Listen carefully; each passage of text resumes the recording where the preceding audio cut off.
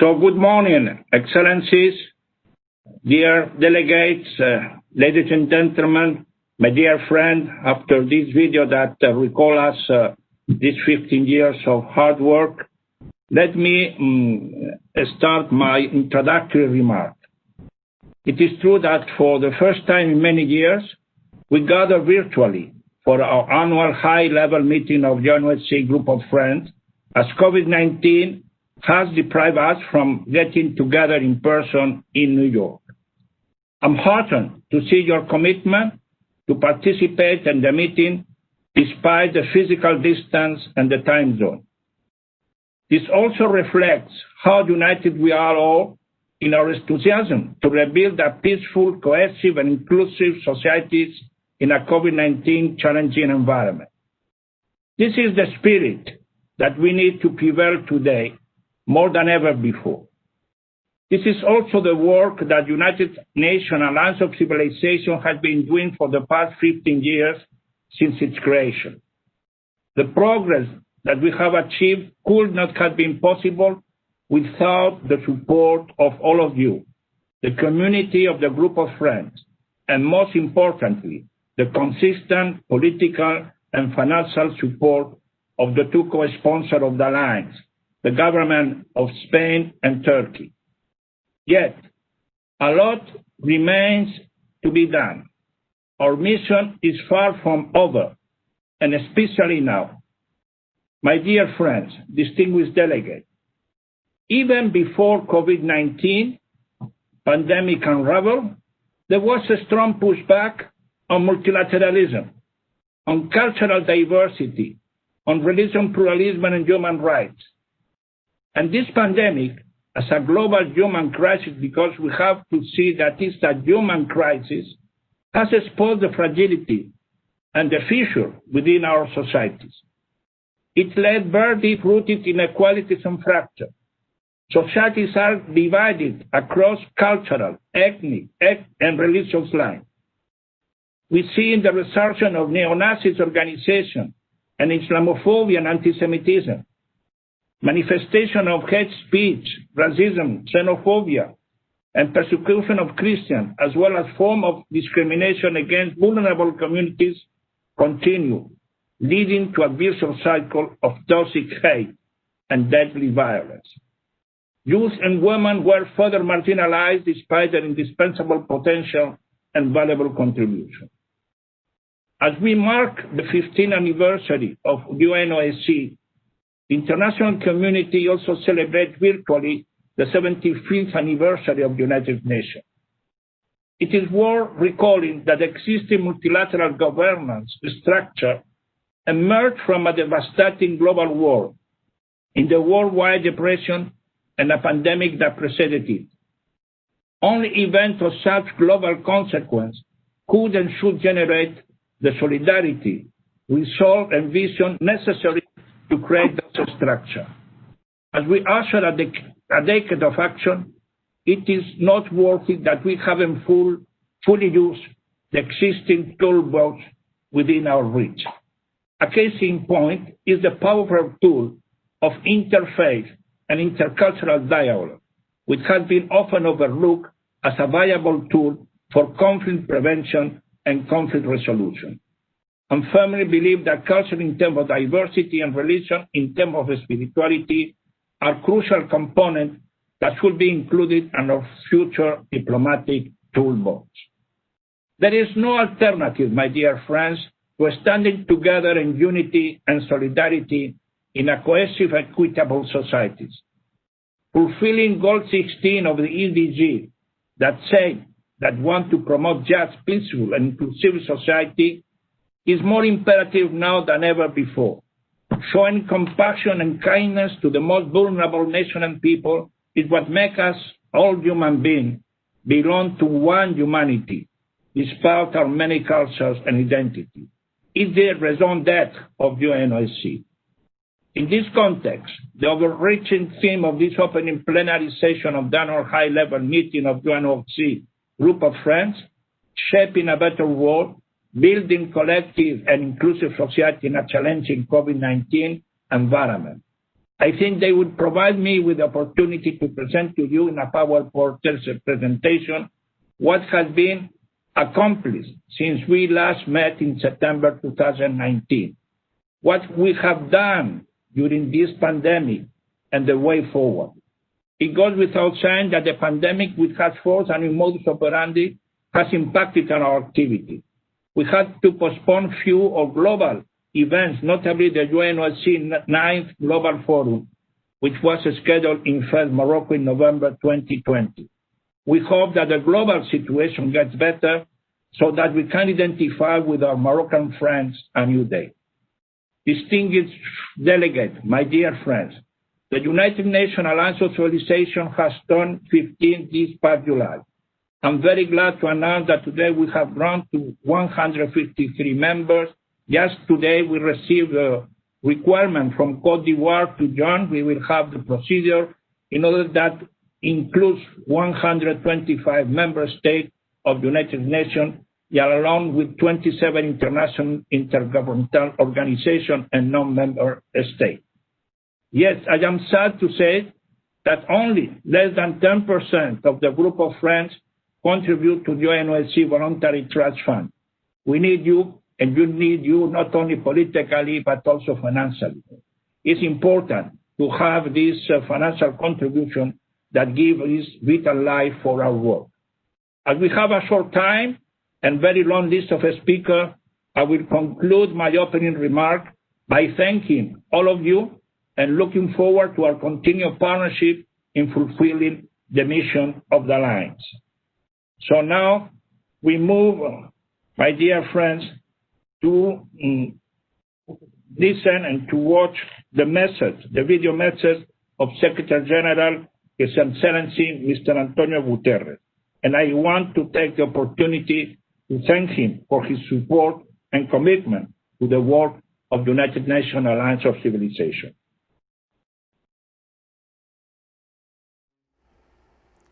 I welcome the group of friends of the United Nations Alliance of Civilizations to this annual high-level meeting, which also marks the Alliance's 15th anniversary. It is heartening to see how an ambitious initiative launched in 2005 by the late Secretary General Kofi Annan has grown to become an important tool for conflict prevention through its work promoting interreligious and intercultural dialogue. This progress would not have been possible without the substantive support of Spain and Turkey, the co-sponsors of the Alliance, and the community of the group of friends. You gather remotely today as a new and unusual session of the United Nations General Assembly is underway. These are testing times for us all. The international community is facing a crisis unequaled since the United Nations was founded 75 years ago. The COVID-19 pandemic has exposed fragilities and inequalities that have been growing for years, threatening progress towards the Sustainable Development Goals.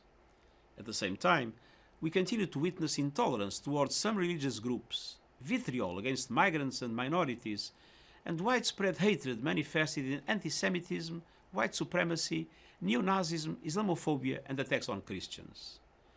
Religious sites have been attacked by radical ideologues and terrorists trying to enforce their toxic messages of hate and racism.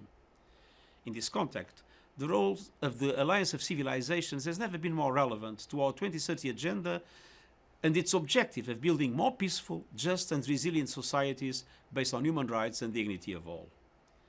We need to promote the conditions where people of different identities, faiths and cultures can live in harmony, enjoying their fundamental freedoms. And we need to stand up against all forms of discrimination. The Alliance promotes resilient and cohesive societies through its cross-cutting pillars of youth, education, media and migration, and the most recent area of work as women as peacemakers. I commend the Alliance's partnership with and support for youth-led grassroots civil society organizations and the private sector with projects that promote cultural diversity and peace building. And I welcome the Alliance's close collaboration with the Office of Counterterrorism, complementing their work of preventing violent extremism conducive to terrorism. I particularly encourage the Alliance's engagement with religious leaders and faith-based organizations. Interfaith dialogue can provide paths for understanding and for people to celebrate their diversity based on common values. I have made this a priority through initiatives such as the Plan of Action to safeguard religious sites. together with the other United Nations frameworks, such as the Call to Action for Human Rights and the Strategy on Hate Speech, these initiatives can contribute to building a more inclusive, equal and sustainable world. I count on this group of friends to continue supporting the Alliance to enable it to fulfill its mission.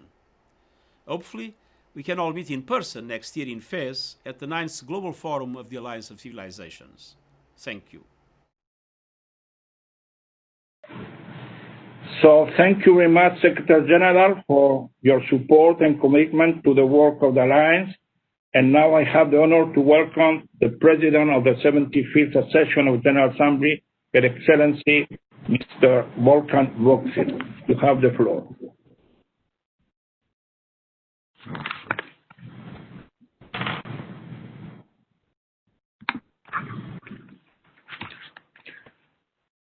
His Excellency Antonio Guterres, Secretary General, His Excellency Miguel Angel Moratinos, Under-Secretary General and High Representative for the United Nations Alliance of Civilizations, His Excellency Mevlut Çavuşoğlu, Minister of Foreign Affairs of the Republic of Turkey, Her Excellency Arantxa González Laya, Minister of Foreign Affairs of Spain, distinguished delegates, I'm pleased to participate in the annual high-level meeting of the Group of Friends of the United Nations Alliance of Civilizations. This discussion is critical as we plan to build back better in the wake of the COVID-19 pandemic. Since its creation 15 years ago, UNAOC has worked to foster tolerance within and beyond communities around the world. Now that traditional means of engagement have been disrupted by the coronavirus, we must redouble our efforts to shape a better world. The COVID-19 pandemic has demonstrated the interdependent nature of the world, but we have yet to see all the long-term impacts of this disruption. It is well documented that an economic downturn often precedes a rise in political extremism. We must take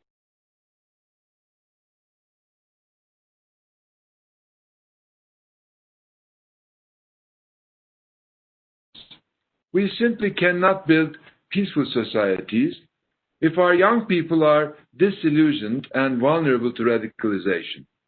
Youth are perhaps the generation hardest hit by this pandemic. More than 1 billion learners experienced a disruption in education since January. The digital divide prevents 465 million students from accessing online learning programs. This has amplified social and gender inequalities around the world by reinforcing harmful norms and pushing children closer to the workforce rather than the school desk. This fault line is not just affecting these students as individuals, it is affecting our societies. For every additional year of education, the likelihood of an individual being involved in conflict is reduced by 20%.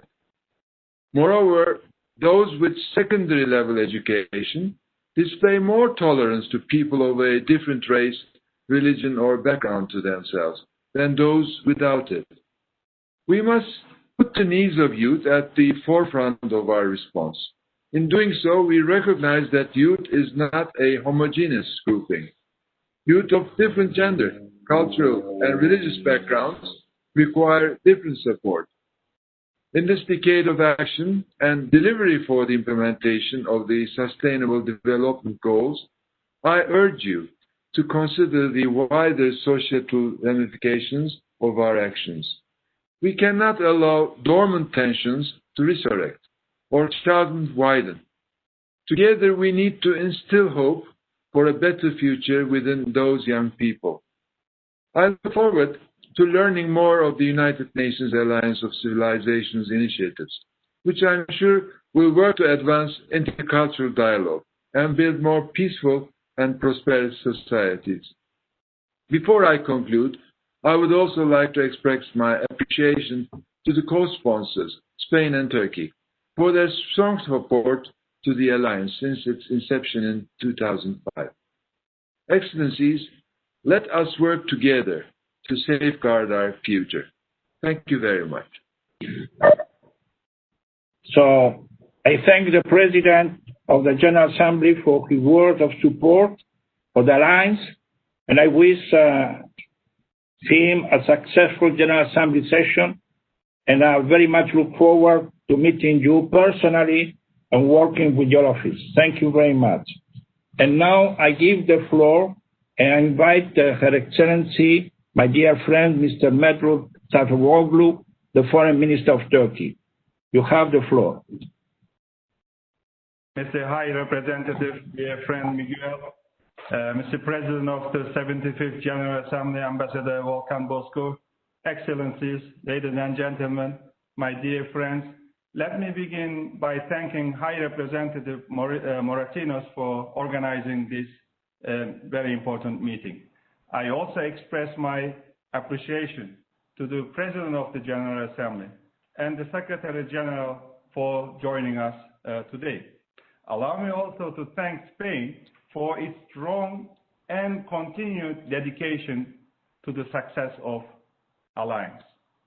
As we mark the 50th anniversary of the Alliance of the Civilizations, the growing membership of our group of friends is a testimony to the strong support for the Alliance. In this regard, let me welcome Sri Lanka, Mauritania, Niger, and Venezuela as the new members of our family. We also welcome the intention of Côte d'Ivoire to join the group of friends. They will further strengthen our collective endeavors towards global peace and harmony. Excellencies, dear friends, COVID-19 started as a public health issue, but evolved into a global crisis with severe social, economic, and political and security implications. The pandemic not only increased global poverty and inequality, but also eroded hard-won sustainable development gains. The rise in xenophobia and intolerance, along with various forms of manifestation of racism, such as Islamophobia and anti-Semitism, has reached an alarming level. We cannot let fear and prejudice polarize our societies in the face of this danger. Yet, we are not helpless in addressing this challenge. Over the years, a strong body of international and national instruments were developed. In the 15 years following its launch by Turkey and Spain, the Alliance has proven itself as a leading platform to reinforce our collective efforts for intercultural dialogue and understanding. I reiterate our call for the effective implementation of the action plan of the Alliance for the years 2019 and 2023. This plan must remain a priority as it sets out concrete steps with a valuable advocacy and communication strategy. Likewise, the plan of action to safeguard religious sites should continue to guide our efforts with a focus on the pandemic. In this regard, we appreciate the public reaction by the High Representative on the cases of Islamophobia and other forms of racism and discrimination, such as the desecration of the Quran in Sweden, the attack on the Jewish community leader in Austria, and the defilement of a mosque in the West Bank. We also encourage further collaboration and coordination within the wider UN system in our response to COVID-19. And we welcome initiatives such as the joint call for solidarity, compassion, and unity by the High Representative and the UN Special Advisor for the Prevention of Genocide. The Alliance also has other valuable tools.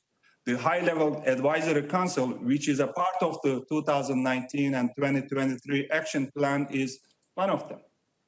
Excellencies, dear friends, as we commemorate the 75th anniversary of the United Nations, the international community should take this opportunity to reiterate its commitment to the Alliance and its founding principles. Despite the challenges we face, we have the power to rebuild better and stronger. And with this understanding, Turkey will continue to support all international efforts that aim to strengthen multilateral cooperation, including the work of the Alliance of the Civilization. Thank you very much. So thank you very much, Minister Kasaboglu. Thank you for the continuous support from the financial and political one, and for the close, very close follow-up you make to our action plan. Be sure that I will continue to be guided by you and your country, and of course we will continue to reinforce our cooperation. Thank you very much, my dear friend, to be with us. And now I give the floor to the Secretary of State of Spain, Mrs. Cristina Gallard, who will introduce the video message of the Minister of Foreign Affairs of Spain, Arantxa González Laya. So, Cristina, you have the floor. Thank you very much, dear colleagues, High Representative Miguel Angel, Excellencies, dear friends. As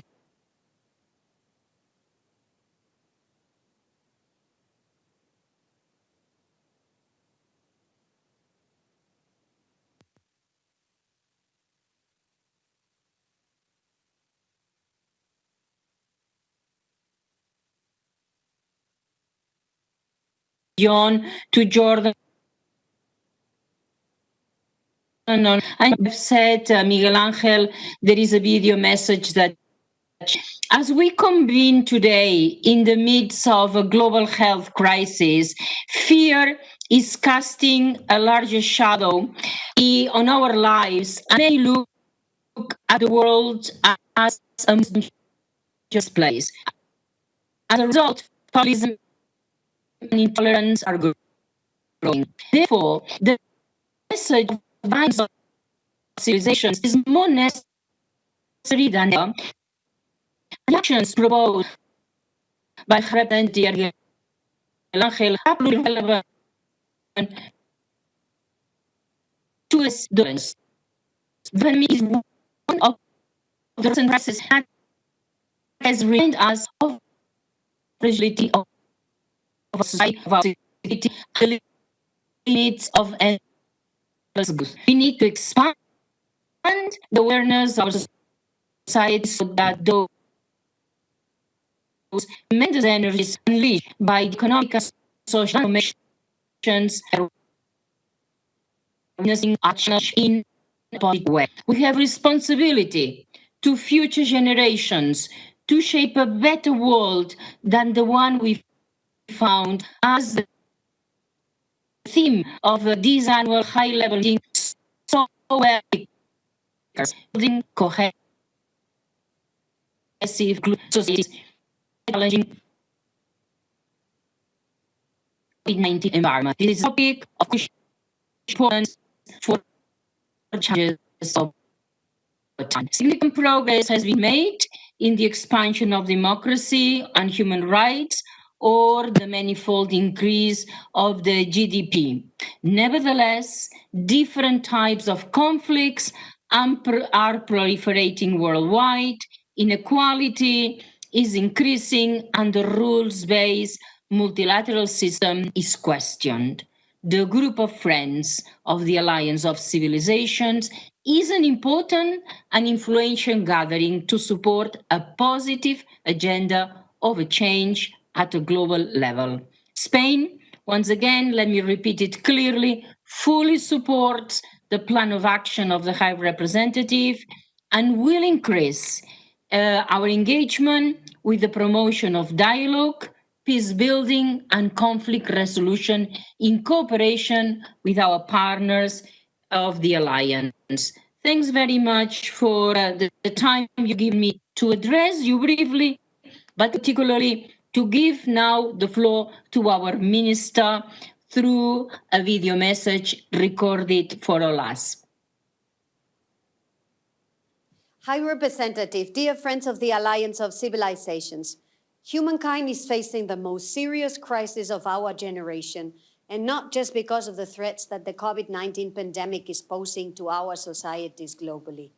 Intolerance, hatred, discrimination, violence against women, and conflict still plague the world.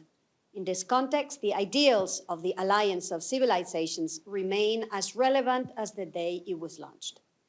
In 2005, UN Secretary General Kofi Annan adopted the initiative of the Alliance presented by Turkey and Spain at a time when the political, cultural, and religious divides were being exploited to fuel extremism, aggression, and intolerance. 15 years on, the Alliance of Civilization has accomplished many valuable results. Obviously, more needs to be done. We should not forget the diversity and the multi-layered cultural identities that underpin our societies.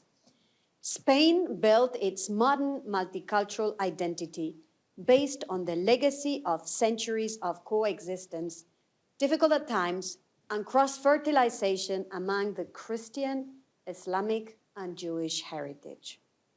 We would like to share our experience with all of you, since we also learned painfully that trying to impose one dominant culture or faith breeds violence and resentment in our own societies. The theme of this meeting could not bring a more timely message: shaping a better world, building cohesive and inclusive societies in a challenging COVID-19 environment. Our narrative of peace and tolerance is important, but let me also stress that not only good words are coming today from the Alliance of Civilizations. I would like to congratulate High Representative Moratinos for his courageous efforts and far-reaching initiatives that Spain fully supports. The 2019-2023 Action Plan aims to place the Alliance of Civilizations at the center of the peace and security agenda of the United Nations, acting in conflict prevention, mediation, and the fight against violent extremism. The priorities presented by the High Representative underline the engagement of the Alliance in education, youth, migration, media, and gender equality. Protecting religious sites and confronting terrorism make the Alliance of Civilization a valuable platform for the positive message of religious leaders. I would like to underline the importance of the new gender perspective adopted by the Alliance in line with resolution of the United Nations Security Council 1325 and following other commitments on the effective and meaningful participation of women in all phases of conflict resolution and peace building. After 15 years, we can say that the Alliance of Civilizations is solidly anchored in the UN system. It has become a great example of preventive diplomacy, contributing to reducing international tensions and conflict. More than 80% of conflicts over the past 30 years have involved different kinds of militias driven by religious, ethnic, or ideological programs, with an increasing role of non-state actors and proxies. In this environment, mediation and track 2 diplomatic initiatives will become increasingly relevant tools for conflict resolution. Spain is fully committed to the multilateral system and to a rules-based international order, a common goal of all the EU and its member states. The Alliance of Civilization is an important instrument in our toolbox to address the underlying causes of conflict and to accompany crisis management and conflict prevention, one of the key objectives of the European Union's global strategy. Now, the group of friends of the Alliance of Civilization brings together 124 member states, 27 international organizations, and 1 non-member state, a large and influential gathering that shares important common values and the aim of building a culture of peace. We hope that even under the very difficult current circumstances, we will be able to implement actively the action plan presented by the High Representative. We will also be preparing new initiatives in the field of mediation, conflict resolution, and intercultural dialogue, together with our partners in support of a renewed role for this meaningful endeavor. Thank you very much to the Alliance of Civilization, to the High Representative, and to all of you for giving me the opportunity to address you today. I wish you an excellent celebration, even if I cannot be with you today physically. Thank you very much. Thank you very much, Minister Arantxa González de Laya, Minister of Foreign Affairs of Spain, and thank you, Cristina Galac, Secretary of State of Spain. There has been some small, let's say, difficulties, but I'll reassure you on the connection. But we will distribute your statement after the meeting in order to have everybody have your intervention, Cristina. So thank you very much to join us, and now we go to the second segment of this meeting.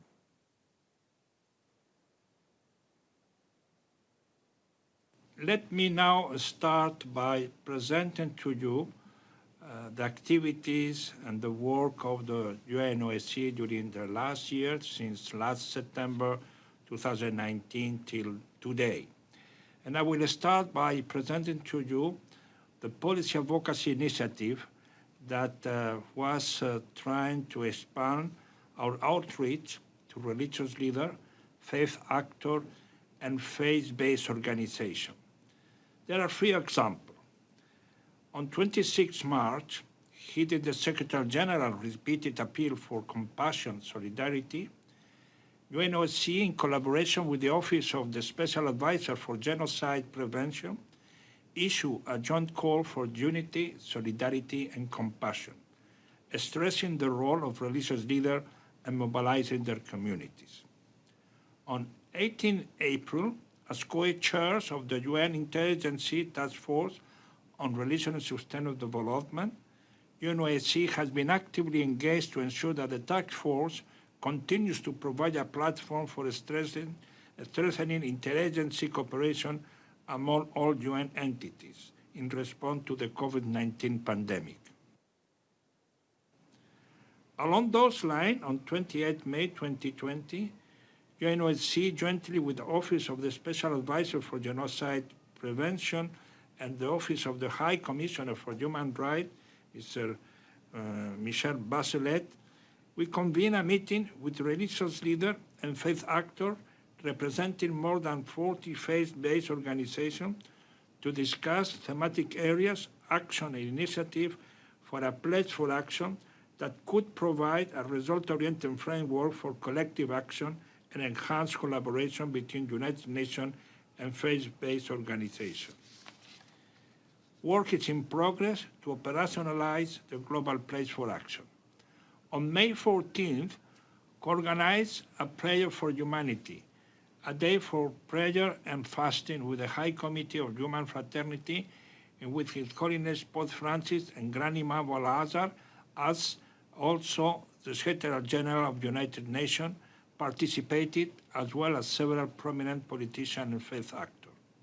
On May 12th, we participate in a high-level meeting on the role of religious leaders in addressing the challenge of COVID-19, organized by the Kingdom of Morocco with the participation of Secretary General and the President of the General Assembly.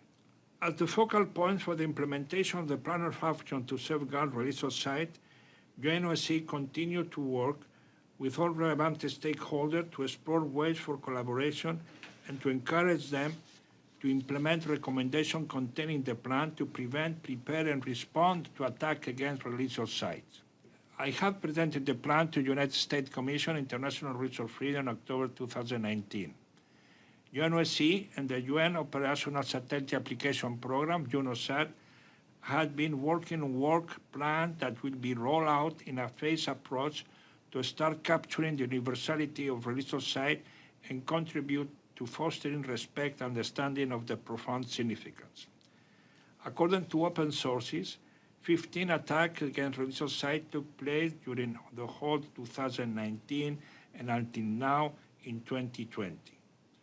I'm also planning to organize a conference by the end of this year to bring together all relevant stakeholders with the objective of building a common understanding around religious sites of historical importance. We also included in the plan the launch of a communication campaign that was postponed since last April due to COVID-19 and that we will be launched today. Entitled For Safe Worship, the campaign invites youth and the global faith community to submit multimedia stories describing their connection to religious sites and their special significance. Against the backdrop of growing web of stigma, xenophobia, and discrimination, including anti-Semitism, I was designated by the UN Secretary General of the United Nations focal points to monitor anti-Semitism and enhance a system-wide response. Since my designation in February 2020, I have been very vocal on denouncing all manifestations of anti-Semitism, whether physical or verbal, and underscoring that the United Nations is fully engaged in combating anti-Semitism as well as our form of discrimination and intolerance based on religion or belief. One Humanity campaign. This campaign is an operationalization of the UNAOC motto, Many Cultures, One Humanity, through new projects or tools, promoting the initiative in support of Secretary General appeal for solidarity and unity. The role of cities and municipality, what we call the Los Angeles Dialogue. COVID-19 pandemic has exposed deep-seated inequalities and fissures in our society. Cities are a hub of resilience and human ingenuity, and this crisis has shown how city dwellers can adapt overnight to new ways of working and functioning while demonstrating extraordinary solidarity and support for one another. I convened two-day meetings with the mayors of the city of Los Angeles, Rabat, Sevilla, Damietta, La Courneuve, Coventry, Tunis, and in Los Angeles to discuss how to create diverse and inclusive cities of belonging that ascribe to UNOSC Many Cultures, One Humanity. We signed the Los Angeles Declaration, stressing their determination to achieve that objective. It has been agreed that our next meeting will be another city in the MENA region. We have a specific program with La Courneuve that help us to empower local youth. Along the same line, I signed an MOU with Mr. Gilles Pou, mayor of La Courneuve. La Courneuve is a multicultural city where 80% of the population is from foreign descent and about a third of the population under 25 years old. In UNOC Action Plan, I present to you in 2019-2023, UNOC mediation was identified as one of the 3 priority areas for the work of Alliance of Civilization. Consistent with this mandate, UNOSC intends to commit itself to the mitigation of identity-based conflict, engaging especially with religious leaders, women leaders, and local community actors. UNOSC engaged in mediation support in view of developing interreligious and intercultural dialogue, focused workshop targeting identity-based conflict. My team had a round of consultation with the Department of Political and Peacebuilding Affairs and United Nations Mediation Support Unit to develop a coordinated and coherent mediation strategy in the areas relevant to his mandate. Plan coordination with Peace Building Commission and the co-facilitator of a UN Group of Friends on Mediation, Turkey and Finland. In November 2019, UNOSC participated in a week-long interreligious workshop in Central African Republic, along with a series of high-level meetings. President Faustina Archange Touadéra, along with local key actors, confirmed their need and interest for a sustained interreligious dialogue conducted by UNSC. The trip was a continuation of consultation meetings with religious leaders from CARD that took place in August 2019 in Lindau, Germany. Women as peace mediator in cultural and religious settings. Research suggests that when women are included, peace agreements are more likely to last, but such potential has been often overlooked. The Secretary General global appeal for ceasefire provide a window to change the dynamic around women and women-led grassroots inclusion in peace talk, particularly when conflicts are triggered by cultural or religious motives.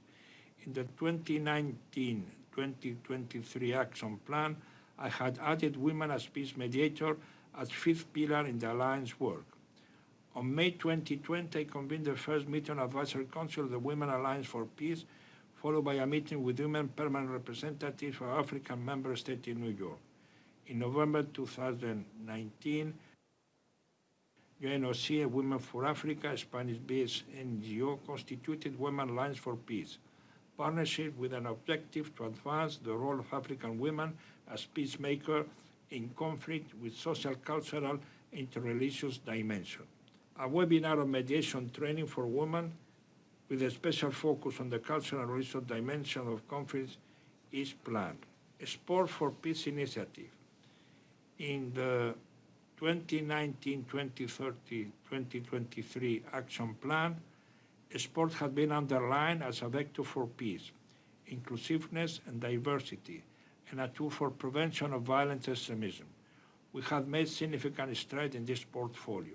UNAOC is partnering with UNOCT, UNICRI, and ICSS in the global program of security of major sport events and promotion of sport as its values as a tool to prevent violent extremism, which was launched in February 2020. We have forged new partnerships with sport clubs and associations such as Fundación Atlético de Madrid and La Liga, the Global Association of Sport Federation, GAIES, who have joined our One Humanity campaign. A partnership agreement was also signed with Turkish Airlines, who will fund a new sport initiative called Sport for Peace.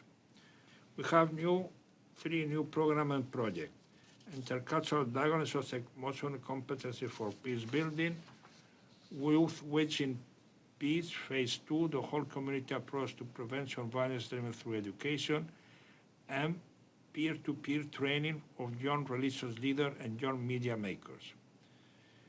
Let's start to explain the first program, intercultural dialogue and socio-emotional competencies for peace building. The program is going to be launched in October 2020 in partnership with UNOCT, UNAOC, and UNESCO, and Mahatma Gandhi Institute for Peace, Sustainable Development.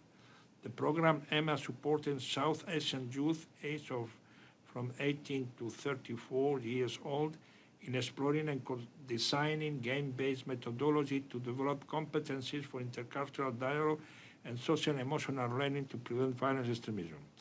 The program includes online training and a face-to-face hackathon.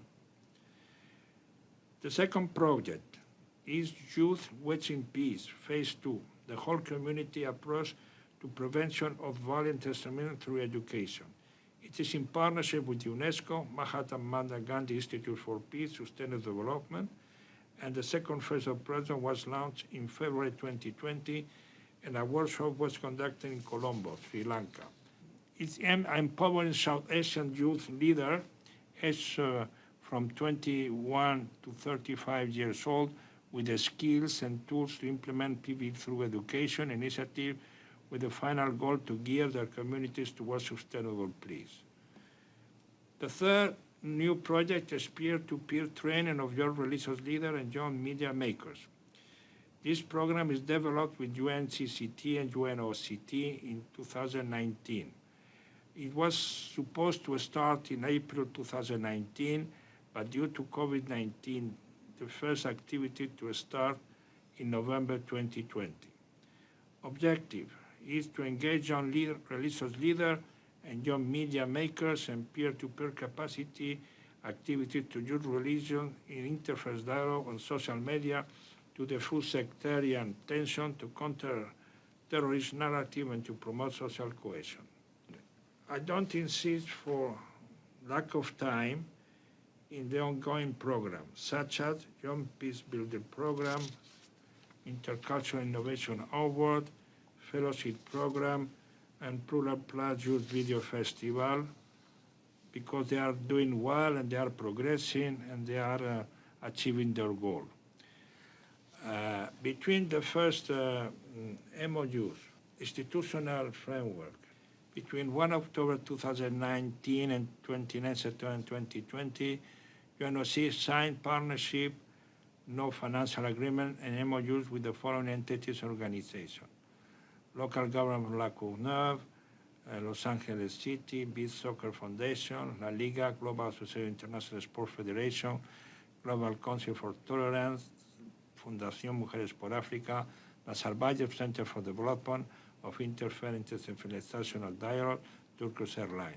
We are at the same time develop an ongoing collaboration with the Higher Committee for Human Fraternity, and we also have in the pipeline some MOUs with Council of Europe, CAICID, ALIF, Grupo Ciudades Patrimonio de la Humanidad España, Muslim World League, and United Initiative. Group of Friends.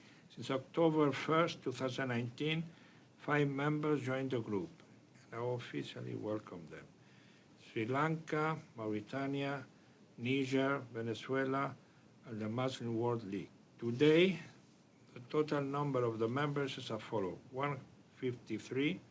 Of those, 124 are member states, 1 observer, State of Palestine, and 28 international organizations. In relation with the financial situation, I have to remember that UNSC operation programming work are entirely funded by voluntary contribution with no allocation from the United Nations regular budget since UNOSC creation in 2005. In 2019, top donor base remained consistent. They are in alphabetical order: CAICID, Azerbaijan, BMW Group, Caucasus Muslim Board, Finland, Germany, Kazakhstan, Luxembourg, Malaysia, Malta, Portugal, Qatar, Spain, Sweden, Thailand, and Turkey. In kind support in 2019, Morocco, League of Arab States, Qatar, and Spain. From January to September 2020, I thank donors we have already contributed to the trust fund in alphabetical order: BMW Group, Equatorial Guinea, Kazakhstan, Portugal, Qatar, Kingdom of Saudi Arabia, Spain, Thailand, and UNOCT. We welcome placement each year by alphabetical order: Finland, Germany, Sweden, Turkey, and Turkish Airlines.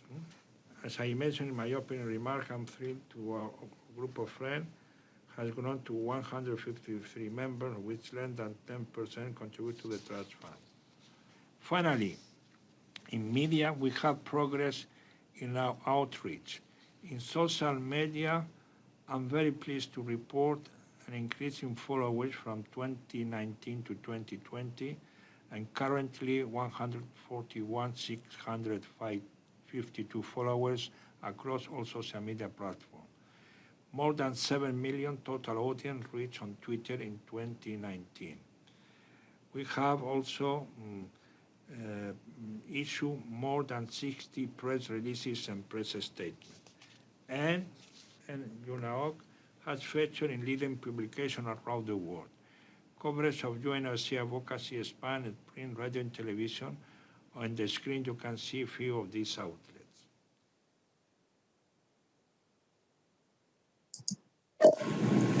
So, thank you very much. I'm sorry it has been a bit long, I understand, but we cannot resist the temptation to present to our group of friends the work that we have done during the 2020 and 2019.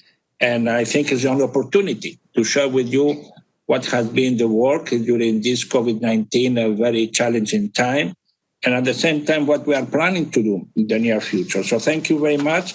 We will distribute anyhow this presentation to the meeting to all of you, and you can read it more quietly in order to acquaint and be knowledgeable of what we are doing at that time. We have more than 50 speakers, so I will remind all of you that it will try to be short and trying to stand on the 2 minutes we have already informed you. So as we start the first speaker, I'm pleased to give the floor to Her Excellency Eugène Rougenac, Prime Minister of Curaçao.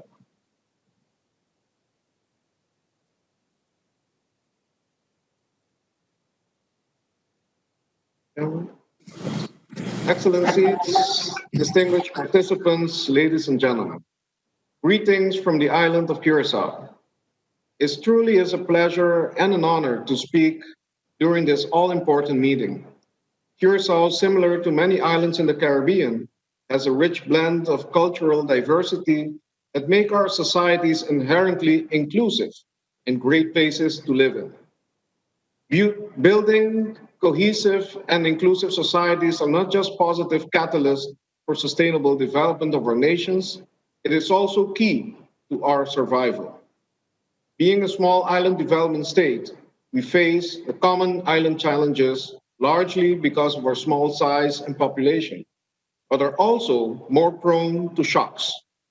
These can be natural ones, such as the current decline of tourism as a source of income, and now COVID-19 as a dramatic addition.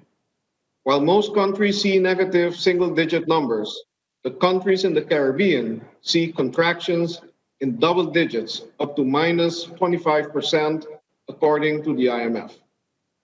Though external shocks, such as hurricanes, often expose inherent vulnerabilities of SIDS, they also tend to reveal inner strength and resilience of the island people, most of which, in the case of the Caribbean, are originally immigrants from the 5 continents. Hence, our main focus is simple: resilience of our people. In building resilient societies, people emphasize cultural heritage and the importance of intergenerational connectedness. Cultural resilience, however, goes further than preserving our heritage. It is the ability of leveraging multicultural, intergenerational, collective ability to survive and continue to thrive despite adversity. Therefore, resilient people and societies not only invoke resilience in the face of disaster, but instead are better able to overcome external shocks and constantly adapt without collapse. The only way, therefore, for SIDS and the world to attain sustainable shared prosperity is to ensure culturally resilient, cohesive, and inclusive societies. In other words, leave no one behind. And after all, we are many culture, one humanity. I thank you.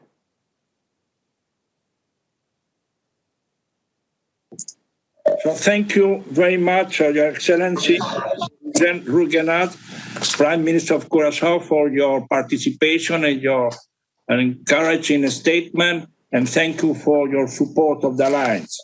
So now I give the floor to the Minister of Foreign Affairs of Costa Rica, Su Excelencia, el señor Rodolfo Solano Quirós. Muchas gracias, Miguel. Gusto. Good morning from San Jose, Costa Rica. Excellency, dear friends, thank you so much. I wish to congratulate at the outset the UN Alliance of Civilizations for its 50th anniversary and for convening this annual meeting. Every anniversary is an opportunity to look back at the past and prepare for the future. This time, the devastating impact of COVID-19 on sustainable development and human security may even lead us to rethink our presence. In this regard, please allow me to focus on 3 main points that are very important to Costa Rica. Costa Rica reaffirms its commitment to ensuring peaceful and inclusive societies, justice, and building effective, transparent, and accountable institutions for all. This is a task that will only be leveraged through the whole of society action and at all levels. Costa Rica fully supports the Secretary General's appeal for an immediate global ceasefire and reiterates its call to privilege the means of dialogue and the peaceful resolution of conflicts in all contexts. Second, every crisis sees the emergence of voices of division and bigotry. We must stand up against stigma, hate speech, xenophobia, racism, and all forms of discrimination. In this regard, The UN strategy and plan of action on hate speech must guide more than ever our global effort. Finally, we must not fall into the error of confusing citizen criticism and discontent with division. In this critical juncture, we must protect and listen to all voices, and we must aim to bring unity and diversity, including diversity of opinions, origins, and identity. While combating hate and discrimination against human dignity, let us build new narratives of inclusion, cohesion, and solidarity. As the motto of the Alliance of Civilization called upon many cultures, one humanity. Costa Rica calls to cease all action divergent from a true reason of threat and to join efforts toward a beneficial ideal for all. Thank you so much. Thank you, Miguel. Muchas gracias, Canciller, Su Excelencia Rodolfo Solano Quirós. Thank you very much for your participation and your strong words. And now I'm pleased to invite Her Excellency Ambassador Omar Hilali, the permanent representative for the Kingdom of Morocco, to record the statement of His Excellency Nasser Bourita, Minister of Foreign Affairs, African Cooperation and Moroccans Abroad. Omar, you have the floor. Thank you very much, my good friend. Mr. High Representative of the United Nations for the Alliance of Civilizations, Excellencies, ladies and gentlemen, I have the pleasure and the honor to introduce the video message of His Excellency, Mr. Nasser Bourita, Minister of Foreign Affairs, African Cooperation and Moroccan expatriate of the Kingdom of Morocco, on the occasion of the annual meeting of the Group of Friends of the Alliance of Civilization. Mr. Secretary General, Mr. High Representative of the United Nations for the Alliance of Civilizations, Excellencies, ladies and gentlemen. Since its creation, the Alliance has not ceased to demonstrate its significance. Building upon his predecessor's work, the High Representative, Mr. Miguel Angel Moratinos, has brought a new impetus to the Alliance, and I commend him for that. Our Alliance is all the more relevant as it is not defined in opposition to a common enemy, but in favor of a shared ideal. It doesn't oppose us to each other, it brings us together. And this is precisely what we need in the current context. The pandemic has brutally reminded us of our common destiny.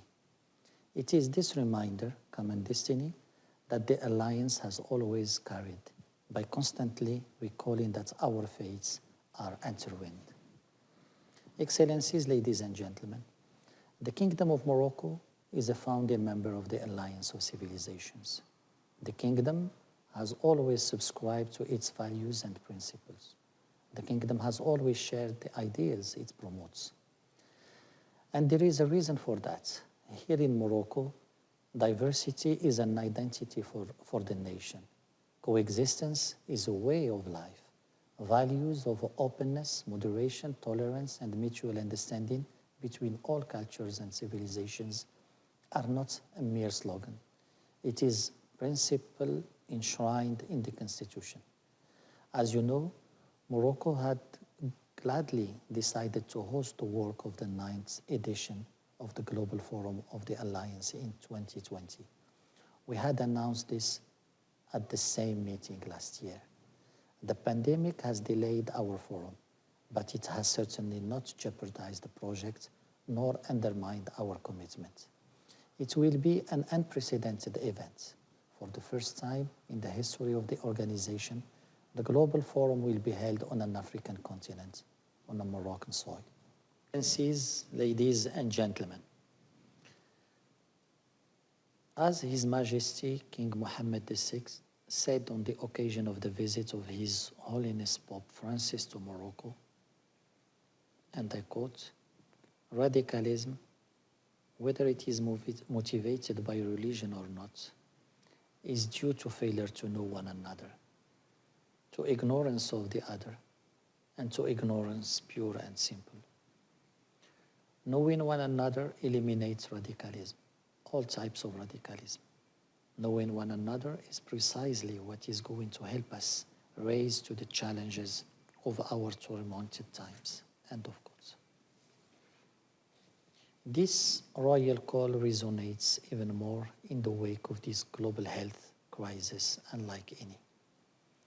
Eventually, we will overcome the pandemic, but the challenge will remain, a challenge of building inclusive and cohesive societies, where mutual knowledge is not only structuring between societies, but also within them.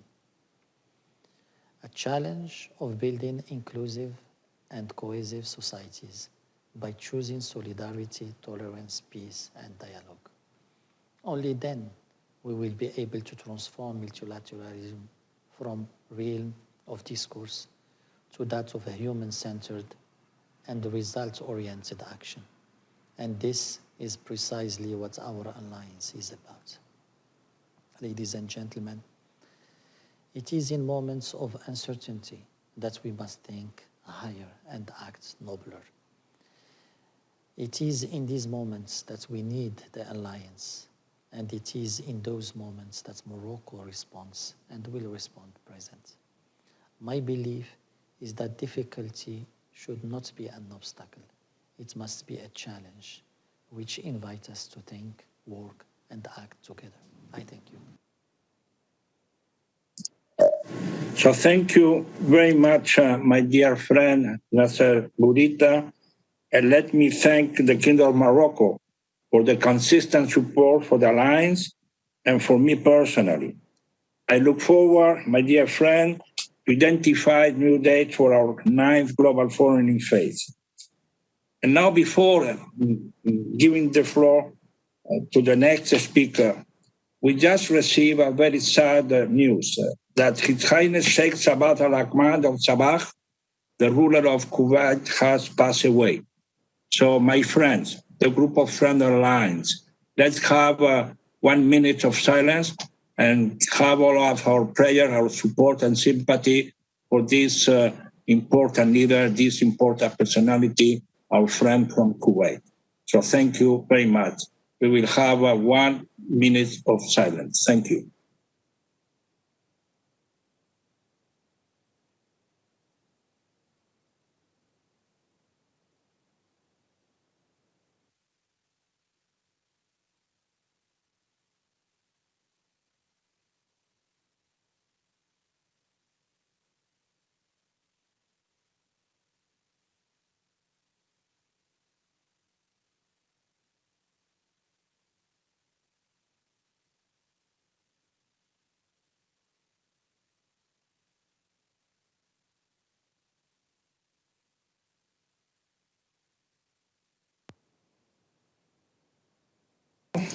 I invite Her Excellency Ambassador Alia Saif Al-Thani to introduce a pre-recorded statement of Her Excellency Mr. Sultan bin Said Moraki, State Minister for Foreign Affairs of Qatar.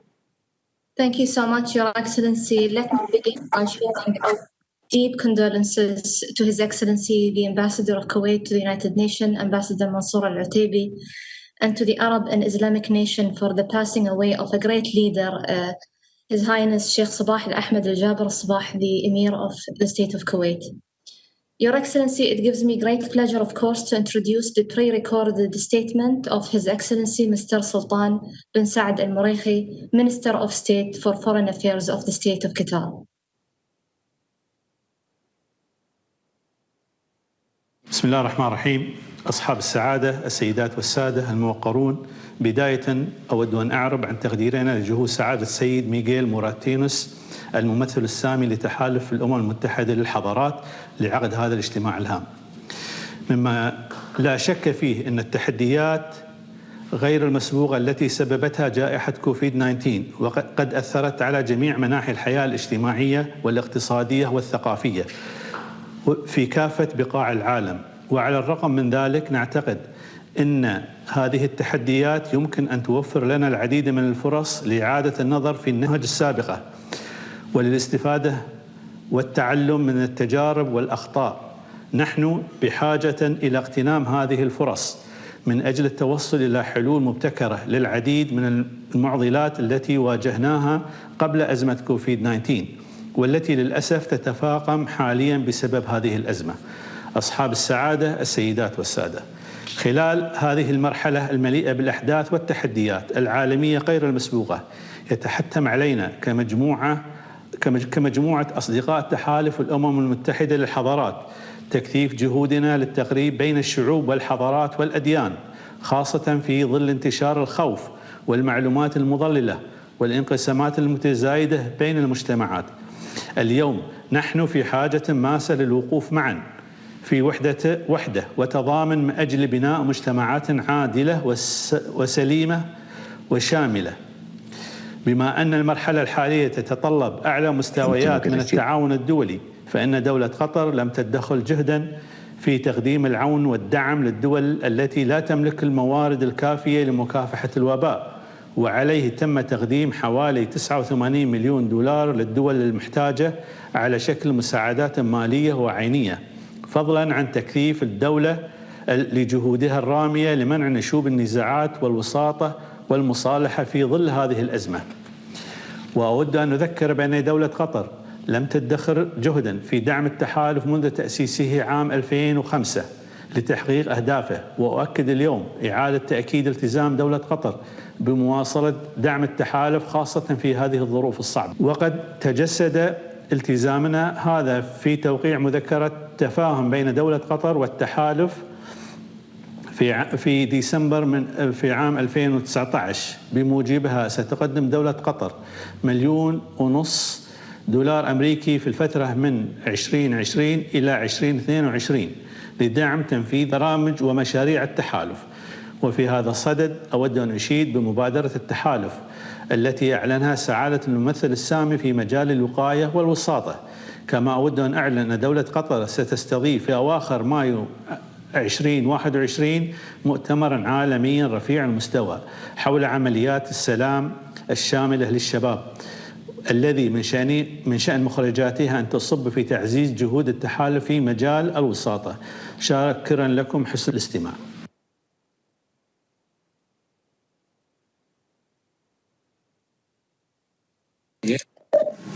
So thank you very much for your intervention, and thank you very much, Mr. Sultan bin Sal Muraiti, State Minister for Foreign Affairs of Qatar, and thank you for your kind support and announcement of your financial contribution to the trust fund. So thank you very much, and we are very, very happy to see the continued support of Qatar.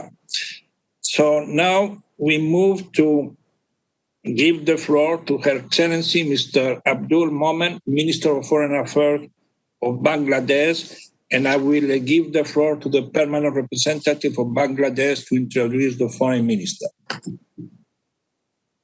I thank you, Mr. High Representative, and let me start by also expressing my deep condolences to Ambassador Al-Wataibi and to the State of Kuwait for the sad passing of His Highness, the Emir of Kuwait.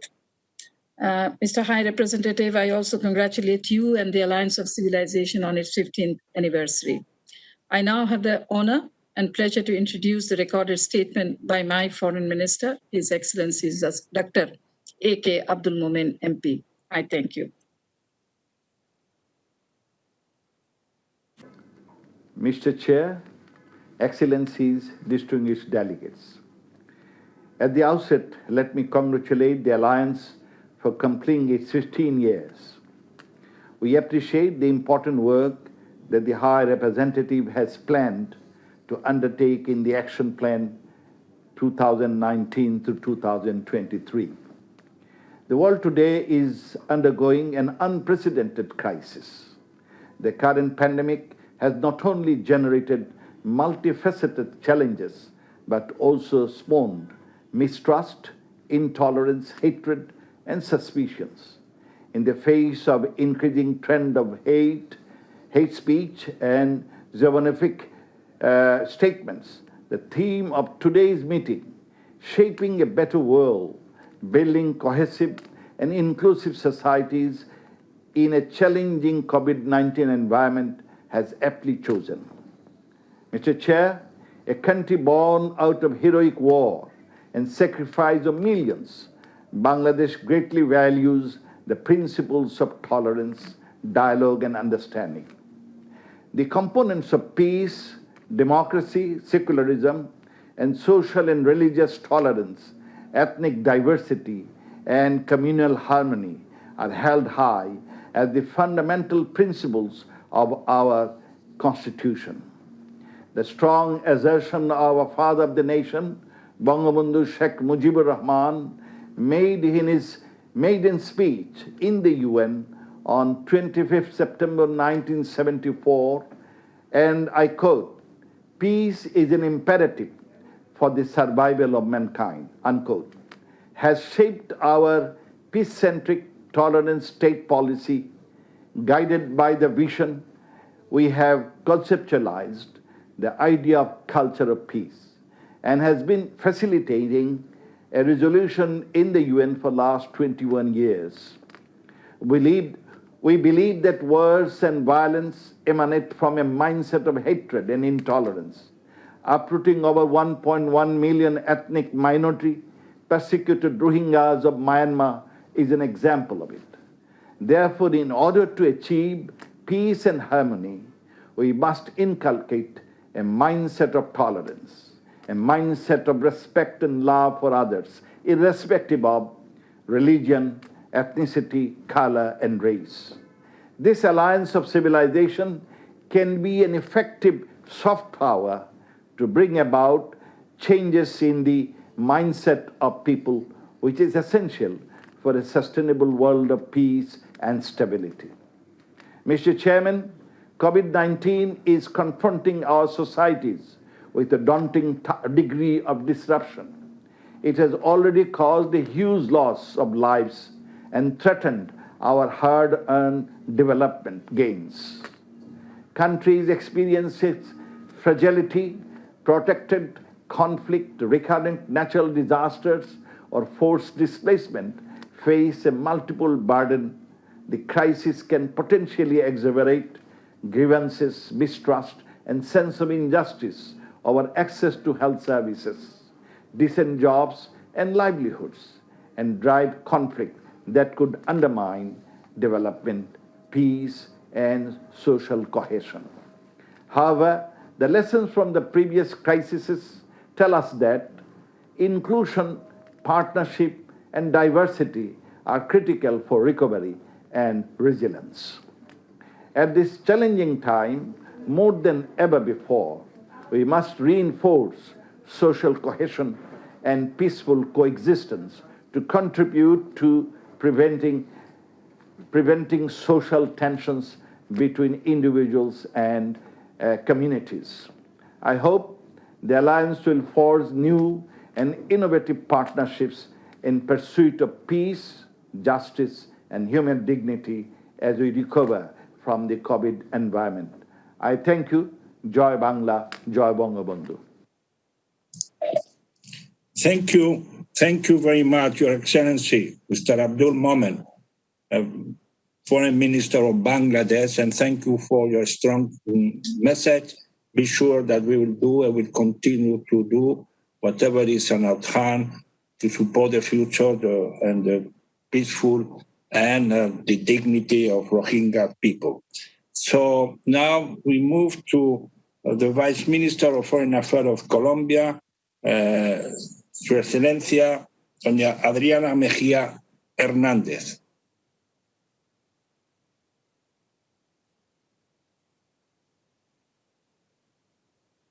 To participate at this convening and would like to reaffirm that this initiative, led by the Secretary General in states such as Spain and Turkey, has been an ideal mechanism to promote dialogue and understanding among nations, even in the face of political, social, religious, and cultural differences.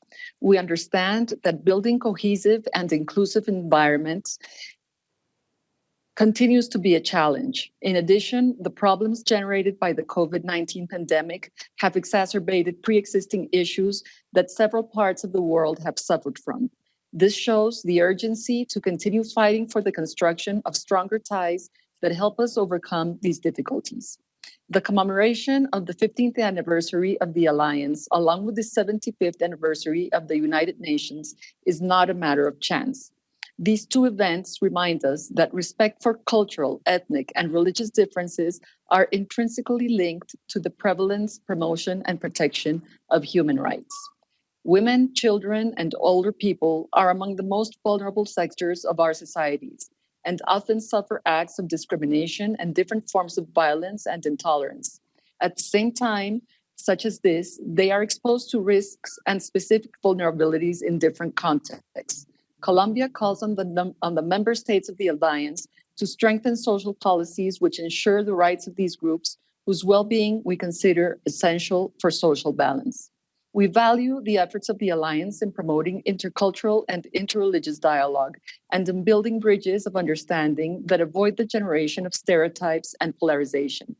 For that reason, we encourage the High Representative of the Secretary General to continue his efforts towards this objective. Colombia recognizes freedom of worship and religion as a fundamental right in its constitution. In this sense, our country deeply appreciates the efforts made through multilateralism to reach these goals through the proclamation of the International Decade for the Rapprochement of Cultures 2013-2022, adopted in 2012 by the General Assembly. As part of this commitment, in February 2020, Colombia participated in the launch event of the International Alliance for Religious Freedom that took place in Washington, D.C. The purpose of the Alliance is to combat discrimination and persecution due to religious belief, as well as promoting freedom of worship for all people. We would like to take this opportunity to reiterate that this year, Colombia will be proudly hosting the first Hemispheric Forum on Freedom of Religion or Belief, the 22nd and 23rd of October. The Colombian government has committed itself to expanding educational coverage and improving the curricular content of basic, primary, and secondary education to provide significant and pertinent training to young people. Our objective is to encourage the recognition of differences of opinion as an indispensable element in most social interactions, as well as to foster tolerance as an important value to avoid confrontation. As such, the work of the Alliance of Civilizations is particularly significant in my country. Colombia remains committed to the role of youth in defining a way forward for our society. The role of youth is especially important in my country, where children and young people have been instrumentalized by terrorist groups for decades, and where youth has been disproportionately affected by armed violence. Additionally, we have been working towards achieving a job market which is more open to young people, who are disproportionately affected by unemployment, aiming to incentivize corporations to take on and develop young talent. It is unquestionably true that our younger generations are generally the most educated and well-prepared, which is why our government has taken steps to ensure that such talent and preparation is strategically used to foster progress, understanding, and convivial in our society. Thank you so much. Thank you. Muchas gracias, Mrs. Adriana Mejia Hernandez, for your participation and statement. And now, due to some technical problems with the Swedish representative, we move to the representative of Estonia, Ambassador of Law for Human Rights, Her Excellency Isamina Lina Lin. I please remind all of you to keep the statement as much as you can in 2 minutes due to the number of people who want to take the floor. Thank you. Thank you very much. And first of all, our deep condolences to Kuwait and its people on this sad day. And thank you for the invitation to address the meeting of Alliance of Civilizations Group of Friends, which is particularly important this year for all the reasons already mentioned. Now, more than ever, we need a solid multilateral system which promotes international cohesion to overcome the current pandemic and its consequences in the coming years. In this regard, United Nations has been effective in ensuring continued work in international diplomacy.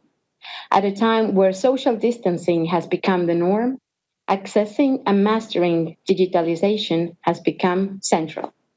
In May 2020, Estonia held its first presidency of the UN Security Council during the unprecedented crisis of the COVID-19 pandemic. Therefore, we carried out our agenda to the full online. Estonia is deeply committed to digital diplomacy. The internet allowed us to become one of the most advanced e-societies in the world, granting equal access to all public services online, from health and education to banking and voting.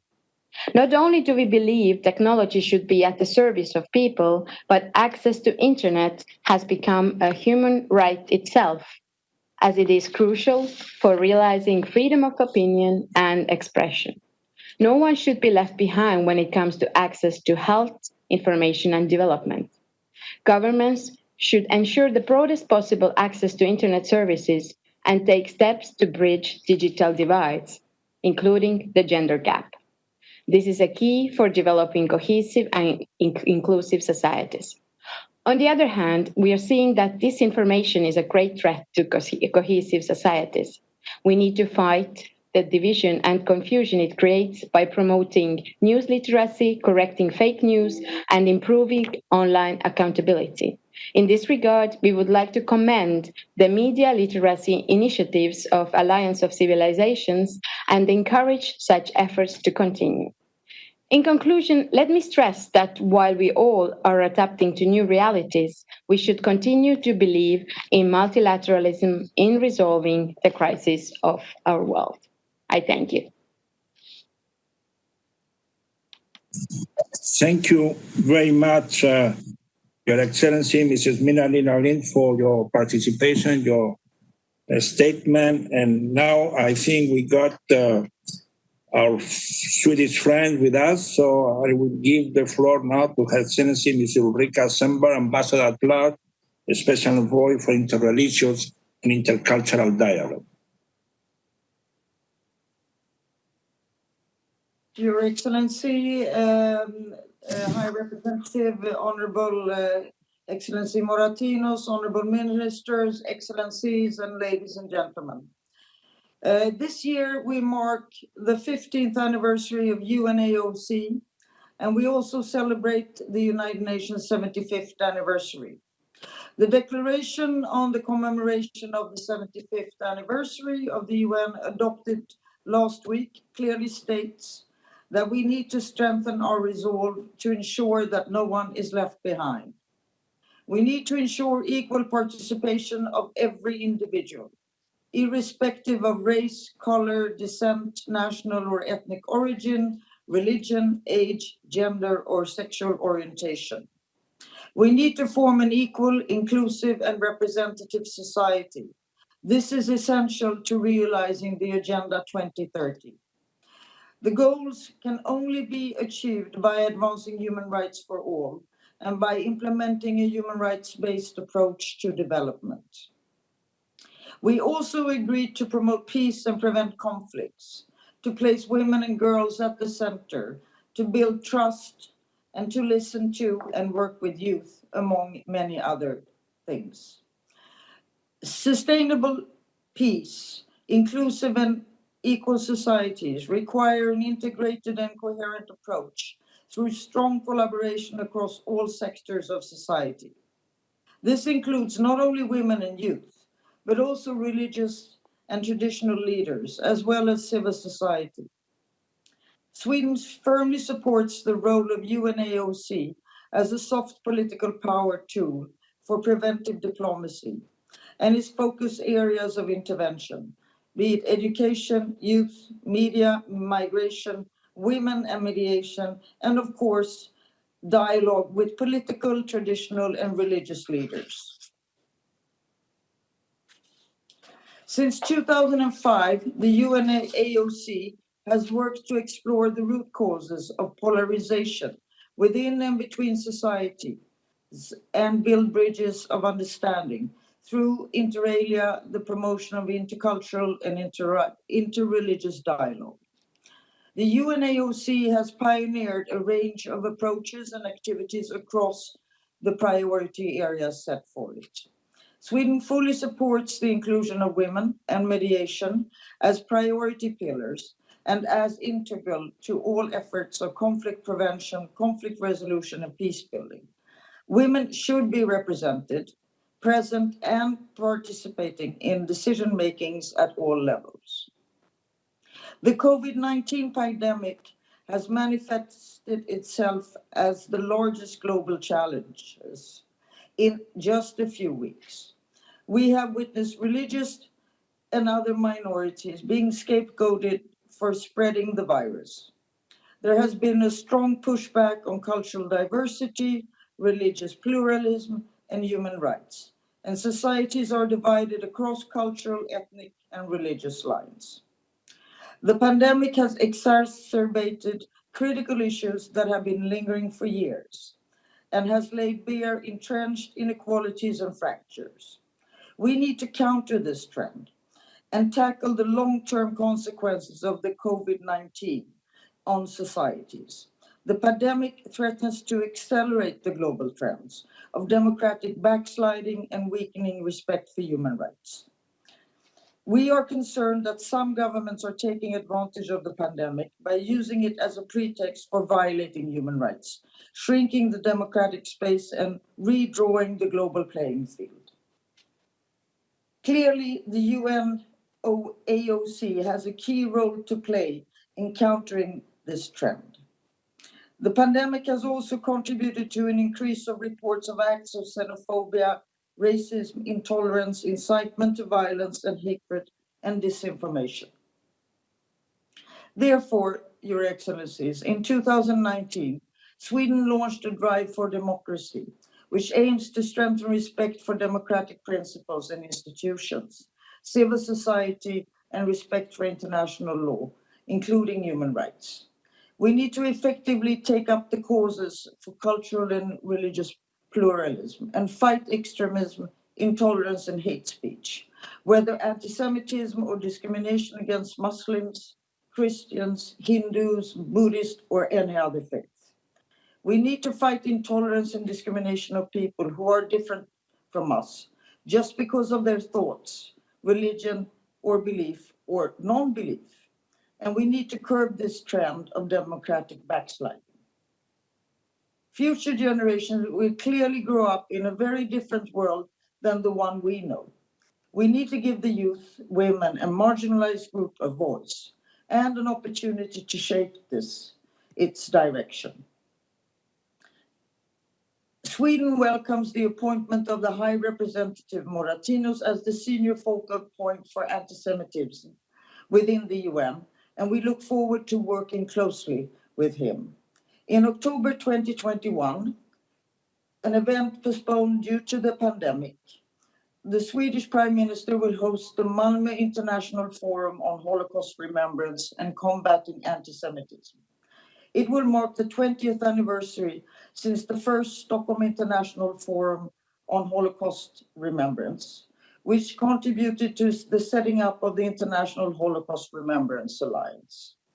Our challenges are interconnected and can only be addressed through reinvigorated multilateralism. Together we can build a better and more inclusive societies. Thank you, Mr. Chairman. Thank you very much, Your Excellency, Ms. Ulrika Sandberg, for your commitment and Swedish commitment and support. Thank you very much. I know that there are so many things to be said, but please, I will urge all of you to try to keep the time frame. So now I give the floor to the ambassador of Algeria, speaking from Algiers, the capital of Algeria, Her Excellency, Mr. Ismail Ben Amara. Excellencies, ladies and gentlemen, I would like to add my voice to present my sincere condolence to the state, government, and people of Kuwait for the death of Emir Sheikh Sabah al-Jabir al-Sabah. Inna lillah wa ilayhi raji'un. Allow me to thank the UN, the Alliance of Civilization, and His Excellency Mr. Moratinos for this initiative which takes place on on the sideline of the 75th anniversary of UN and 15th anniversary of Alliance. Thanks for the choice of main topic of our meeting, was directly correlated with the major event of this year, COVID-19 pandemic. For all supporters of unilateralism and withdrawal, COVID-19 has come to prove them. There is no salvation and no solution without solidarity and international cooperation. This virus has shown that it doesn't take into account wars or border and doesn't need a visa to travel. This is why we have an excellent opportunity to further strengthen the role of UN and other international organizations like World Health Organization to act in favor of more cooperation or to develop a common health strategy to protect all human beings. Last June, President of Algeria, Mr. Abdelmadjid Tebboune, called on the international community to assess the pandemic objectively, far from any politicization. He also advocated for vaccines to reach developing countries equitably, efficiently, and in a timely manner. Mr. Chairman, we share the wish of shaping a better world because there is no alternative to the solidarity in this difficult period of pandemic, which has caused more than 1 million deaths worldwide. We need also to fight together against acts of stigmatization, intolerance, and xenophobia that appeared during this pandemic and with affected, sick, and vulnerable group or people. To get there, we need to strengthen organizations like yours to continue the commitment for dialogue and rapprochement. My country, Algeria, will continue to work with you, Mr. Moratinos, at internal and international levels to achieve the goal and extend the values of Alliance. Thank you very much. Merci beaucoup, Monsieur Ambassador. Thank you for the support and the participation of Algeria and your personal statement, Your Excellency, Mr. Ismail Ben Amara. Now we move to Her Excellency, Mr. Amar Hijazi, Ambassador, Director of Multilateral Affairs Department, Minister of Foreign Affairs of the State of Palestine.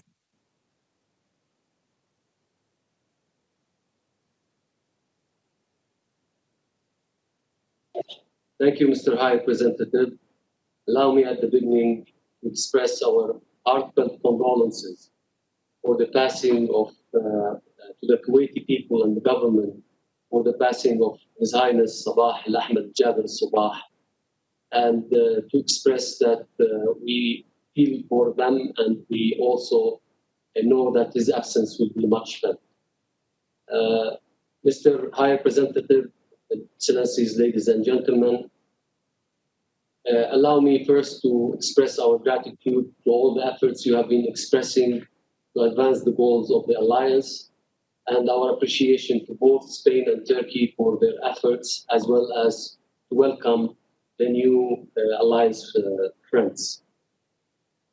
As we mark the 15th anniversary of the UNAOC and the 75th year of the United Nations, we celebrate the various accomplishments, initiatives, and actions taken to reduce cross-cultural tensions, combat stereotypes, misperceptions, discrimination, and xenophobia.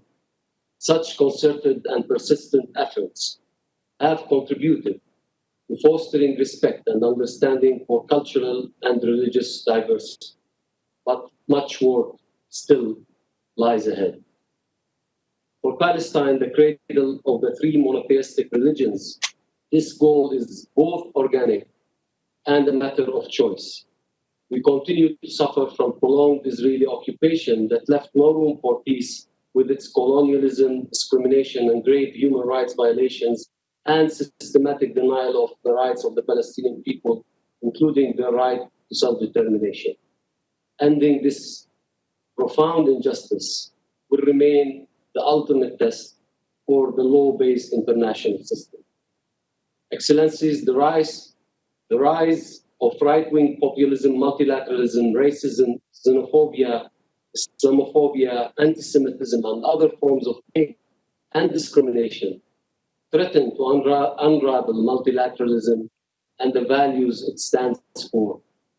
The inflammatory and dangerous repercussions of these developments can be seen around the world. We must be vigilant and exert extraordinary efforts to confront these rising tides of hate and suspicion with serious efforts to revive the path of dialogue, understanding, and inclusiveness at the social and political level. Citizens who see their governments discard the principles of dialogue, rule of law, and international law will be further encouraged to foment the flames of discord and tension, rather than seek dialogue and cohesion in their own communities. As we endeavor to advance the path of peace, diversity, and tolerance in these critical times, illegal actions must not be overlooked or shielded from accountability. All forms of discrimination, extremism, and intolerance must be explicitly condemned and countered with accountability. Most important, we need to stand up for those who cynically exploit values of humanity and silence voices that side with justice, human rights, and freedom. Opposition to tyranny and oppression by whoever commits them is a moral stance. It is neither discriminatory nor racist. Rather, such opposition is anchored in the belief that ending this profound injustice is at the root of the rights-based approach to combating all forms of discrimination, extremism, and intolerance. At the end, the state of Palestine expresses its full willingness and readiness in shaping a better world and building cohesive and inclusive societies through supporting and implementing the UNAOC Plan of Action for 2023 and advancing the principles of the UNAOC. Thank you, Mr. High Representative. Thank you, Ambassador. Thank you for your statement and for the support of our action plan. And now we move to the Director General of ISESCO, Islamic World Education Scientific Association, Her Excellency Dr. Salim Emal Malik.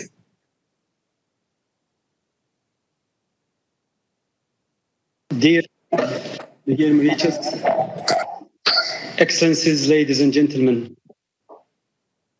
my deep and sincere condolences to Ambassador Al-Otaibi and to the government and the people of Kuwait for the death of the Emir, Sheikh Sabah Al-Ahmed Al-Sabah. It is a sad day, truly. As we celebrate this year, the 15th anniversary of the United Nations Alliance of Civilization, and the 75th anniversary of the United Nations, it is our collective responsibility to build a cohesive and inclusive society and shape a better, just, and peaceful world while facing the COVID-19 crisis. It is unfortunate that COVID-19 has become more of an industry rather than a problem that we need to solve. We must take four significant aspects into account during and beyond this multifaceted crisis. First, the importance of culture and education and the inherent value they embody should never be underestimated. We must support the Alliance in its endeavor because culture and education as a driver and enabler of resilience are to be maintained, preserved, and protected. Second, it is important that our responses to COVID-19 should be inclusive, emphasizing equity and fairness. International organizations are considered solution finders that offer cohesiveness and inclusive societies amid the pandemic. Third, the power of intergovernmental solidarity, genuine dialogue, and multifunctional and multinational collaboration should never be undermined at any time. Our responses should not be fragmented, unilateral, or individualistic. They should be integrated and globally networked. Fourth, new technologies should predominate in our response to the new reality. We must encourage strong collaboration between technology and other primary sectors and services, such as culture, education, and health, because technology creates invaluable opportunities. In conclusion, let us all undertake constant reassessment. Let us remain mobilized as good agents of change and as a global community to slow down the spread of the virus and mitigate its impact. I call on all the international organizations to work together in achieving the world we want. It is only then we can claim that our existence is meaningful in the context of COVID-19. Thank you very much. Well, thank you very much, Her Excellency Dr. Salim Malik, for your supportive words. I think it was a pleasure meeting you in Rabat early this year, and I look forward to continuing our collaboration. Now I give the floor to the representative of UNESCO, Her Excellency Mrs. Gabriela Ramos, Assistant Director General for Human and Social Science. Thank you so much, Mr. Moratinos, and congratulations for the 15th anniversary of the Alliance. Very well needed in these very difficult times. I join others that preceded me to express my condolences to the government of Kuwait for the loss of the Emir recently. Excellencies, ladies and gentlemen, the COVID pandemic is a warning shot, showing us the catastrophe that emerges when development is not fair and too many people are left behind. Pandemic hit all the world, but its effects were very differently felt. While the most vulnerable are being hit hardest, with the bottom 1.6 billion workers losing around 60% of their income, the digital economy is booming. Capacity to resist the virus was determined by access to the technologies that are keeping our economies and education afloat. But a huge digital divide exists with a differential of 70 percentage points between those who have access to internet and those who have not. So COVID is a magnifier of the divisions that we are experiencing day by day for so many years. Adding to this impact, political messages of division, confrontation, and discrimination have appeared all over the world, rearing intercultural understanding and sustainable peace as elusive goals. But the pandemic has also brought us together. There are many expressions of solidarity, of compassion, of hope that have emerged in our common struggle. It's those expressions that we need to report and magnify to build back better. To grow this hope, intercultural dialogue and the dialogue of civilization is key. And this is why UNESCO during the last 70 years have worked to strengthen the evidence base of what makes intercultural dialogue work and how, to build intercultural skills in communities, empowering them to address issues before they turn into conflict, to use the education, culture, and arts to advocate for the rights and dignity of the most vulnerable. Most recently, we are ensuring that technological progress is fairly shared through development of recommendation on ethics of AI. And through our COVID-19 Global Education Coalition, ensure that every person can enjoy the right to learn. Excellencies, if we are here today, then we are heading the message of UNESCO and the United Nations Alliance Civilization. We know that a world of more hope is possible, and we understand that we have both the roadmap and the tools to realize it. Now is a moment for action that is more relevant, more ambitious, and more coherent. And I want to finish by quoting the words of Kailash Satyarthi, the Nobel Peace Prize winner, who recommend that we have globalized every single aspect in our life. We should globalize compassion. We should globalize passion and ensure that human dignity is upheld in all corners of the world. Congratulations again. Thank you so much. Thank you very much. I thank Her Excellency, Mrs. Gabriela Ramos. I'm very personally pleased with the joint project with the UNESCO that we have started implementing. I am looking forward to further strengthening for collaboration. So now I give the floor to the representative of Kazakhstan, Her Excellency, Mr. Kairat Umarov. Ambassador, you have the floor. Honorable High Representative Martinez, Excellencies, ladies and gentlemen. In the first place, let me also start with expressing our deep condolences to the fraternal people of Kuwait on the passing of His Highness Emir Sheikh Sabah al-Sabah. I thank the High Representative of the United Nations Alliance of Civilizations for convening this high-level meeting of the Group of Friends of the Alliance. The UNAOC's leading role is more vital in this uncertain and turbulent times of COVID-19. It must bring us together to fight this biggest unseen threat since World War II through common action on the basis of solidarity, cohesiveness, and inclusivity. Kazakhstan, since joining the Group of Friends in November 2005, has consistently stood in solidarity with the Alliance. In turn, we are grateful to the Alliance of Civilizations for its support for the Triennial Congress of Leaders of World and Traditional Religions that Kazakhstan has convened since 2003. We propose that the Alliance strengthen its 5 mandates. We have to mobilize youth as agents of change and technological innovation. UNAOC should use education to overcome cultural stereotypes and religious intolerance. The Alliance's outreach should embrace more media for changing perceptions, and UNAOC's migration program could help improve intercultural understanding and cooperation between newcomers and host communities worldwide. High Representative Martinez's proposal to add women as peace mediators will be effective in brokering peace. In this context, we should like the Alliance's voice to resonate louder in Kazakhstan and other countries so that our long-won progress will not be in vain. We, as the Alliance's Group of Friends members, must mutually learn from our own success stories and lessons learned. In this time of physical distancing, we must remain coalesced and connected despite our geographical distances and ideological differences.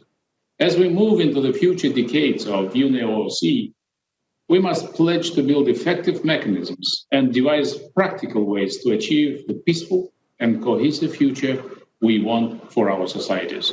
I thank you.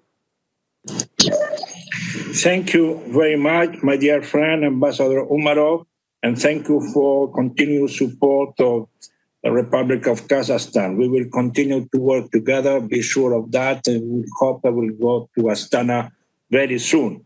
So now I give the floor to Her Excellency, Ambassador of Saudi Arabia, Her Excellency, Mr. Abdallah Al-Mualimi. You have the floor, Ambassador. Thank you, Mr. High Representative. Good morning, ladies and gentlemen. Please allow me to start with expressing my deep condolences to His Highness Sheikh Nawaf Al-Ahmad Al-Jaber, the Emir of Kuwait, and the government and people of Kuwait over the passing of His Highness Sheikh Sabah Al-Ahmad, the Emir of Kuwait. He will leave great space and vacuum in the Arab nation, as he has been a strong leader throughout the past several decades. Your Excellency, ladies and gentlemen, allow me first also to extend my sincerest thanks to Mr. Miguel Moratinos, the High Representative for UNAOC, for convening this annual high-level meeting of the Group of Friends with the aim of shaping a better world, building cohesive and inclusive societies in a challenging COVID-19 environment. Dear friends, as the world is witnessing this unprecedented COVID-19 pandemic and the tragic loss of lives and the suffering faced by people around the world, compounded by its adverse economic, social, humanitarian, and financial effects, we become even more cognizant of the limitation of our individual efforts to better contain, mitigate, and combat a pandemic of this nature and magnitude. We express profound gratitude to all frontline healthcare workers as the fight against the pandemic continues, and we emphasize the importance of providing them with the necessary protection and support. Dear colleagues, recognizing our pivotal role and fulfilling our international responsibilities, the Kingdom of Saudi Arabia has been in the forefront of fostering international cooperation. Also being the president of the G20 for this year, Kingdom of Saudi Arabia has taken an effective and coordinated action to tackle this health crisis by taking several steps, including the Kingdom has convened an extraordinary virtual summit of leaders of the G20 countries under the chairmanship of the custodian of the two holy mosques, King Salman bin Abdulaziz Al Saud, to support international efforts to address the crisis. The successful and fruitful outcomes of this summit gave way to some important decisions, including the commitment of the G20 countries to inject $11 trillion into the global economy to help stabilize the economy and the financial sector, promoting a rapid response to help countries in need and support global financial stability through the agreement reached with the International Monetary Fund and the World Bank to suspend debt owed by the poorest countries. Further building on these efforts, the Kingdom has issued directives to donate $500 million in financial support for international efforts to tackle the corona pandemic. This donation will be a timely and valuable contribution to international organizations specialized in enhancing preparedness, improving emergency response, and developing diagnostic tools and new vaccines. Kingdom of Saudi Arabia has also announced the provision of $100 million to the World Health Organization to support its efforts and actions taken to combat this pandemic. Finally, in the response to the pandemic, the Kingdom of Saudi Arabia reiterates the need for full respect for human rights and stresses further that there is no place for any form of discrimination, racism, and xenophobia if we want to come out of this crisis stronger and together. Today, more than ever, the world is in need to establish the values of cooperation and build bridges of peace considering the pandemic and its far reach.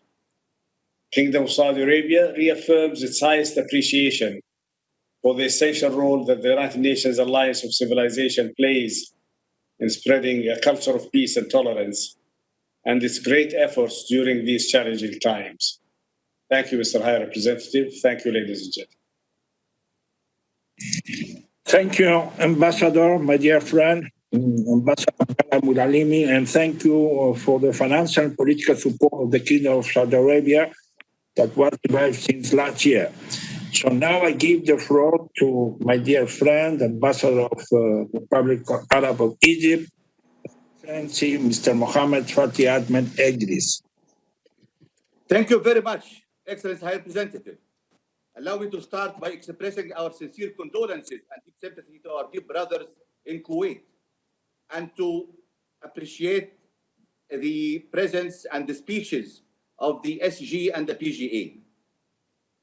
Allow me also to express our thanks and appreciation to you, Your Excellency Miguel Moratinos, Representative of the United Nations Alliance of Civilizations, for your relentless efforts and the fruitful efforts, as well elaborated through the comprehensive report presented, and for convening this high-level meeting. Allow me also to convey the greetings of His Excellency Minister Sameh Shukri, Minister of Foreign Affairs of the Arab Republic of Egypt. Excellencies, what the COVID-19 pandemic has brought to our daily life today is not only its catastrophic impact on health and economy, but also increasing fear, racism, discrimination, xenophobia, and the rising of hate speech. However, before the pandemic, the world was also suffering from these phenomena. The pandemic has exacerbated these practices and made them more visible and more potentially dangerous. The changes and transformations that the world has gone through during the last decades, even before the pandemic, have no analog in human history. They are rapid, intense, and penetrating societies and relationships between peoples. These transformations brought the world together in a defining moment, made it closer to seeing the reality of one another, and even with a virtual mode. The world has become a smaller village than it has been. Unfortunately, instead of these new emerging connected environments to become a means of rapprochement, dialogue, and cooperation, some groups and parties are trying to impose their values and moral systems on others. These practices reach their culmination in terrorism, which is based at its core on denial of others and trying to impose a specific way of life on all people by force and terror. A practice that innocent people all over the world pay the price for. Furthermore, these harmful practices extend terrorism to include hate speech, xenophobia, and discrimination of all kinds, including racism.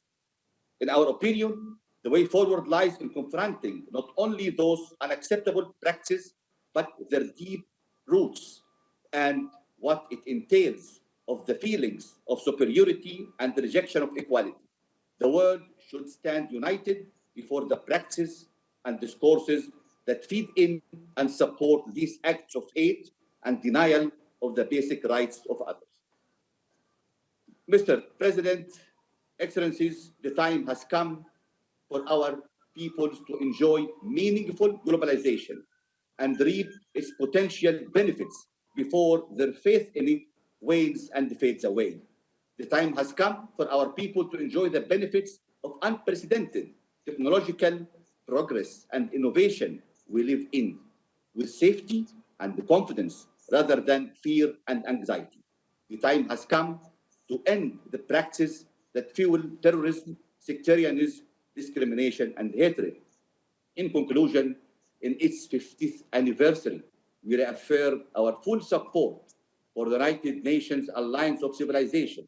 We take this opportunity to express our appreciation to you personally, Excellency High Representative, and for the whole team of Alliance of Civilizations for the activities and the programs which give true spirit and the human face and much needed inspiration to our international multilateral work.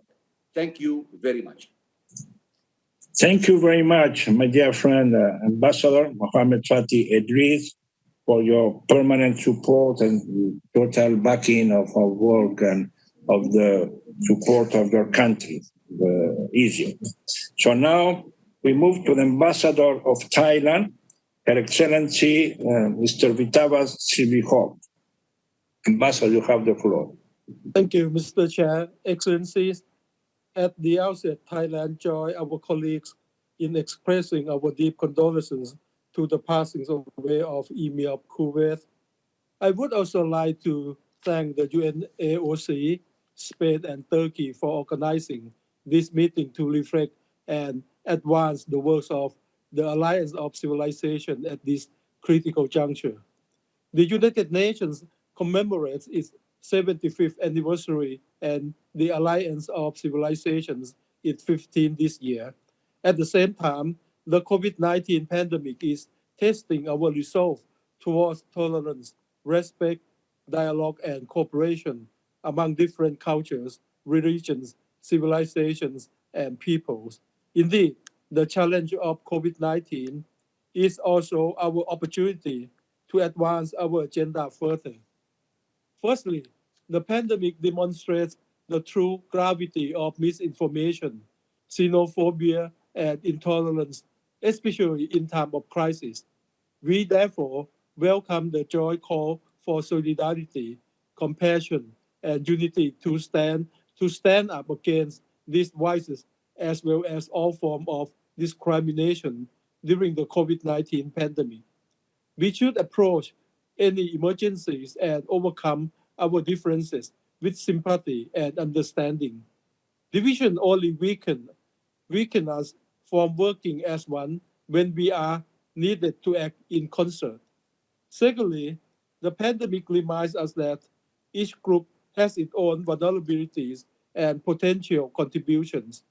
As we engage and enhance the roles of women and youth, for example, across different beliefs and identities, they have consistently risen up to the challenge and contribute immensely to our efforts as first responders, volunteers, medical support, and other roles. We therefore encourage the UNAOC to explore more initiatives to support their roles and contributions in responding to emergencies and crises, promote sustainable development, and achieve a sustained peace. I would like to close by reaffirming our commitment to support the work of the UNAOC and NAOC and the group of friends in the year to come. I thank you, Mr. Chairman.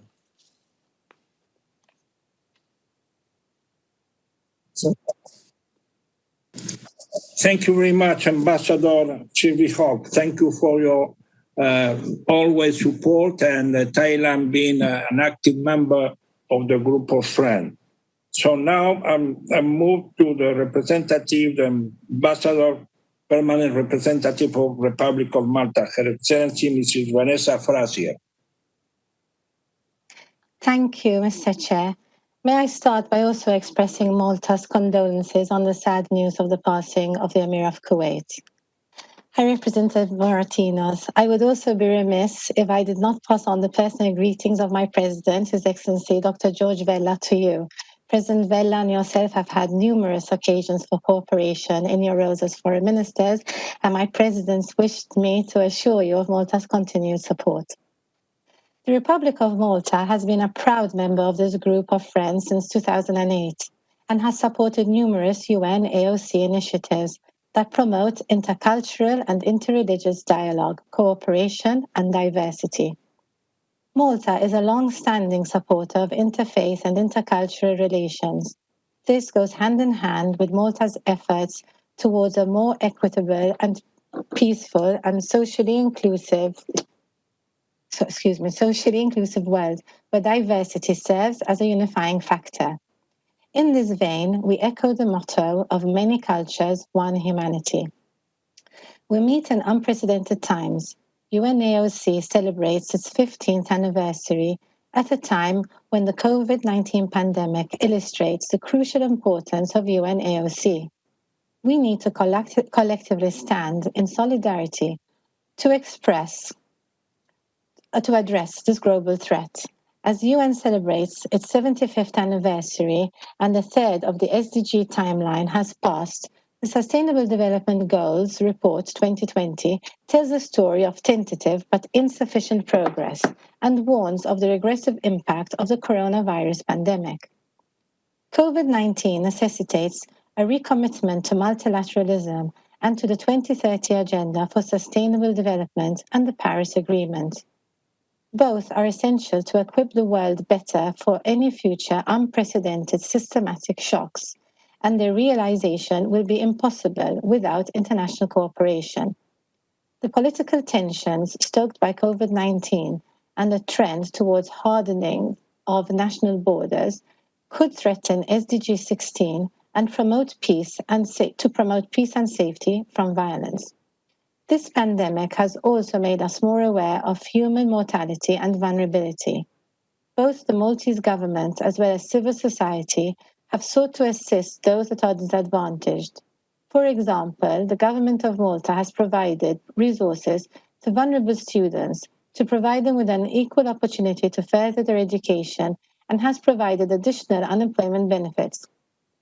Civil society organizations have provided online therapy sessions and introduced programs to alleviate loneliness. More still needs to be done to ensure that those marginalized among us are offered the necessary assistance. In conclusion, allow me to re-emphasize Malta's full support for the objectives of the Alliance of Civilization. Thank you. Thank you very much for your support and always Malta backing of our work. And I think we still have a lot of work to be done between us. And thank you very much for your statement. So now I will give the floor to the Ambassador of the Republic of Armenia, Her Excellency Mr. Her Margarian.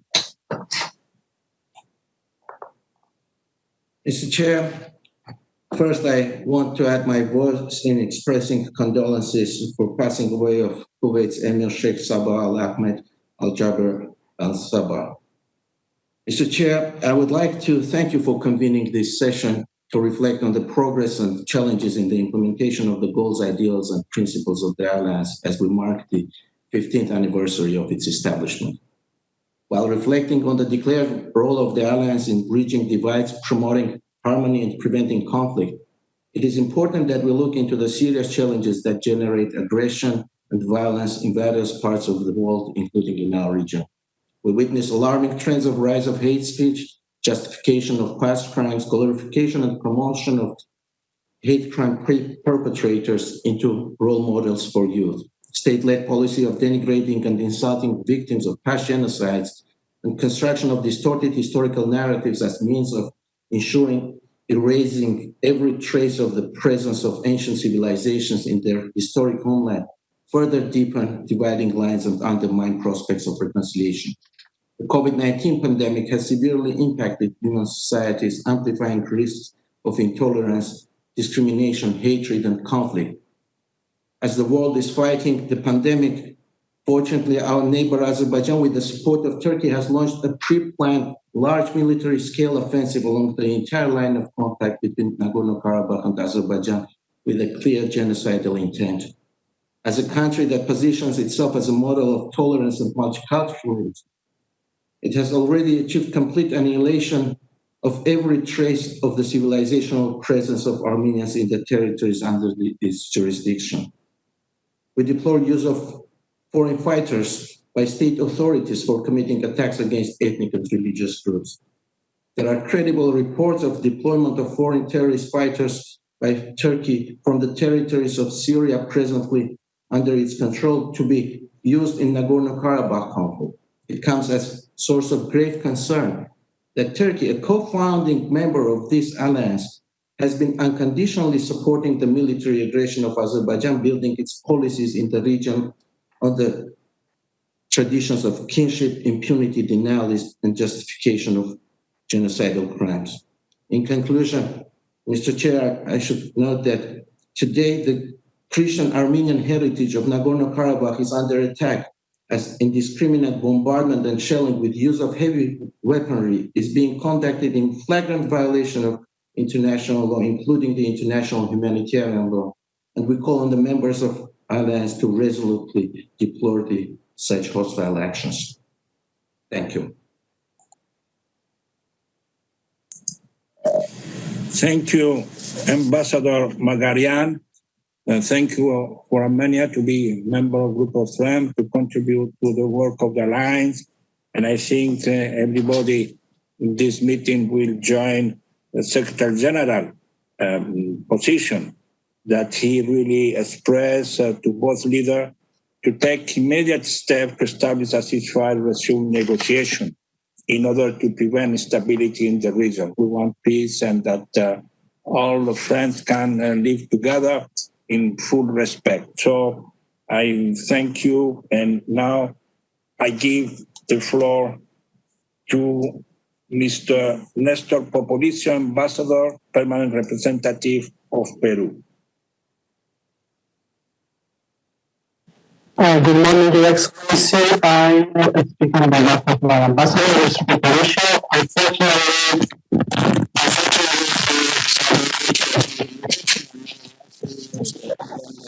Unfortunately, I hesitate to arrive to this meeting. I would like to also express our condolences to the people of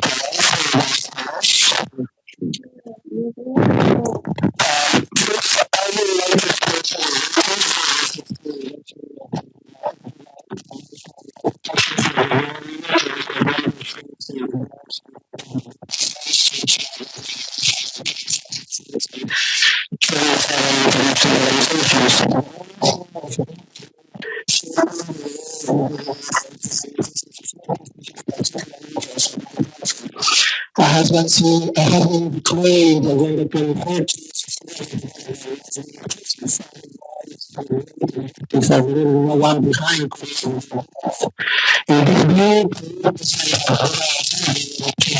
I think we have a with connection with Ambassador of Peru. Well, that's the new Zoom diplomacy that make our life difficult. So we have to move ahead because the time is short. So I will give the floor now to Her Excellency, Mr. Faisal bin Muammar, Secretary General of CAICID. السلام عليكم. Thank you, my dear friend. تعازينا الحارة لأخواتنا وأخواتنا في الكويت وندعو له بالمغفرة والرحمة. Ladies and gentlemen, it is my pleasure to congratulate the United Nations Alliance of Civilization and its supporters for the 15 years since its foundation and the ongoing promotion of intercultural and inter-civilizational dialogue. The International Dialogue Center CAICID has been proud to work side by side with His Excellency Miguel Moratinos and his team on our shared vision, which is building awarenesses of the importance of interreligious dialogue as a powerful tool to create spaces for mutual understanding. Religious leaders and their communities are a powerful and strategic ally for the international community. This has never been more true than now, when the threats to our society come not only from guns, bombs, and warfare, but from viruses, populism, climate change, and hate speech. These enemies are made more dangerous by the fact that they are invisible, global, and dispersed, while attacking the weakest among us most of all. This is why interreligious and intercultural dialogue and the respect for diversity which it creates is so critical to achieving SDG 16 inclusive, peaceful, just societies. I would like to congratulate His Excellency Miguel Moratinos and his team for their pioneering work in the building awareness of interreligious dialogue within the UN system by co-chairing the United Nations Interagency Task Force on Religion and Sustainable Development.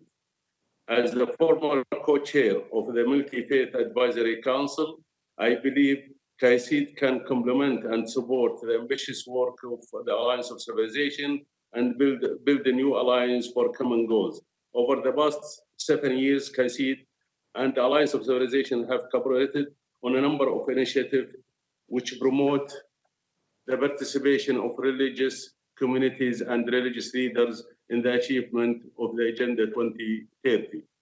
I would like to specifically mention the Alliance of Civilization leadership on the United Nations Plan of Action to safeguard religious sites. We also commend the Alliance of Civilization work around the prevention of hate speech, another strategic interest that we share. Hate speech is on the rise, and it often finds its easy target in religious minorities. This is why since 2019, CAICID has supported hundreds of concrete initiatives and projects around the world to counteract hate speech, and looks forward to jointly implementing common initiatives with the Alliance of Civilization. We are also pleased to begin our newest collaboration with the Alliance of Civilization, through which we jointly design and share training and education for our respective fellows programs. Under this program, committed young peace builders are trained by both by CAICID and the Alliance of Civilization and exposed to cultural and religious diversity and expertise on an increased level on 3 continents. I would like to reiterate again to my dear friend, His Excellency Mr. Moratinos and his team, CAICID stand with you, and we are ready to walk the path of dialogue and peace together. Thank you for your attention. Congratulations. Thank you, my dear friend Faisal. Thank you for CAICID. Thank you for your support and excellent cooperation. We are very happy to have Kaisid as member of a group of friends since last year, and I'm sure that we are going to continue to work together in the near future. So thank you very much. So now I give the floor to the representative of Italy, Mr. Plenipotentiary of the Ministry of Foreign Affairs of Italy, my friend Enrico Granara. Good morning from Rome to you all. It is an honor for me to attend this meeting today under the leadership of High Representative Miguel Angel Moratinos. And as a former ambassador of Italy to Kuwait, I associate myself in the condolences to Ambassador Al-Otaibi and the Kuwaiti people for the demise of Sheikh Sabah. Actually, my first association with the UN Alliance dates back to 2013 as a senior ministerial coordinator for the Euro-Mediterranean multilateral initiatives, including intercultural dialogue. Therefore, it was natural to have this alliance as part of our approach from Rome in the framework of the general Italian approach to SDG 16 of the Agenda 2030. If I were to describe Italy's relationship with the alliance, I would say that it is a continuous, progressive, grassroots work at civil society level. In this sense, I would like to draw a quick balance of what we have tried to achieve together over the years.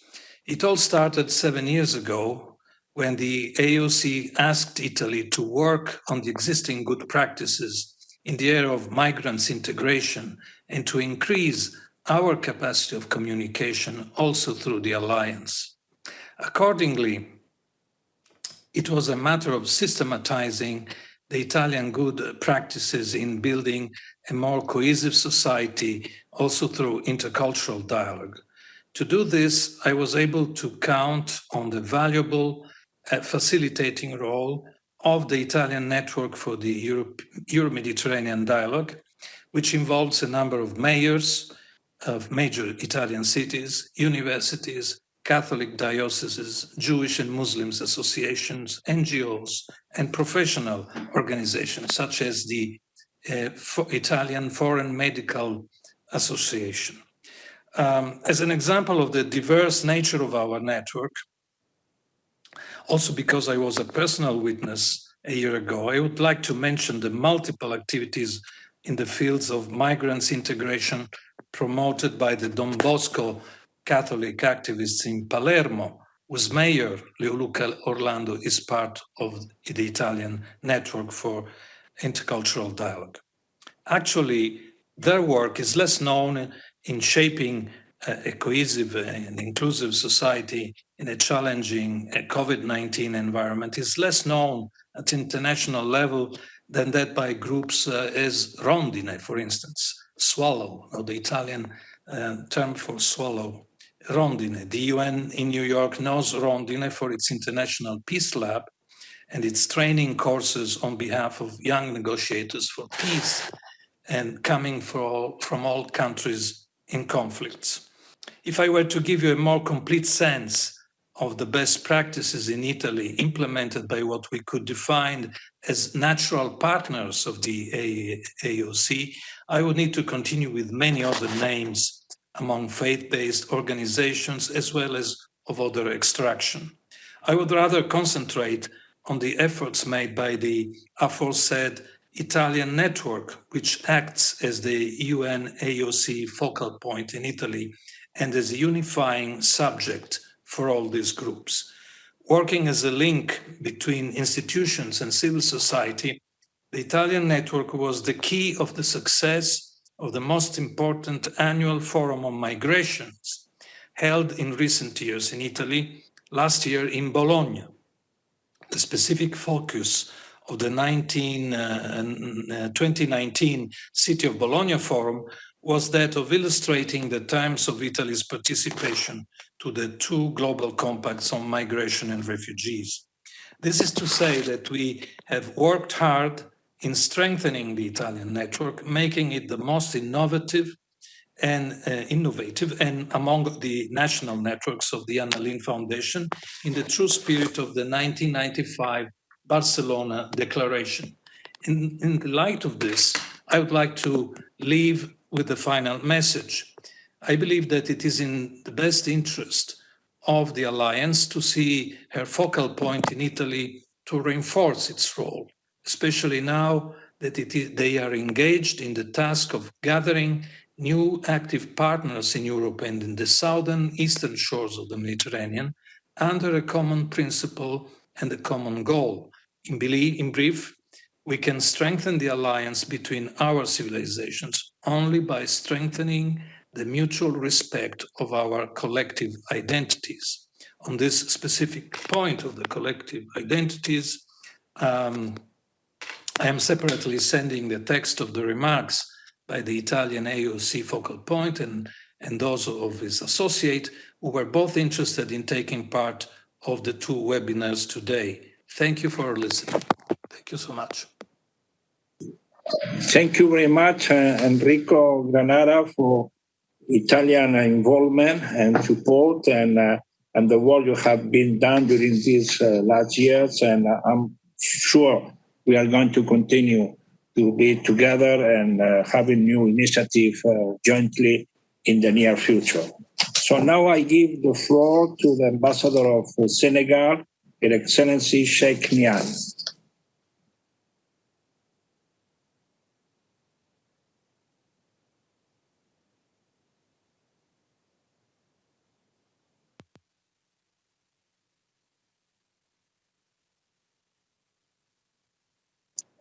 Well, it seems there is a problem, so we move to the representative of Lebanon, Mrs. Anna Urumian, first counselor to the Prime Minister for Strategic Affairs.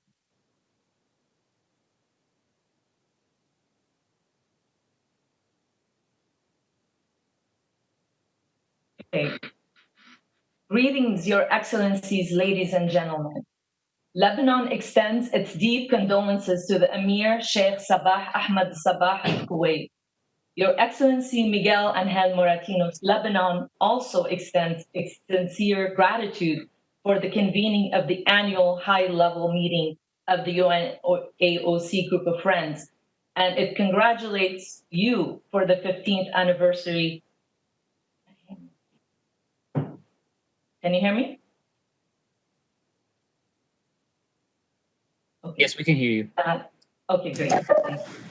And it congratulates you for the 15th anniversary of the UNAOC and the 75th anniversary of the United Nations, where Lebanon was a contributing member of the writing of the charter, its charter on human rights.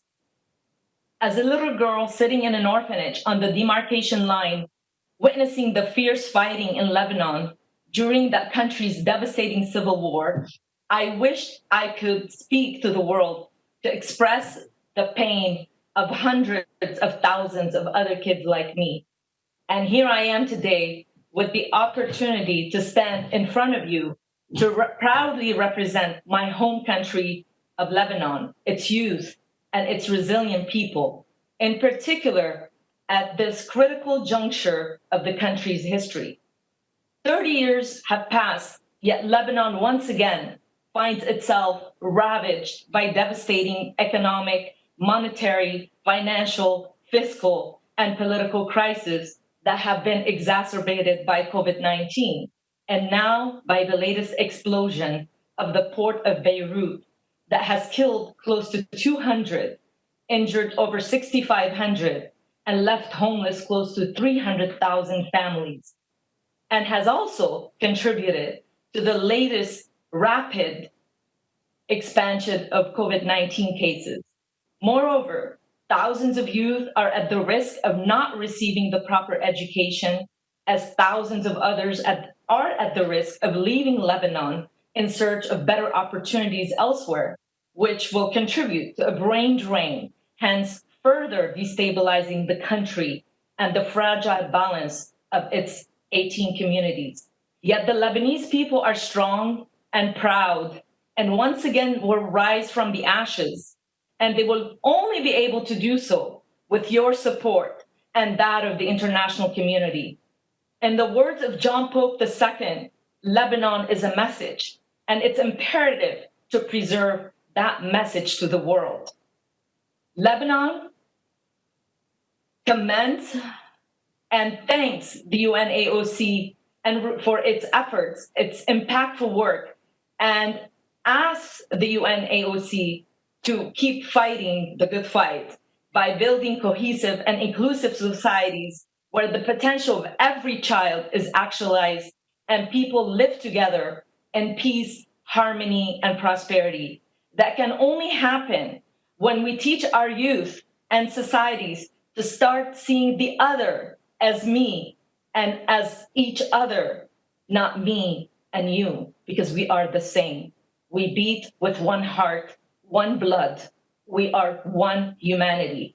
And when we start identifying by the values that unite us and not the special interests that divide us, that is only then that we can build a better tomorrow and live up to our humanity. Thank you, Mr. High Representative. Thank you very much, Mrs. Anna Urumian. You know that personally I value so much my dear country, Lebanon, and you can convey to the President and the political leadership that United Nations Alliance of Stabilization is ready to support you. I think Lebanon has been always a model of living together, of different communities living together in a peaceful environment. So the Alliance is ready to do whatever you could be considered positive to really start a new future, a future of hope and peace and fraternity in your beautiful country. So now I think we have the ambassador of Senegal that is connected. So try again to give the floor to Ambassador, Permanent Representative of Senegal, Mr. Sheikh Niane.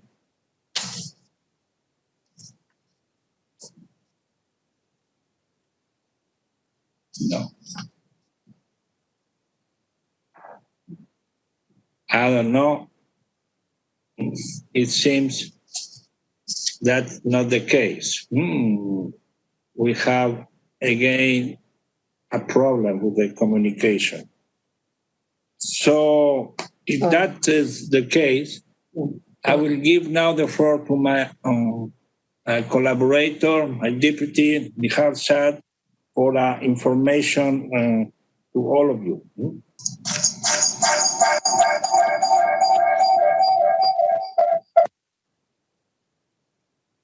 I think that we are running totally out of time. We have reached the end of this plenary session, and we have still 27 speakers remaining on our list. They are ERSICA, the Organization of the Black Sea Economic Cooperation, the League of Arab States,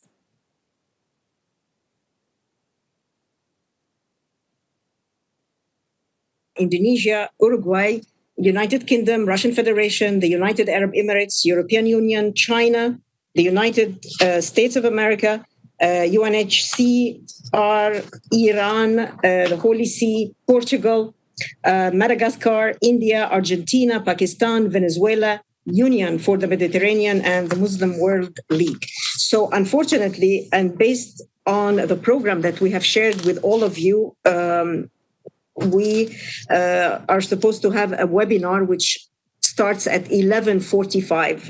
That is in less than 10 minutes from now.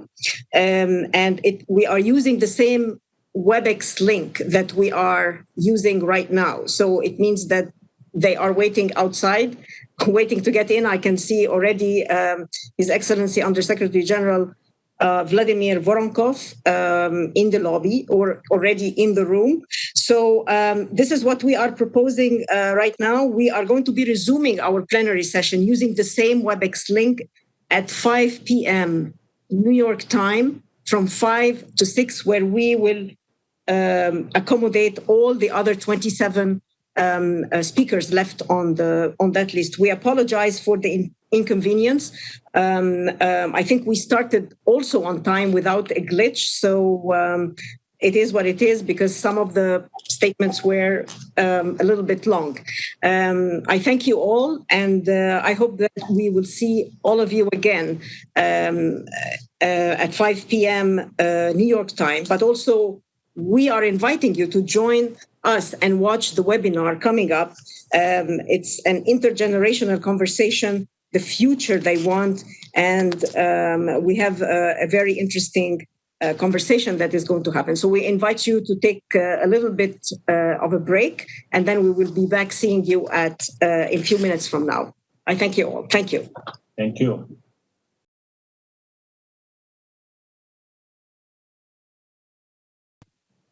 Okay, so good afternoon.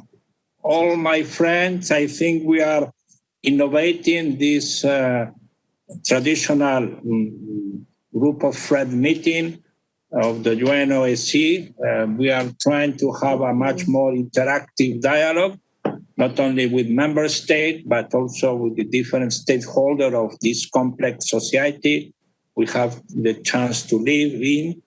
And let me start by welcoming this intergenerational conversation.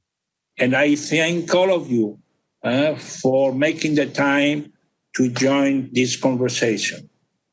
I will make very short introductory remark myself, and then I will give the floor to my colleagues and Under Secretary General Vladimir Voronkov, Director General Diane Katie, Her Excellency Ambassador Sima Bahous and Mrs. Corinne Momalvanian. And then we will open the real stuff, the conversation with the UNOSC youth alumni, whom we are very proud of their accomplishment. What I truly like of this session is that we get to listen and to be informed by the voices of youth. It continues the dialogue that Secretary General began this past January when he launched a series of open dialogue with youth to mark the 75th anniversary of the UN. In the declaration, the commemoration of the 75th anniversary of the United Nations, they refer to youth as the missing piece for peace development. To build a better tomorrow, we must listen the voices of young generation as we chart the course for rebuilding a better world. And we have to say that the UNOC, since our inception, we have always recognized youth as one of the pillars of the alliance. We work with them and for them. UNOC youth alumni found ways to engage with their communities and help in building peaceful and resilient society. And we have seen, since COVID-19 took its toll on our world, ending life and impending livelihoods. But prior to the pandemic, young women and men were in the front line as volunteers, peace builders, game changers, and trailblazers. Yet in Lebanon, Uganda, Morocco, Jordan, Pakistan, they engage with the vulnerable communities in difficult times, providing helping hands and advocating harmony and reconciliation. In Denmark, South Africa, Tunisia, Egypt, and Slovak Republic, they step up using traditional and new technology to assist in peace building and advancing intercultural interreligious dialogue. But here I'm not the one to speak. I prefer that you hear from them as they speak from themselves about their accomplishment and aspiration. And I have to say that this webinar came as an inspiration of our friend, Mrs. Aya Chebi, African Union Youth Envoy, that is with us today. In one of our previous webinars and conference, he mentioned this intergenerational conversation, something that unfortunately is missing in the way we work. And I think what the pandemic has shown to all of us is that we have to change the methodology how we are going to work together. And I think the voice and the engagement of youth is paramount, it's essential for all of us. So I now stop my introductory remark, and now I give the floor to my dear friend and the Secretary General, Vladimir Voronkov, the UN Office of Counterterrorism, who has met with some of our alumni in 2018 during our past Global Forum. So, Vladimir, you have the floor. Miguel, thank you very much for giving me the floor. Good morning, good afternoon, good evening, dear friends. I am very grateful to my dear friend and colleague, Mr. Miguel Moratinos, the High Representative of the United Nations Alliance of Civilization, for having invited me to participate in this interactive event. We all heard over the past days the United Nations Secretary General urging us to put young people at the heart of our collective efforts to recover from the COVID-19 crisis, to build back better, to rethink and re-energize global governance. So I am delighted to be a part of this intergenerational discussion with future leaders and decision makers from around the world. Young people can have and are having a positive and powerful impact on the world right here, right now, not just in the future. Still, the future we need, the future they want, depends on us investing in the children and young women and men of today. The spread of COVID-19 has faced families, communities, and entire nations with great uncertainty, disruption, and fear. Terrorists are trying to take advantage of the tragedy and to intensify their operations, challenge states' authority, and invigorate their propaganda efforts to prey on captive audiences. Millions of people confined to their homes, millions of youth out of schools and out of jobs. While we are not yet able to fully assess the long-term socio-economic and political impact of this unprecedented human crisis caused by the pandemic, it has a real potential to fuel conditions conducive to terrorism. It is therefore critical that we remain vigilant, mobilized, and united against the scourge of terrorism. Dear colleagues, the United Nations system, working through the United Nations Global Counterterrorism Coordination Compact that I chair, and that has the Alliance of Civilizations as one of the most prominent members, is committed to working with all generations to ensure a future without terrorism. Earlier this year, the United Nations Counterterrorism Center in my office launched a youth engagement and empowerment program. This program has developed a semi-virtual youth peer-to-peer approach, which empowers young leaders to create brave spaces and engage with their peers at the grassroots of local communities. In July, we organized the first ever United Nations Virtual Counterterrorism Week, which featured a dedicated session on the role of young men and women in efforts to address the conditions conducive to terrorism.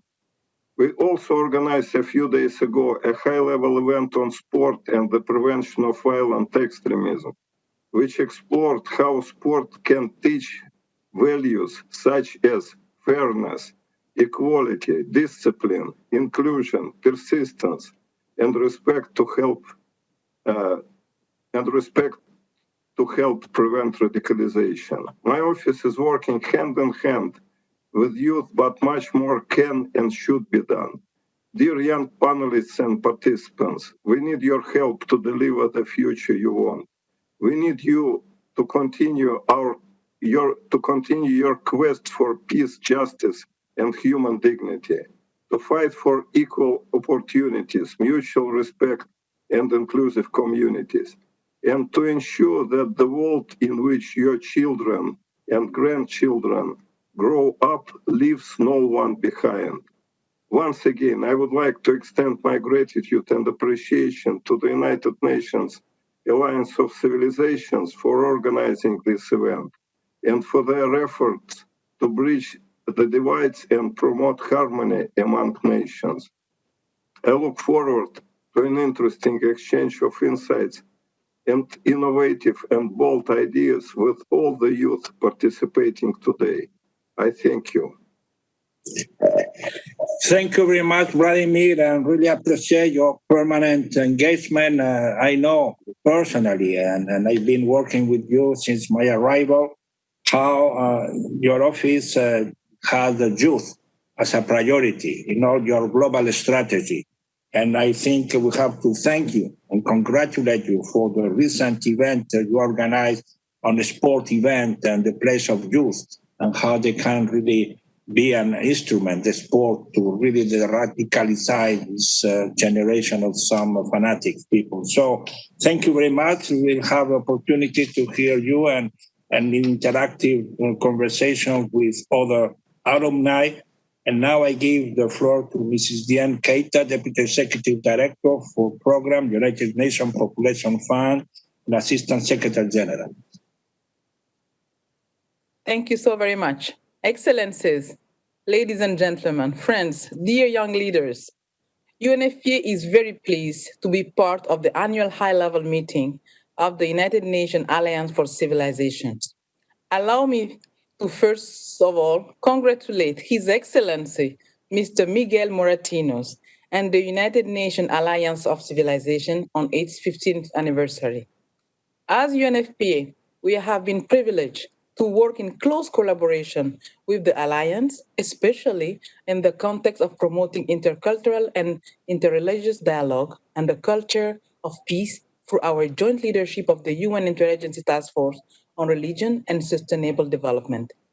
Our partnership also extends to the youth, peace and security agenda and the promotion of a culture of peace through the positive agency of young people. In this context, I am particularly pleased to have the opportunity to engage with some of your youngest and brightest alumni of the UN Alliance of Civilization Youth Program here today. Young people are the heart of UNFPA's mandate. Our UNFPA strategy for addressing the right of adolescent and youth, my body, my life, my word, aims at ensuring young people have unrestricted access to an integrated package of quality sexual and reproductive health services, complemented with comprehensive sexual education and the life skill needed to make their own decision. This is a condition for them to be engaged citizens in their country and to contribute to the development, peace, and security of their communities. Ladies and gentlemen, this is a condition to reap the demographic dividend and reach sustainable development. UNFPA and the Alliance share many priorities, and among those is the understanding that success depends on the willingness to listen carefully to young people, to understand how they think, what they believe, what are their hopes and dreams. For the progress study on youth, peace and security, which UNFPA leads with the Peace Building Support Office, we consulted thousands of young people around the world. The message was clear. Young people want to be part of the process, ensuring peaceful, inclusive, and just society. We must prioritize meaningful youth participation in the promotion and maintenance of peace and security in all its forms. The recent adoption of the Security Council Resolution 2535 is an important milestone in this direction. The COVID-19 pandemic is worsening vulnerability and inequalities. The gender-based violence is raising, and adolescent girls are among the most vulnerable ones. It is projected that 13 million additional child marriage will take place if the lockdown and disruption of intervention and program continues for 6 other months. With the disruption of schools, routine health service, and community level centers, we need new ways of providing information and support to adolescent and young people for sexual and reproductive health and reproductive rights. At the same time, young people, including adolescents, represent a valuable resources during crisis and public health emergency. We see how many youth have mobilized immediately to respond to the crisis. As UNFPA, we work with them and our other partners on the ground to ensure that women and girls can reach helplines when needed and can access the service they require, that frontline workers have the personal protective equipment, and those in humanitarian situation continue to get support. In face of the pandemic, young people have shown us their agency, resilience, and innovation. And truth must be told. Dear young people, we are learning from your passion and dedication and your new ways of doing things. Delivering better and with young people is about ensuring that young people are at the center as leader and change maker today, tomorrow, and every day to reach the Sustainable Development Goal. I thank you for your kind attention. So thank you very much, Mrs. Keita, for your very enlightening words and always the support of UNFPA in our work, in our common endeavors. And as you say, I mean, the young people is the changer. They have to change for a better future. And I think you indicate that during COVID-19, they have the youth give us a lot of lessons of how solidarity has been shared and have been proven. So thank you very much. Now we move to my dear friend, Ambassador and Permanent Representative of the Hashemite Kingdom of Jordan, my dear friend, Sima Sami Bahut. I hope you are the only state member in this webinar. So ambassadors, how ambassadors deal with youth, you know, that is a challenge, dear Sima.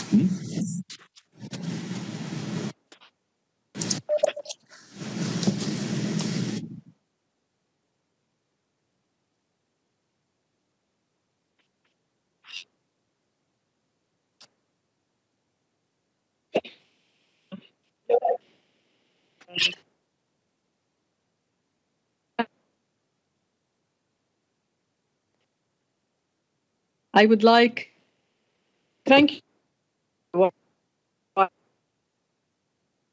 We celebrate. Happy to see you, SG Voronkov, also my good friend, and also colleagues from UNFPA and the Kofi Annan Foundation. My thanks also go to the distinguished panelists and the young special guests who will undoubtedly enrich our discussion today. I am very happy to see that 12 young leaders are participating, one of whom, a young lady from Jordan, Farah Al-Alami. We're proud of you, Farah, and of your work, and also proud of all the young panelists from the Arab world, from Africa, from Asia, and from Europe. These young generators of peace, with their energy, with your creativity, and with your innovation, you are our human capital and our beacon of hope in the face of threats of peace and security. You are the drivers of societal transformation, especially in diverse developing countries. I must say at the beginning that Jordan strongly believes in the important role of young people, and we have proved that many times in building healthy, peaceful, gender equitable societies, also in realizing the SDGs and ensuring a better future. And we were the first country to introduce the Youth, Peace and Security Agenda, the first country ever to introduce this agenda to the United Nations Security Council, with the unanimous adoption of the resolution of the Security Council 2250 in 2015. My country's commitment is unwavering to enhance the lives of young people. I must also say that I have 5 major points I would like to highlight today before we start the discussion. The first one is has been already touched upon. It's the crucial role of young people and young leaders during these uncertain times. We have seen the repercussions of COVID-19 on our countries, on our societies, on our economies, on our lives. But we have also seen how youth have been at the front line, how youth energy has been renewing and refreshing our responses to COVID-19. We have seen how youth have been at the front lines in supporting hospitals, in supporting health workers, in even supporting research center, and also in delivering food and sanitation to vulnerable populations. They have been also very instrumental in media and information literacy on the front lines of innovation, of communication, of making sure people have the right information, the accurate information, on speaking out for effective care, championing also mental health, which also the Secretary General has spoken about, and in harnessing the strength of communication so that people are aware of what is going around them and how they can help each other. So youth have been really playing a major role in helping us all, ensuring that no one is left behind. And so we also believe that young people engagement will help us all deliver on the Sustainable Development Goals by 2030. We have seen their energy behind that as well.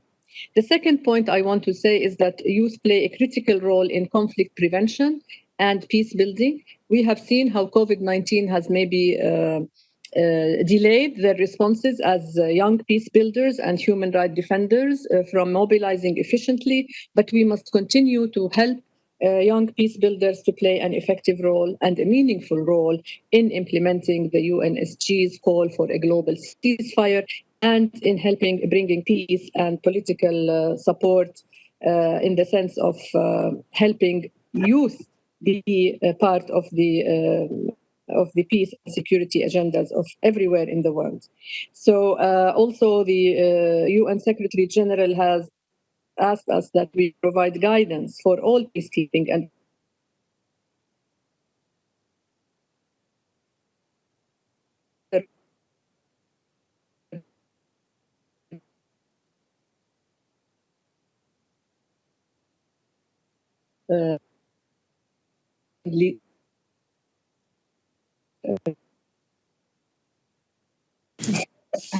major young people have to live.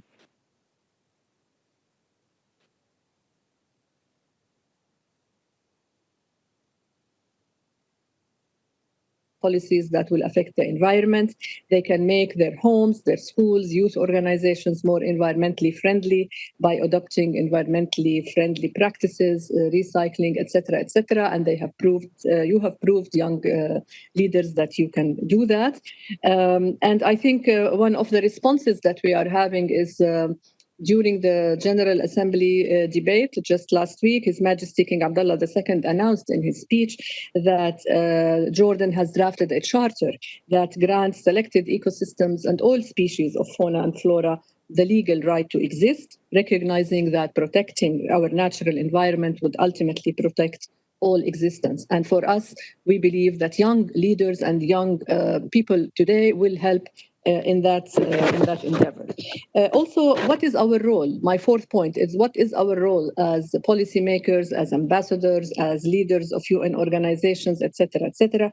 I think one of the most important roles that we can play is to help youth have coordinated, organized, and impactful youth engagement. And this is something that we have heard over and over from youth asking us to help them to do that and to keep them fully engaged and to facilitate their participation in all areas of development, in all areas of human rights, in all areas of their societies. We need to mobilize every effort and encourage governments, leaders, international donors, and organizations to direct more resources to youth programs and policies that foster youth political inclusion, promote civic engagement, and support young people in the transition from school to work.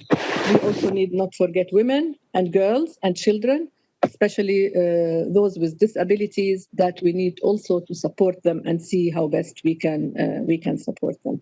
I think there are a number of UN initiatives about youth, for youth, with youth, that we really, I don't want to list them now, but we really need to work very hard on making sure that they are implemented and seriously. And my final point is that on the role of social media in promoting the culture of peace and in preventing violent extremism and preventing terrorism. We know that social media platforms play an important role, and they have played during this pandemic and throughout. Young people use social media very efficiently and very actively to raise awareness and to share good practices during these difficult times, and we hope that they will continue to do that. Of course, promoting the positive role of these online platforms is crucial in combating misinformation, extreme narratives, and online and offline, and also to protect young people from falling into the traps of misinformation, frustration, violence, and despair. We know that social media can and must be used to promote the culture of peace and to encourage young people to be agents of peace and positive change. We also know that during this pandemic, lack of economic growth, the spread of poverty, the rising unemployment and job loss, collapsing markets, and so much more uncertainty are fertile grounds for terrorist groups to lure and recruit disenfranchised, marginalized youth. Therefore, we call on everyone to make sure that we use the platforms for the best positive messaging that we can. And in Jordan, we are doing that through the Aqaba process and through engaging with tech leaders. I will stop here, Mr. Moratinos, my dear friend and my dear friends, and I look forward to really an active engagement and an enlightening engagement as well. Thank you so much. So thank you, Sima, for your word and your engagement, and really always salute the pioneer role of Jordan personally, because I know that you have been involved in all this initiative, in all the engagement of Jordan towards not engaging only the youth, but having this Jordan present in this engagement towards a much more inclusive society, more respect to the other, more tolerance, etc. So I really salute the role of Jordan on the Youth Peace Security Resolution agenda. And I think you have now, of course, the capacity to understand much better how the policymaker and ambassadors, let's say the all senior people like all of us that we have taken the floor, how we are going to really facilitate the participation of youth. And I think that is a very important and key role. Know how we shape the places, the networks, the way the youth are going to shape the future, their own future, because the future is out there. So I think that is very important, you said in your statement. So now, thank you. I give the floor to Mrs. Corinne Momal-Vanien, Executive Director of Kofi Annan Foundation. You have the floor.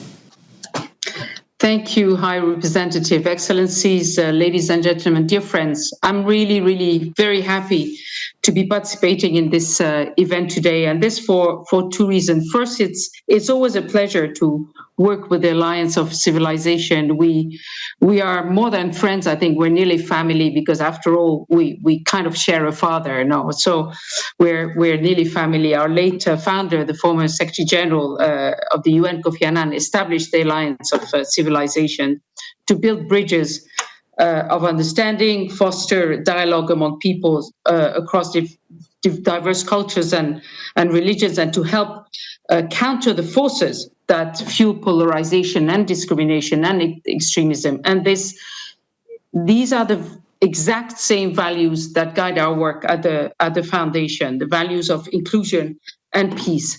And one of our flagship initiatives, Extremely Together, it's called Extremely Together, aims to build a movement of young people who prevent violent extremism and promote positive values of togetherness and respect for diversity in their communities.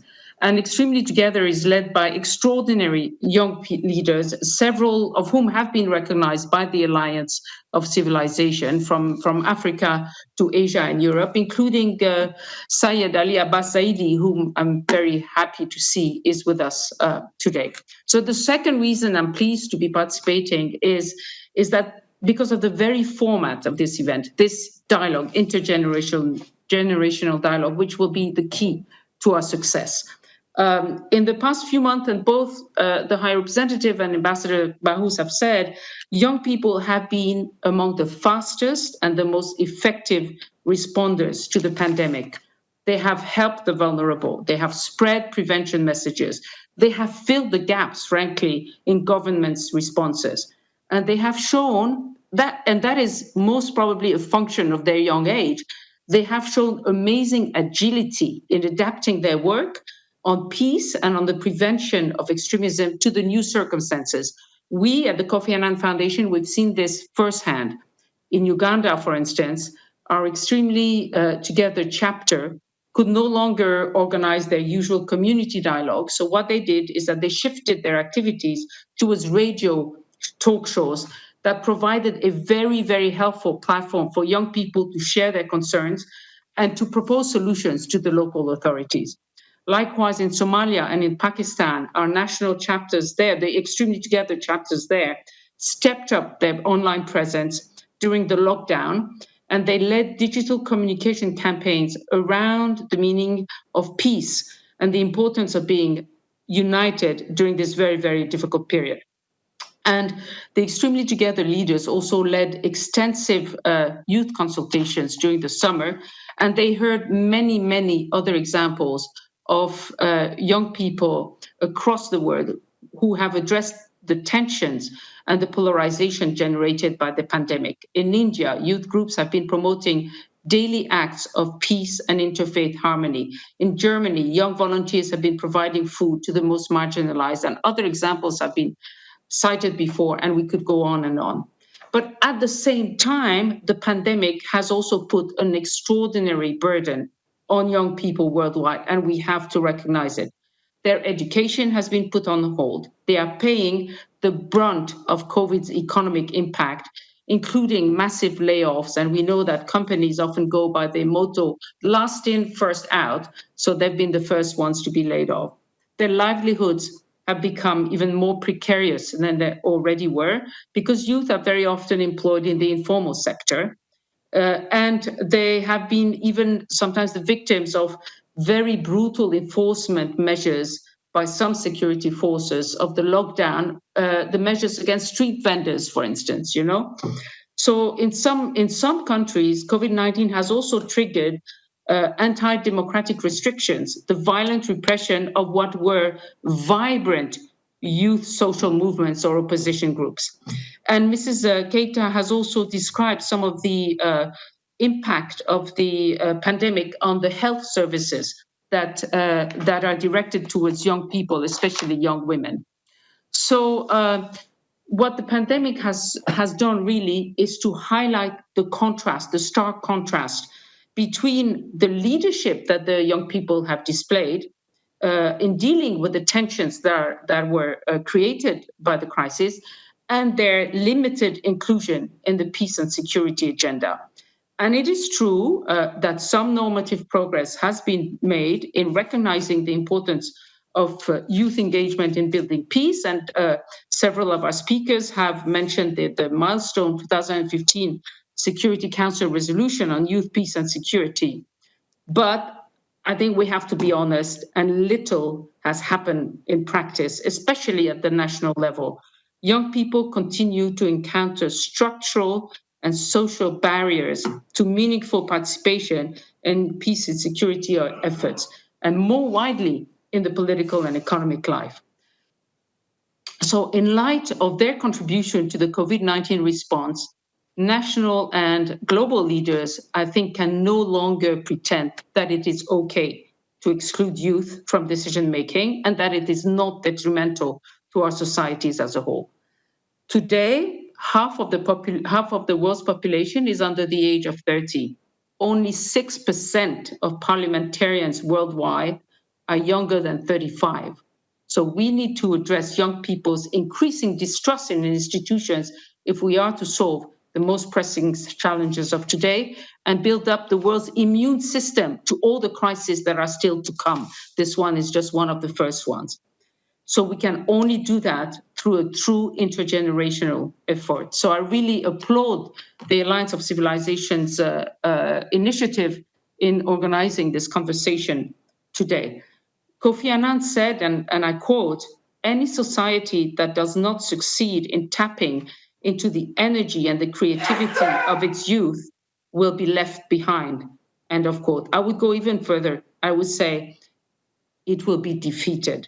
So I really look forward to this panel discussion with our young and not so young peace experts today. And thank you very much for having us. So thank you very much, Mrs. Corinne Momal-Vanyan. Thank you for recalling all of us, our father, not only spiritual father, but a real father and our dear friend, Kofi Annan. You know how much close I was with him and how much he supported us in so many years. So you ended your intervention by a quotation from him, and I think we should him and his legacy, no, in order to inspire all of us.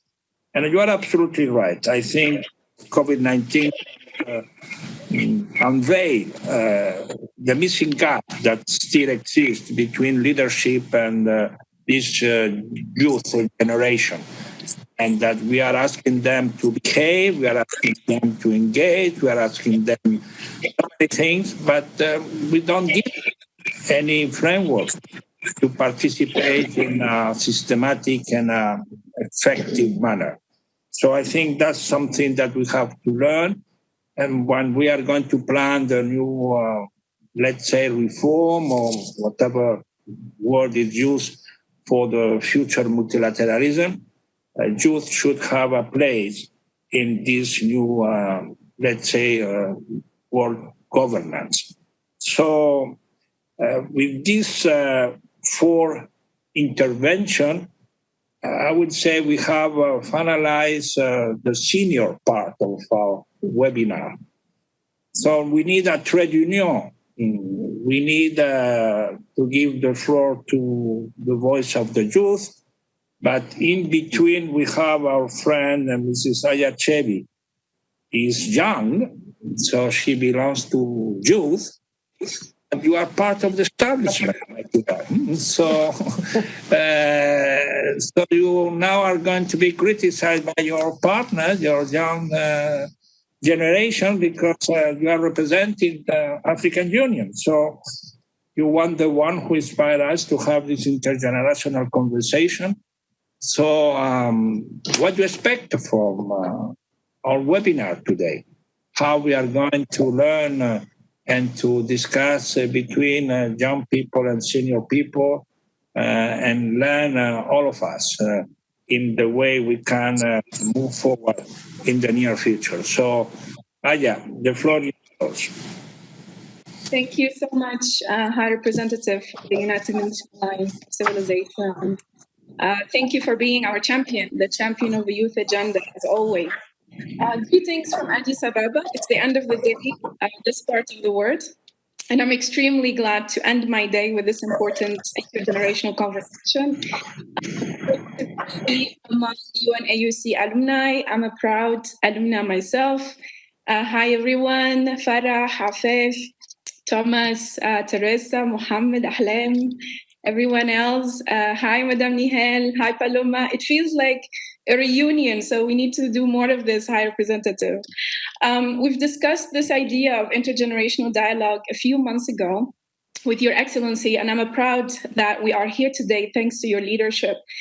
This is part of our report on 100 intergenerational dialogue that we're almost completing this month and next month. And since I've taken this assignment of the Youth Envoy of the African Union about a year and a half ago, I've been advocating for a concept I call intergenerational co-leadership. And we actually released an IGD toolkit explaining more this theory of change, which simply means that we won't be able to move to the future we want without generational collaboration, generational accountability, and generational healing to bridge this social, cultural, and political differences between generations.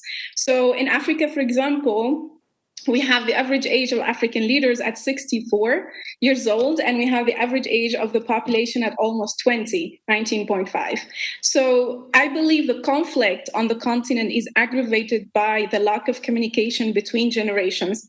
We have the generation that fought for independence, the generation that built the African nation, and the youthful population of today trying to navigate violent world and a world of inequality. So we really need to acknowledge first that there is a generational gap, not only in Africa, but in many other regions and across the world. And we need to start building trust. So our generation doesn't really want to take the torch passed to us or the baton or inherit systems we didn't co-design. We need to co-lead now, to co-create, because the more young people occupy the public and civic spaces, the parliamentary seats, the negotiation and mediation tables and processes, the more we will realize that future we want. The more youth would choose peace actually over violence. We have just concluded 6 regional intergenerational dialogues in Africa and the diaspora as part of Youth Silencing the Guns campaign launched by the African Union in July, just a few weeks following the milestone adoption of Continental Framework on Youth Peace and Security by the AU Peace and Security Council.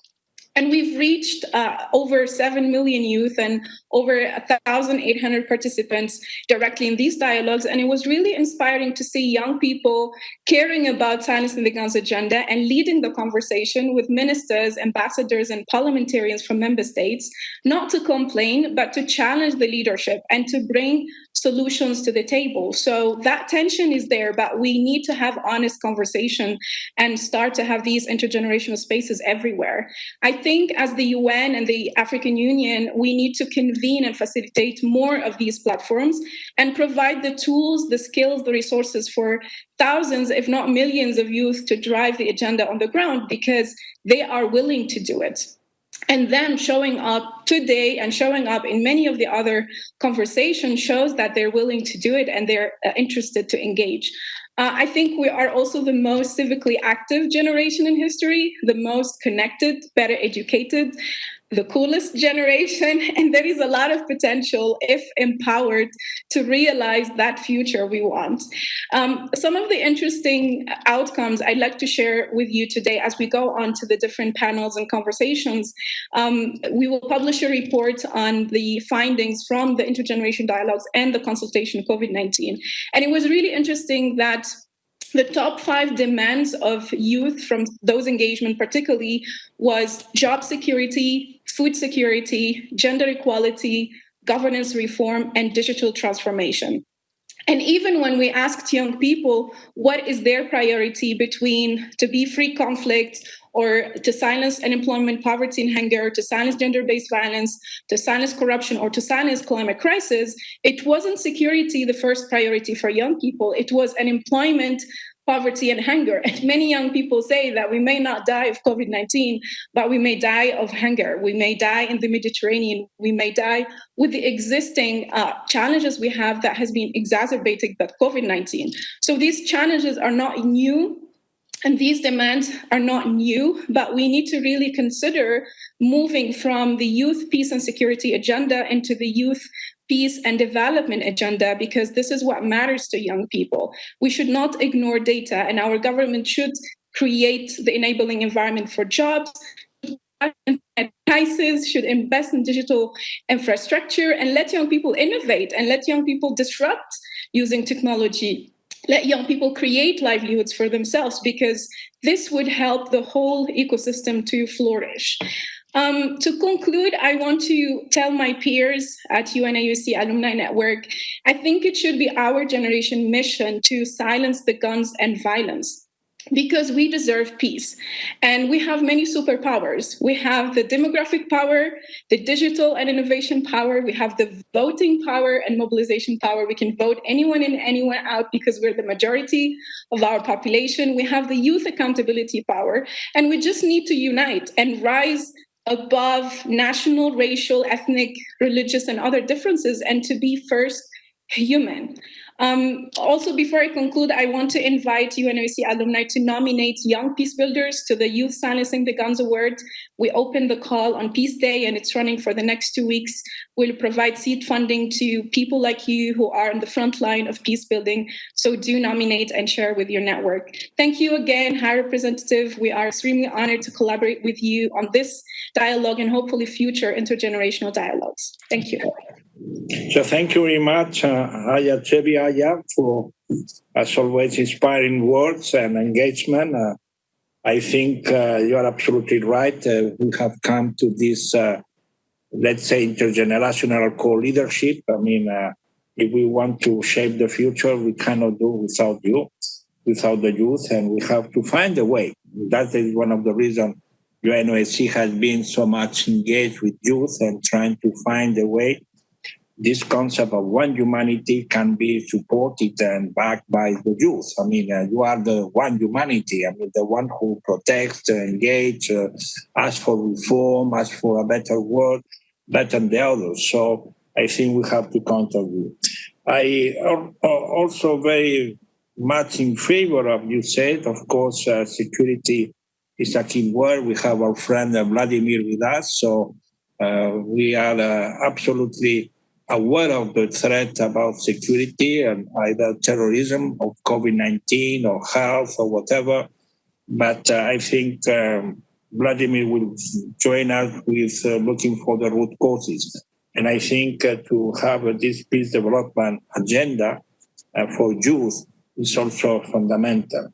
So one of these intergenerational conversations should be about how SDG, not only one EDG, not only climate change, but the whole list of 17 goals are, let's say, the real base for the next generation and for the today's youth generation. So I think there is a lot of things, and while we will express our thanks for inviting us, this builder, we will be responding to you. We will be very positive, and I think let's go to start the first cluster of youth, peace, and security. And I'm going to present the first alumni, and the three first young people that are going to give us, the first reaction to this conversation. And then there will be question and answer among the panelists in order to give much more, let's say, active and live form to this webinar. So I will present first Farah El-Ami. It has been already presented, introduced by our friend Sima, the ambassador of Jordan. I think it's been a young peace builder on the third edition, and we are very proud of what he has been doing in engagement with social entrepreneurs in the MENA region. So I welcome you, Farah, of this webinar.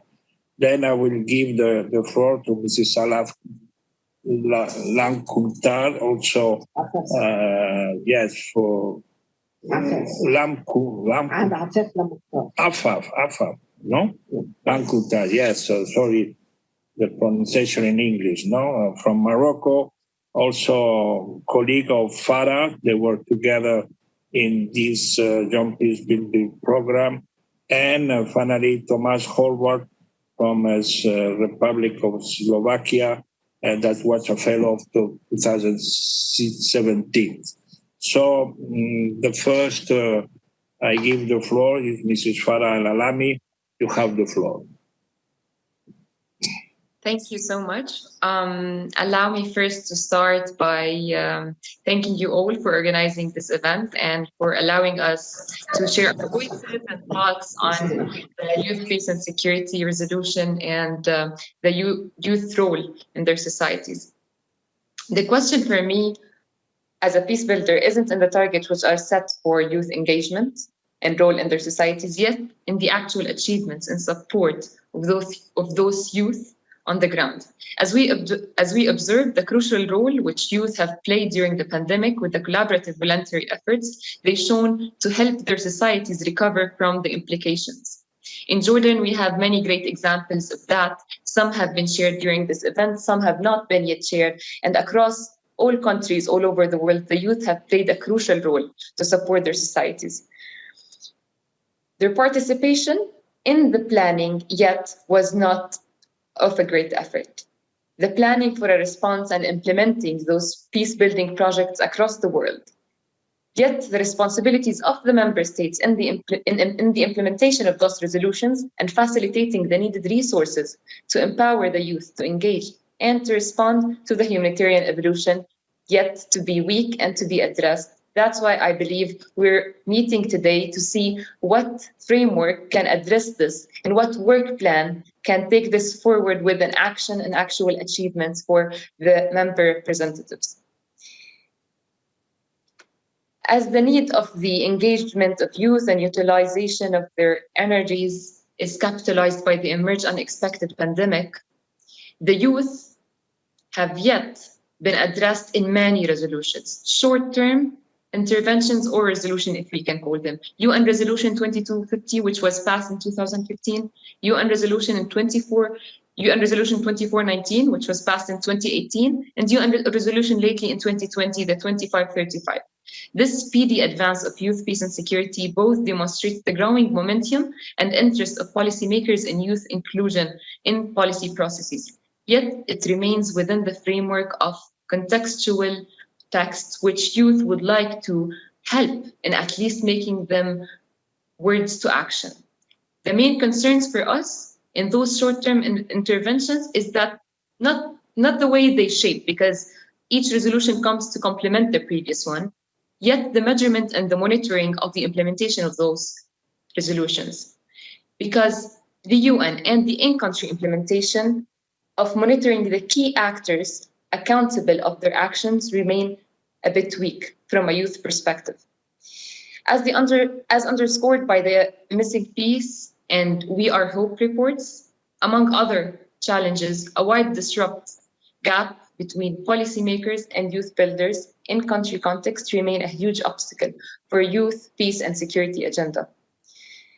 Therefore, allow me to speak without official words and papers and express how peace builders around me sees those gaps. By the increasing youth participation in drafting resolution, the last resolution was drafted within the participation of youth, not fully, yet decreased.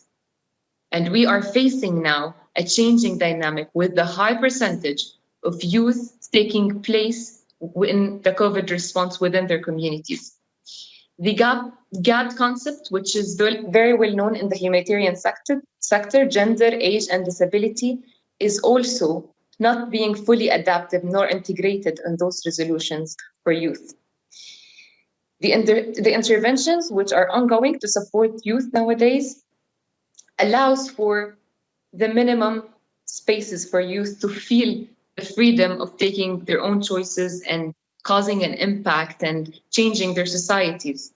But within the near future, with this emerging needs, this might not be the case, especially that there's a huge shift from the development sector to the humanitarian sector. As the emerging needs was addressed earlier, the needs is for livelihood, health, security, different kind of interventions that might shift the focus from the development. And if we want to address this, and if we want to neglect, or if it happened in the near future that the youth role to build peace at grassroots levels is neglected, we will suffer even from further conflicts, and we will need to be addressing different emerging issues that might not have been expected. The work and systematic framework, as mentioned, is crucially needed to make the words come to action and the empowerment and utilization of existing energies come to real light, let's say, and on the ground. This event, to be honest, I was privileged to be among the other youth peace builders, and it allowed me to feed my hope of changing the existing modalities, and it allows all the youth who are here at this event to represent their thoughts, at least to address those issues and gaps across the generation, to fill the existing gaps and find the way forward to empower, engage, and utilize youth energies in the best way forward. Thank you.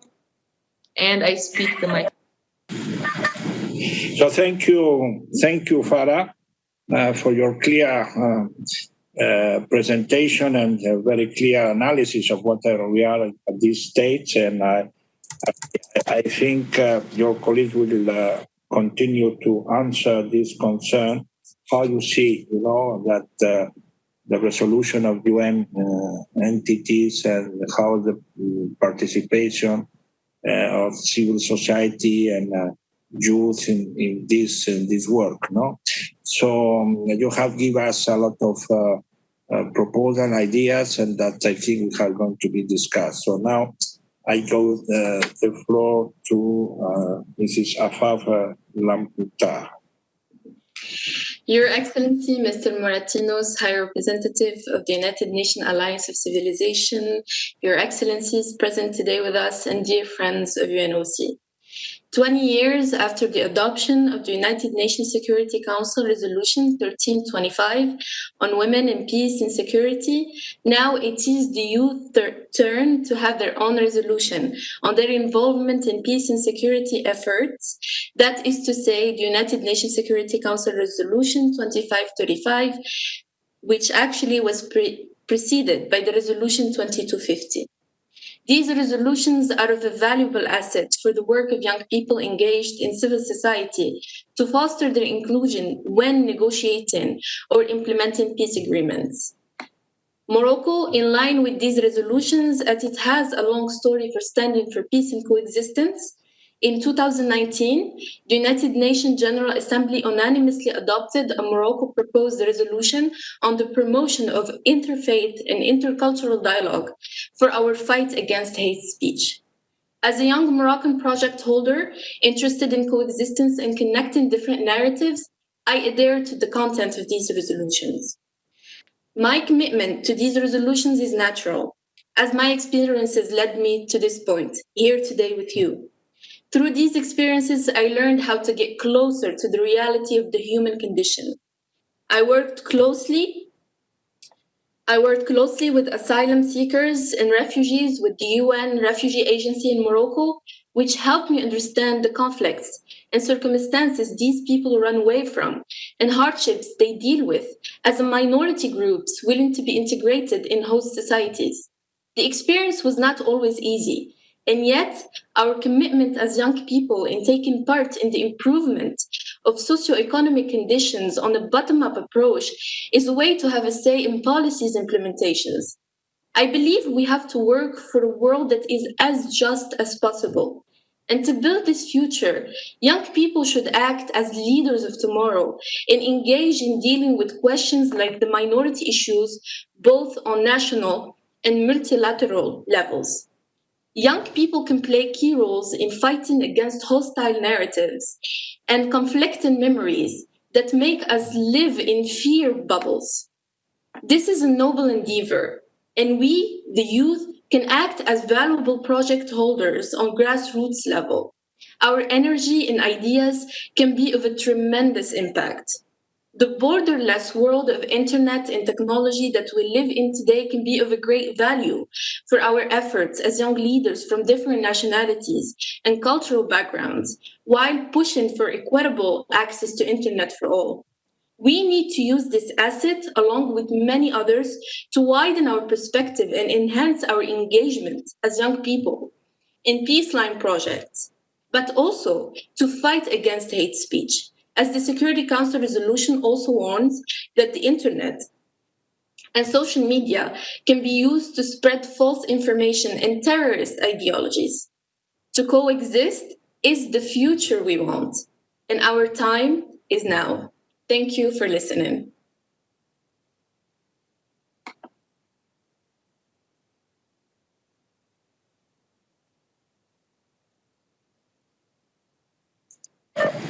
Thank you, Afaf, for your intervention. And we are short of time, and I think we should try to give a little more interactive reaction. So I give the floor to Thomas Horvath. Thank you. Thank you very much. Thank you for having me this evening or afternoon. And thank you, Aya, for this idea and UNAOC to make it happen. I will speak a little bit about Slovakia, my home country, where we have 2 million young people. And while trying to switch to online education during this year because of the pandemic situation, we've lost about 52,000 young people who couldn't join because they either didn't have the device, access to the internet, or both. We need to take into consideration marginalized groups while doing such steps and finding solutions to really leave no one behind. I work on social education and health projects in Slovakia and also in Uganda. And I'm creating spaces to support creativity of youth, spaces where they can show their passion and discover shared humanity. In our society, we do invite youth, but sometimes just pretend to listen. Too many times we don't see their words in final documents, in real policies. And then we ask ourselves, why do young people tend to support radical ideas, join violent groups, and vote for far-right leaders? There was a research that showed if only young people in the age of 18 to 29 years old would vote in the latest Slovakian elections to our national parliament, the far-right party, Our Slovakia, would win. The leader of Our Slovakia is currently on trial for the use of Nazi symbols. But what other options are we giving to the future generation when they see or we see actions are not according to what was promised? Young people need to know their actions have the real impact, that their words don't stay in a bubble, in a shadow, somewhere hidden, and taken on the light only when it fits to the current narrative. They need to feel the world can be genuine, can be fair, can be offering solutions to poverty, climate change, modern slavery, and other burning issues. Young people need to feel the positive change is possible. If the global leaders act only according to the chess game, which has already started, and not follow the steps and only follow the steps of others, instead of creating a fair world for all, youth will be lost, young people will fall into despair, join gangs and radical groups, destroy instead of creating something beautiful. More and more young people are feeling anxious and depressed. If we won't be coherent in our actions, we will lose them because young people are more genuine and sometimes they don't call it incoherence, they just call it fake.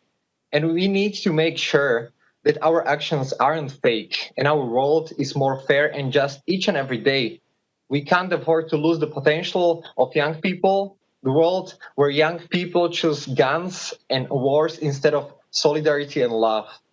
There is a thin line we draw with our actions, and may it lead to peaceful war. Thank you.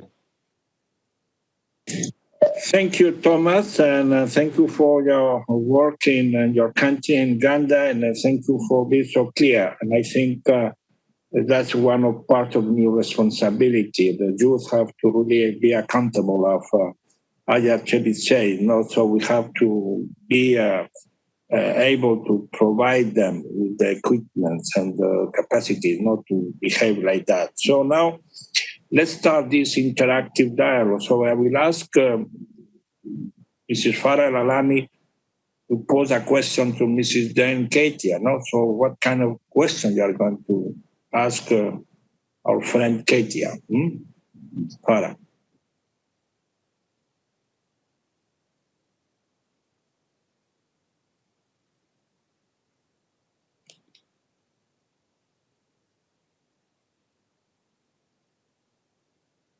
One second.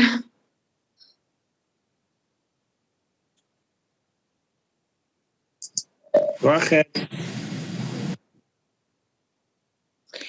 Okay, so my question would be in frame of what I've mentioned in my speech regarding the future and where the UN is heading. We can see that the UN is trying to empower youth, issuing all those resolutions to hold the member states accountable. But within the interventions that are ongoing and the emerging needs from the COVID-19 pandemic, do you see the role of youth within the development sector being utilized, and how do you see the way and approach to that? Thank you.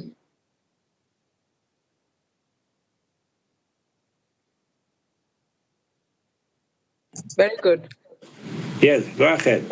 All right. Farah, thank you so very much for this very important question. And I hope I can live up to your expectations. For a very full and meaningful participation and in the same time, the implementation of the Youth Peace and Security Agenda, I think we need absolutely 3 priority strategy.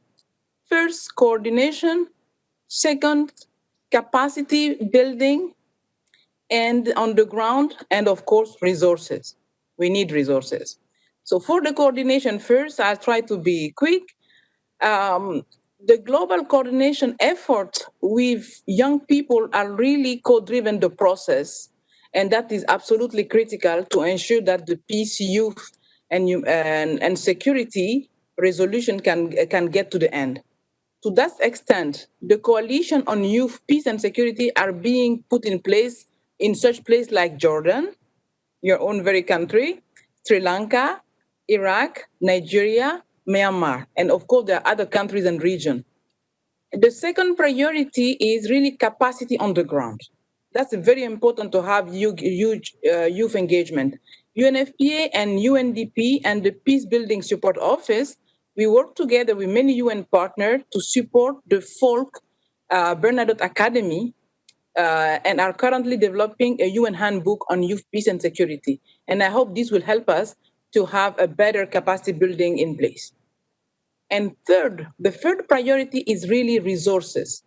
To bring resolution to life, it's critical that more resources are dedicated to its operationalization and that youth themselves are given access to those resources.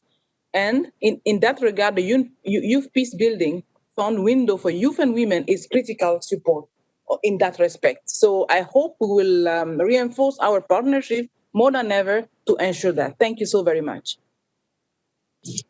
So thank you very much for both the question and the answer.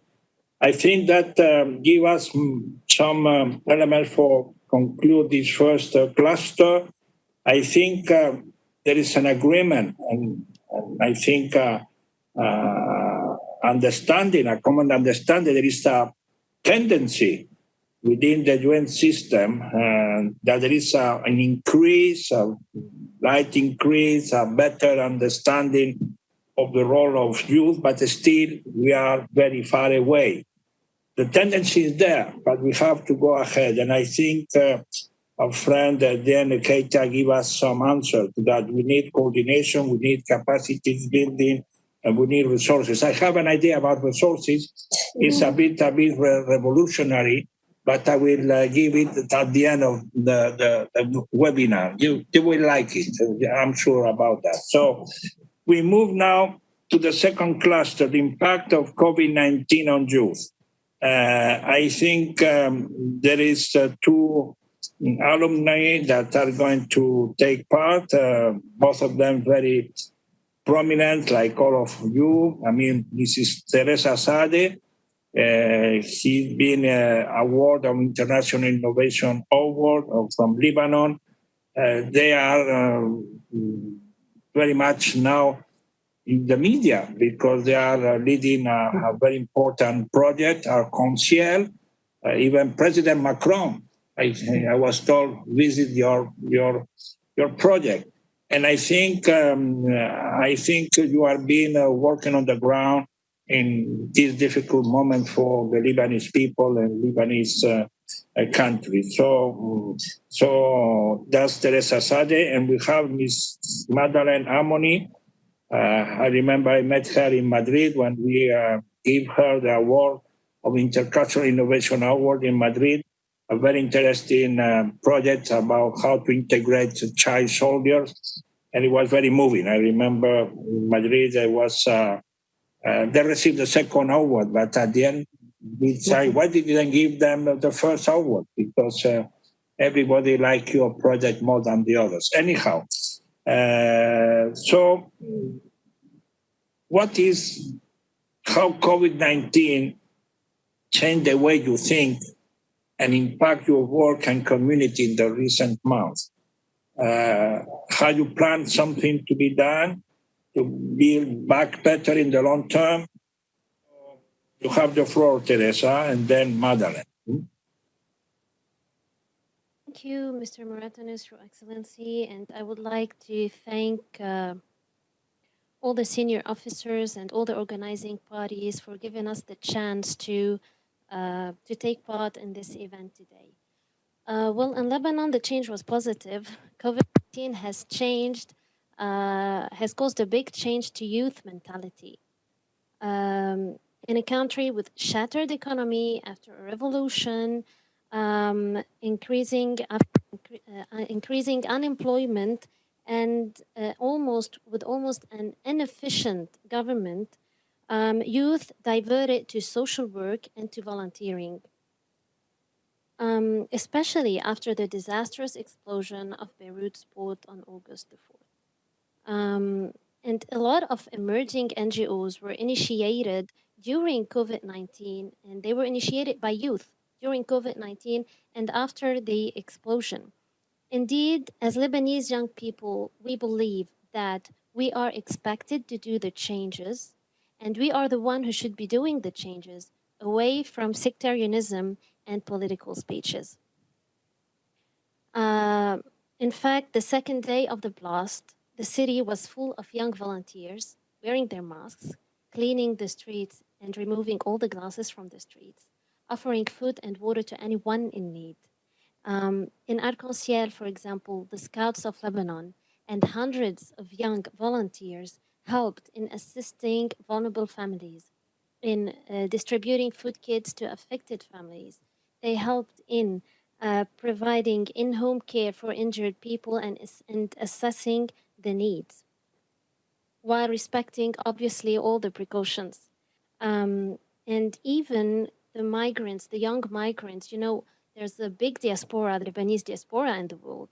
And especially in France, young students living in France and young migrants, they didn't have the chance to travel to Lebanon because of the pandemic. So instead, they sent luggage full of first aid kits and of clothes to the affected families with letters and heart drawn on piece of papers and writing in it from Paris to Beirut with love.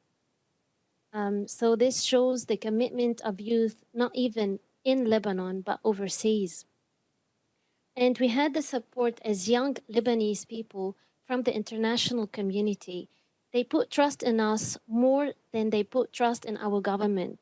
And I think this is an accomplishment. And even what made the huge impact actually was the visit of President Macron. He walked with us in the streets.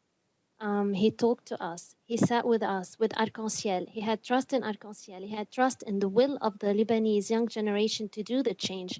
And actually, we saw the change in him. He gave us inspiration. And this kind of presidents that we want to see, not just in Lebanon, but in all over the world. This guy removed his mask. I'm sorry to say this, but he removed his mask. He hugged us in the streets, and he listened to us. He fed actually our eagerness to change. As for the long-term part, a group of young Lebanese migrants and Lebanese students with Arc-en-Ciel did launch a campaign on social media to raise money to support children, vulnerable children, and to support their education specifically. After COVID-19 and with the switch to e-learning, many vulnerable children in Lebanon do not have access to internet and cannot even purchase laptops or tablets to continue their education. And we do believe that the education is the remaining strong, rich asset that we still have in Lebanon, and we don't want to lose it. We want to invest in it. So this is regarding the long term, because we believe that the education is the only asset that will leave a long-term impact on the Lebanese population for the long term. Thank you.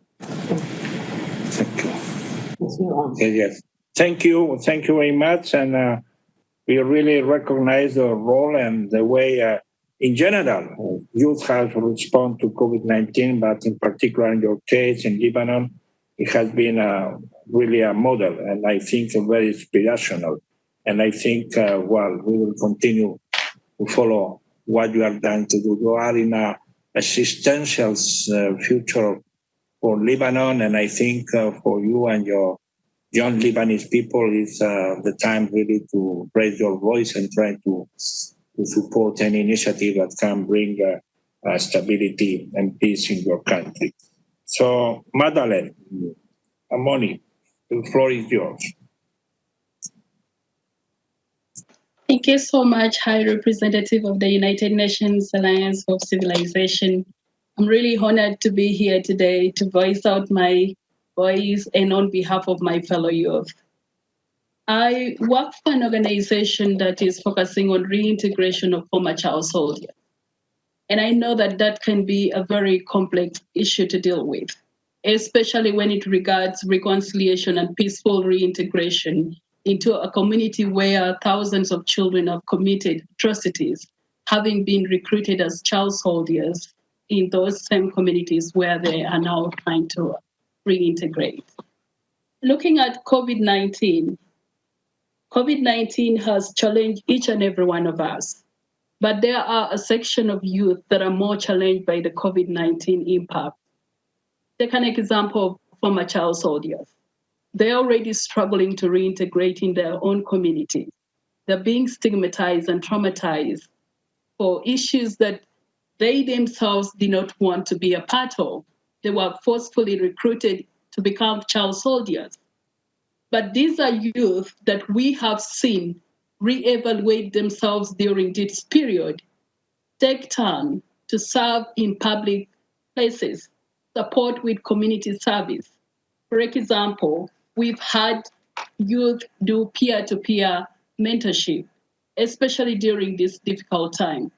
I'll give you an example of youth peer educators, especially male positive living ambassadors who are supporting each other to, reach out to the clinic centers where HIV and AIDS ARVs are being given. But because of the distance in which these other youth live in, they try to find means like bicycles to reach out to support their colleagues. This is very commendable to me, taking time to support each other in a very difficult time, especially when you know that you have very little to offer.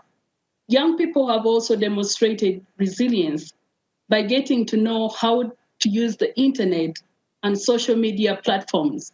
We are talking about a region that is still recovering from a violent conflict. They have always remained at the margin of development, infrastructures, education. And this is the youth that are still struggling to catch up with life because of the COVID-19 pandemic. So looking at these youth and their strength to support each other and to work together, it shows me that regardless of the ethnicity, age, social and political behavior, or any other individual differences, collectively, we are all feeling the consequences of the virus. This is why we need to work as a team. We need to have the youth at the center to drive the changes that they want to have. But at the same time, we need to know the categories of youth in the different contexts. There are youth that have never had a chance to go to school. There are those who have had a chance to go to school, but they had to drop out because of poverty.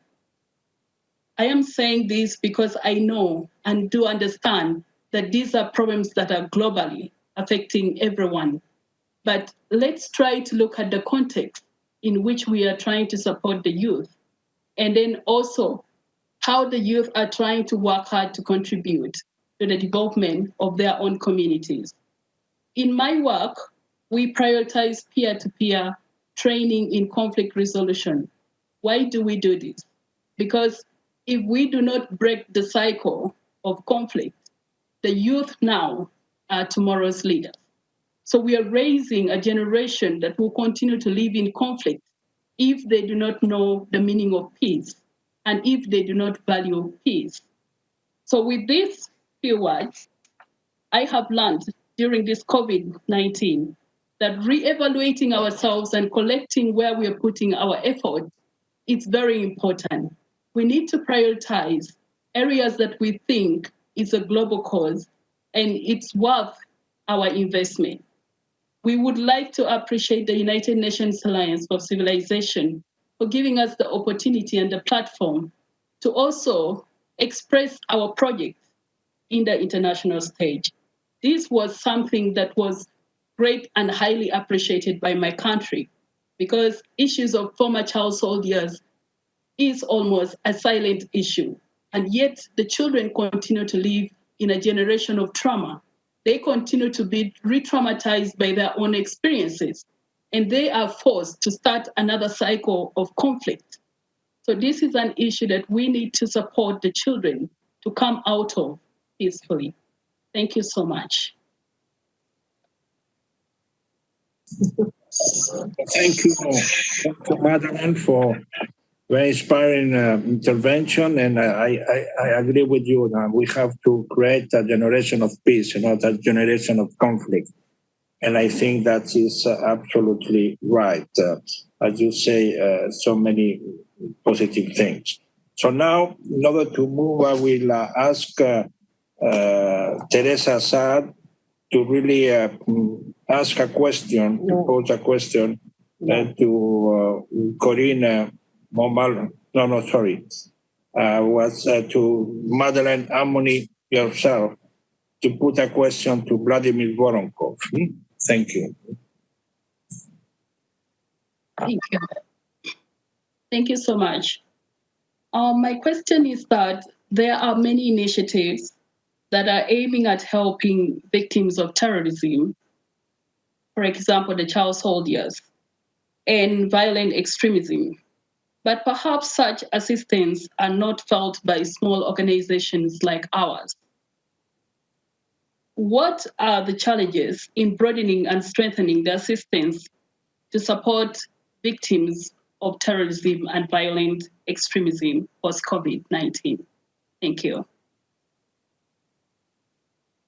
Magdalene, thank you very much for this question. In your intervention, you raised a very important issue. If we are not able to stop this vicious circle of violence by rehabilitating children, it will create a very dangerous situation in future.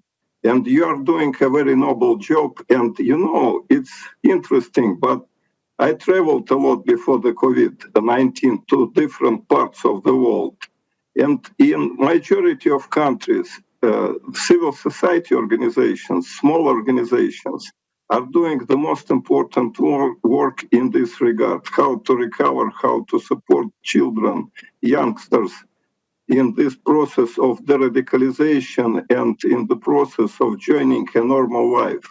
In many, many pieces of the world, it's a really very dramatic story. I was in one of African country 1 year ago, and I met with the representatives of civil society organizations. And it was at the radicalization center created by United Nations in the same place. And these young ladies told me, of course, the radicalization is a very important process. It's a way forward for many young people, but it's not enough. It should be an economic infrastructure in place, social infrastructure in place. Young people should have life opportunities to be advanced in social, political life, and so on and so forth. So my point is very simple. You're doing a great job, but you should be supported by governments, by member states, by international organizations. And we're trying to help civil society organizations to be more sustainable, to work effectively on the issues they are raising.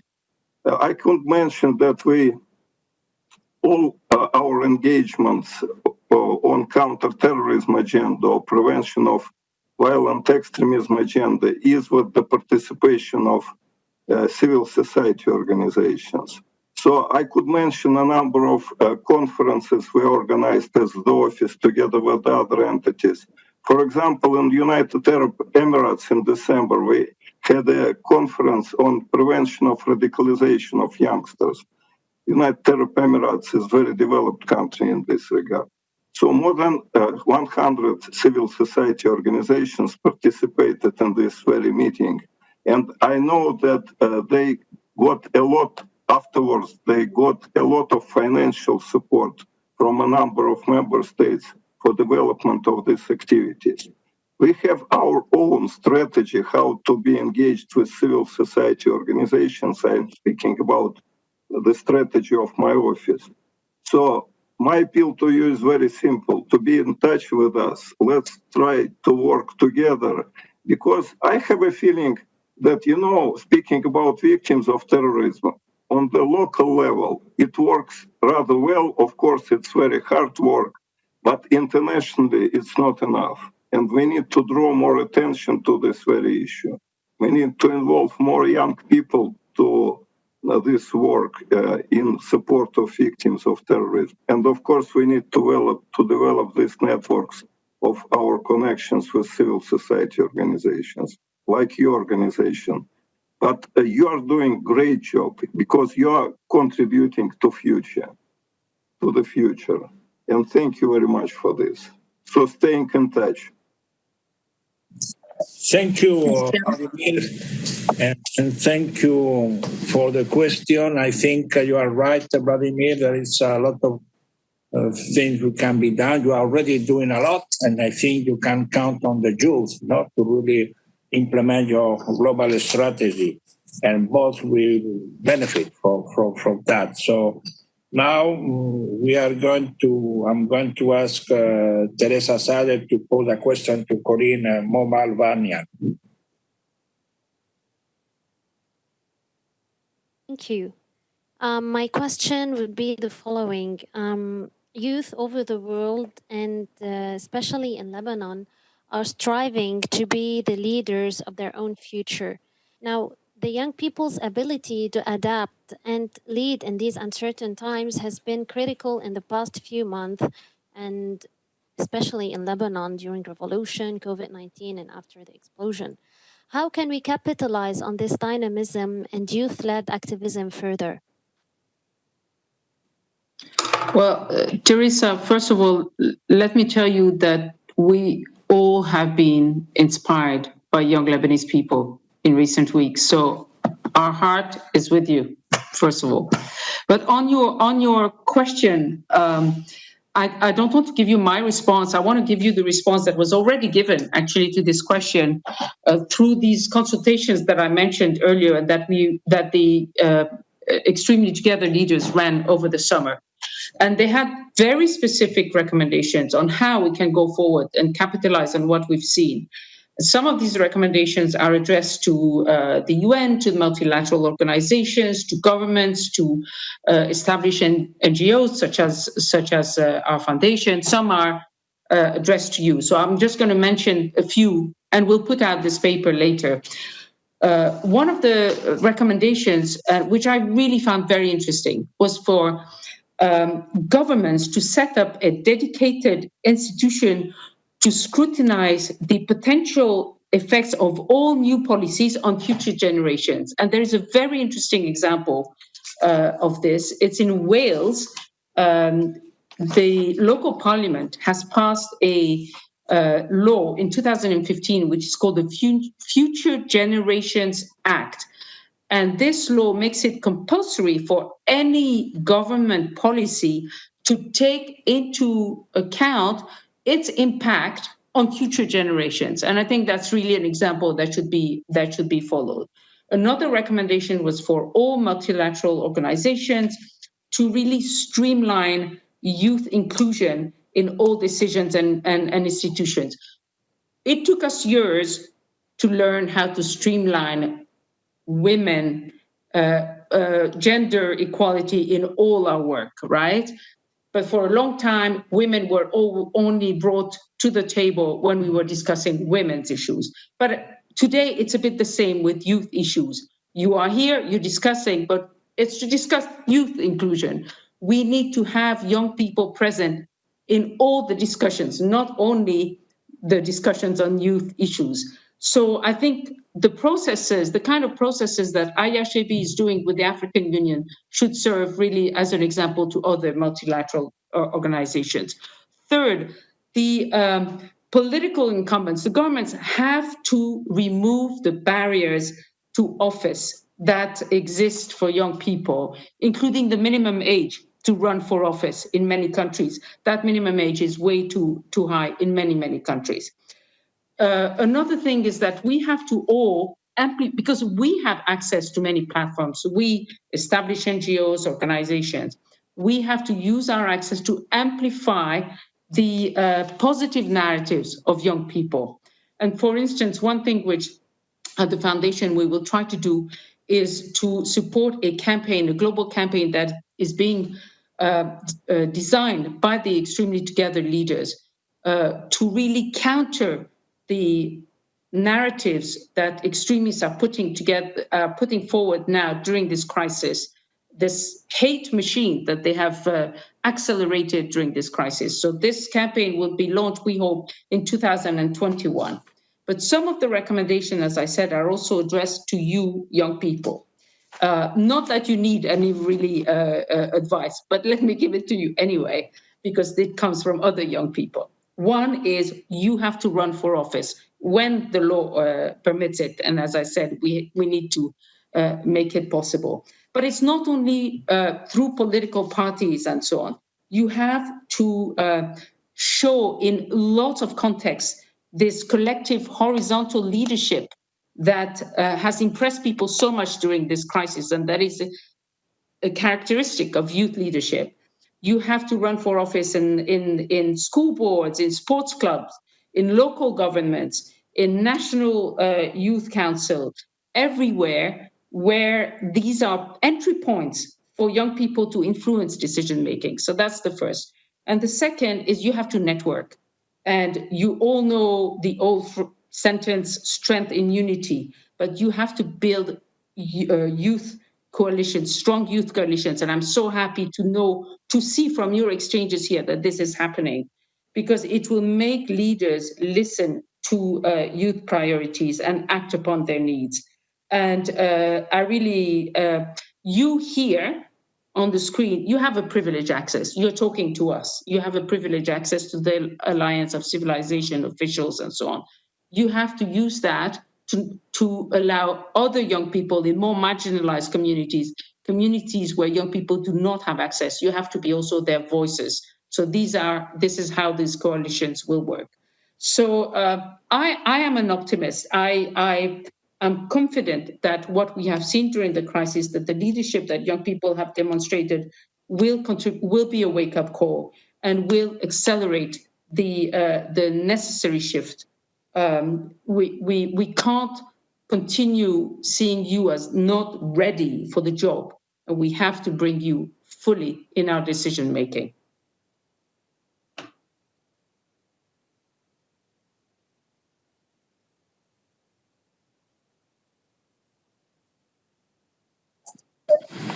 So thank you very much. I think it was a very interesting question and answer. I think you are right, Corinne, to say that it took a long time to have the gender equality to be part of the whole system. And really, I think we have to streamline the way youth are going to be present in all the decision-making processes. So I think it's very important, and this idea of a youth coalition is very attractive, and I think we have to develop it. So thank you very much. I think we have finalized the impact of COVID-19 to the youth. You have been suffering COVID-19. We are asking you to participate, you give an answer. You were the most expressive signal of solidarity. At the same time, you are asking yourself what is going to be the future. So I think now we have to move forward to the third cluster of hate speech and xenophobia. We have three alumni, Mrs. Luis Canza, from Democratic Republic of Congo. He's one of our participants in one of our flagship program of Video Plural Plus, Youth Video Festival. We have Mrs. Sivastini Savedran from Youth Solidarity Fund from Sri Lanka. He's very much involved in the communication and training communication activities. And we have Mr. Mohammed Ghanem, that is a member of the Young Peace Builder from Egypt. So how you have seen in your youth environment how hate speech and xenophobia, racism has been present in the way you try to move forward in your community project. And so how you react to that. So I give the floor first to Luis Kamsa, please. Thank you, sir. My name is Luis Ganza, and my short film "We Are Human" won the I Am Migrant Award at the 2017 Plural Plus Youth Video Festival. I am the co-founder of the Sophie A. Kanza Foundation, an organization that is passionate about youth volunteerism and youth activism. Majority of our work focuses on the rights and representations of asylum seekers, refugees, and stateless people. We strive to achieve our objectives through media, research, innovation, and creating safe spaces for active intergenerational and multicultural dialogues.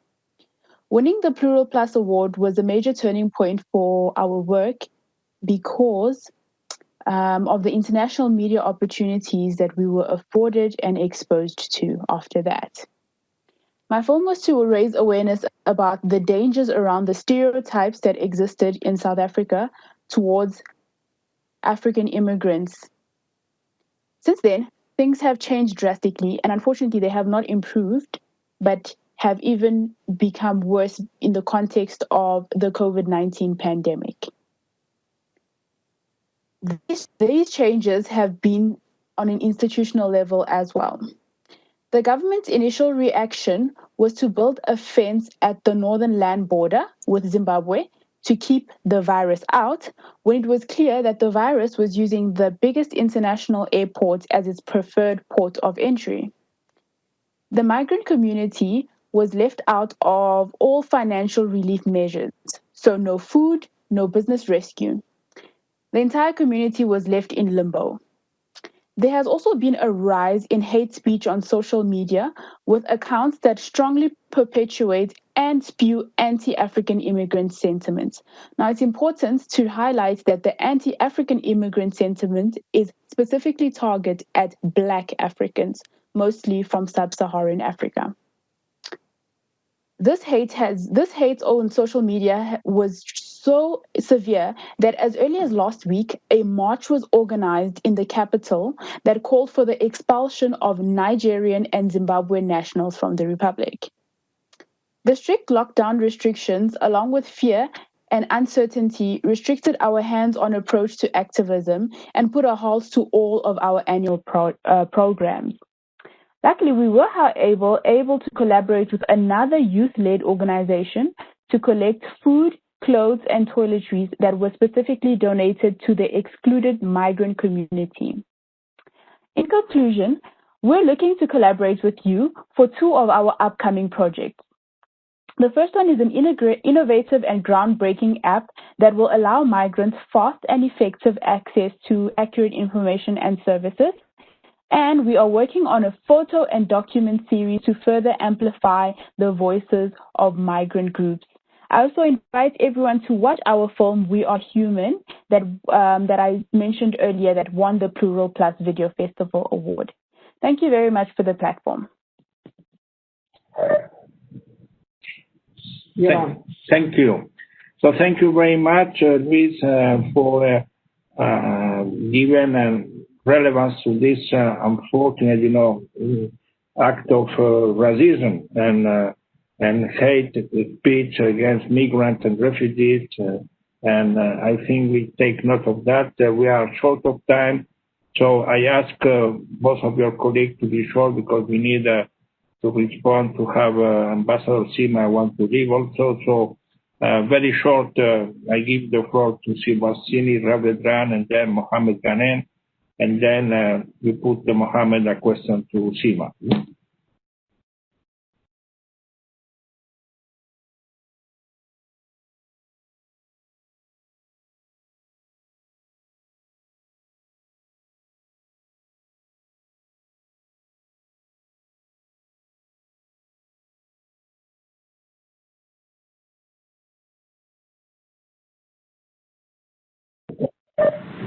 We don't hear you.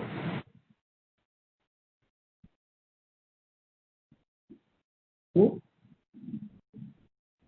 don't hear you. The floor is for Muhammad Ghani. Sirvatsini Ravendra. She's speaking, but we don't hear her.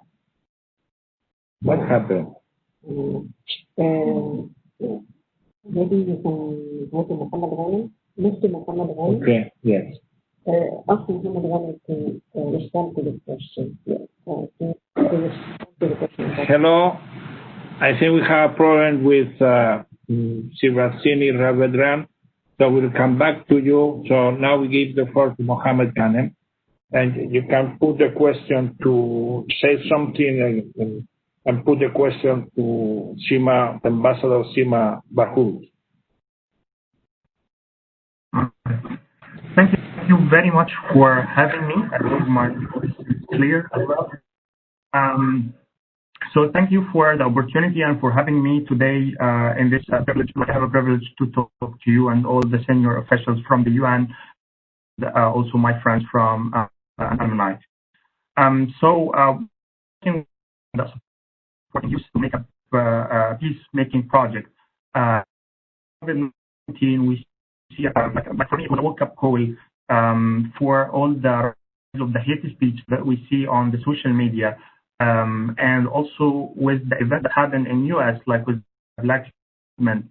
This was a call to us also to take our self-awareness and how we see hate speech and all this of what I call spaces rather than safe spaces. It's a safe spaces where people can talk and have the opinion openly on a social whatever platform they use, to speak about their minds and speak about their narrative. Also to have to help this spaces for other youth to also tell counter narrative to this, to speak their mind. And I think this is how we consider our approach to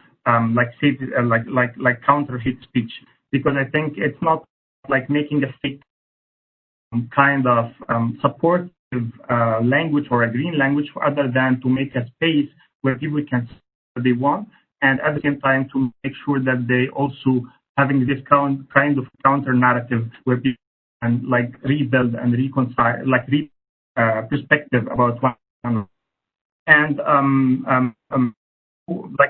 highlight that I want to working with you and working among youth, and I think this is something that I really like about this kind of planet, is we should celebrate youth and celebrate and appreciate youth work. People who doing this kind of work on the front, because I think this is something that we should see them as a heroes, because I think one of the things that make radicalization group and extremists very popular and recruit more people is that, especially young people, is that they give them this kind of a title. You will be a hero. You will be die for a cause. You will be die for whatever, in the name of God or whatever. And on the same on the same base, we need also to make sure that we create peace and we support peace around the world, especially young people, and celebrate this work and build this kind of a. You are also a hero. You are also a hero for making this work, and that's why I really celebrate the work that you are all doing and having us. And I want to have more and more kind of an intergenerational work with young people to celebrate, make them continue and harvest this kind of leadership and recruit more people in this kind of a movement. So thank you for that. And also I know that we are short of time, so I will also pose my question to the ambassador Sima. And it's a very easy question and hard also to answer, which is how can national government combat the hate speech and while also at the same time protecting the freedom of speech and freedom of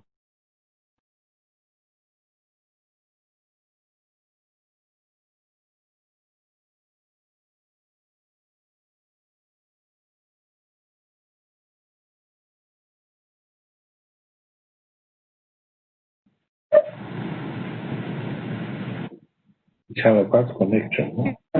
Yes, Ambassador Sima is having a weak connection. Thank you very much. Oh. Any of the in your presentation are the answer to your question. First of all, I think governments and should continue to help youth. First of all, to create the alternative narrative. That's very important, and then also to make sure that youth are networking together for the good of their own and for the good of their societies. It is also important that governments are able to create job opportunities, to create opportunities of growth, to create opportunities of engagement for youth, because this is lack of engagement and lack of livelihood and lack of hope is what creates this kind of frustration for youth, and they start looking for other things. Also, in all our world, we do have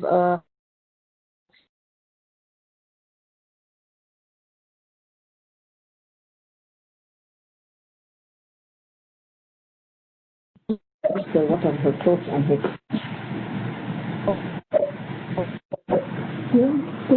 You're on. I'm on. Yeah. No, but Sima, we can. She has a. No. But yeah. I don't know.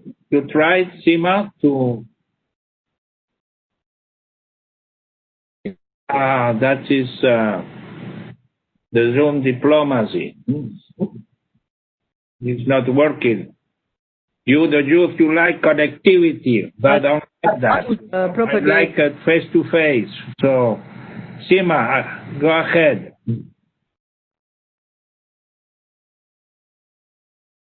Hey, Sima. I think we lost. We lost you. I think we lost you. We lost you virtually, no, in our hearts, no.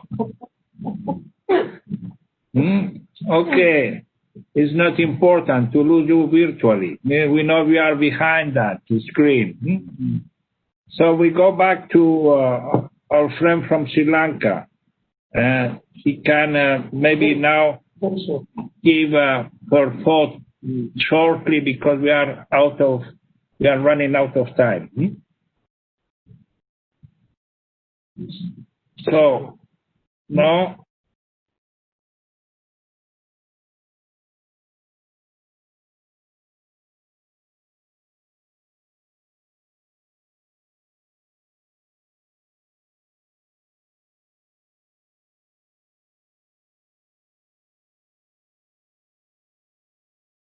Extremism. Anyhow, Sima, you listen and you to us. Thank you for being with us, and thank you for your engagement. And we hope next time we'll have in face-to-face and will not have these connection difficulties. So we have 3 alumni: Mrs. Siv Heidel-Tozen from Denmark, Mr. Syed Ali Abbas from Pakistan, and Mrs. Adel Nasrawi from Tunisia. So, how you youth, from your point of view, are key to prevent violent extremism, and how we can really develop and implement policies that effectively counter this growth of extremism, and how you the work you are doing in your specific engagement can contribute to the PCVE effort in your respective local communities. So I give the floor to Ms. Siv Heidel-Tozen from Denmark. Hi, thank you for having me and thank you for this platform. So my work on contributing towards preventing violent extremism is very much linked to my role as a reintegration technical advisor on a government-run project in Somalia, which aims to rehabilitate and reintegrate former combatants. So I actually design and implement different reintegration activities for the center there, and I've done this in partnership and collaboration with former young combatants, and I've run different community workshops in Mogadishu to try to understand the drivers of violent extremism, what makes an individual vulnerable to recruitment, and ultimately how to prevent it. So we have kind of three successes from our program that I want to share here today around reintegration and preventing violent extremism. And the first is really establishing a rehabilitation process that's trusted and seen as fair by communities. So I think notions of justice are highly important, especially in kind of active conflict environments where, you know, you're seeking to rebuild trust and bonds that have been fractured by decades of conflict within and between communities, but also towards government institutions like we've kind of spoken about today. The next one is that family ties are very, very important. I think they're both important for kind of prevention of violent extremism, but also for successful social reintegration. Trying to reestablish these as soon as possible has been really, really important in our efforts in Mogadishu. And we work with a cadre of local social workers that have been trained to do a kind of case management approach. The last one is having access to an alternative source of income. A lot of the research that I've done together with some of my colleagues shows that the drivers of violent extremism are largely economic. So I think that having access to income generation is absolutely critical. And I've actually established a placement scheme at the center in Mogadishu, which aims to link the young beneficiaries inside the center up with small and medium-sized enterprises to try to get them to gain practical skills and to hopefully further their employment opportunities in the future. So through my kind of experiences as a field practitioner, there's kind of a few things that I'd like to raise here today for consideration when we're discussing, you know, the UN's involvement with youth and PCVE efforts. So firstly, I was really happy to see the acknowledgement in the recent progress report for 2250 that was written. It recognized that structural factors are very critical to tackling violent extremism. And it also calls for resources for the investment in a kind of whole of society approach to dealing with the underlying causes of conflict and violent extremism. And I don't think that's a point that kind of gets made enough in PCVE conversations. Secondly, and this is something that's been raised by one of my colleagues, there's a gap, I think, between kind of young leaders and practitioners on the ground that are working with PCVE issues and, you know, UN frameworks and resolutions. And I think one way to maybe bridge this gap would be to have more practical guides on how to implement global frameworks and global policies in local settings. You know, how do we roll them down and make them more meaningful to communities on the ground? And lastly, I really wanted to echo something that was written in the 2250 progress report, and that is that I think that we need, within the violent extremism space, we need a better understanding of the gender dimensions within that. And this is a very interesting emergent area that I think, needs more attention. So, thank you very much, Steve, for your intervention and for the work you are doing in Mogadishu. And I think you are right. And I think also echoing Mohammed Ghanem's voice, I mean, if you don't offer to youth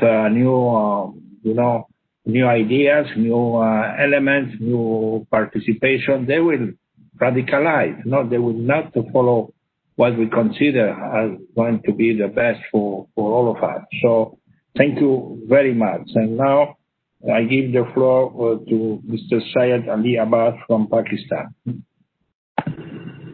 Thank you very much. Gratitude to the UNAOC who organized this and respected attendants who are contributing to this very critical discussion. As you know, Pakistan has been grappling with violent extremism for the last few decades. The scourge of extremism saw its peak after the 9/11, when more than 80,000 citizens were killed in terrorism, and the entire social fabric of the country was disrupted. My organization, Hive, has been tackling the menace of violent extremism in the country for over a decade now.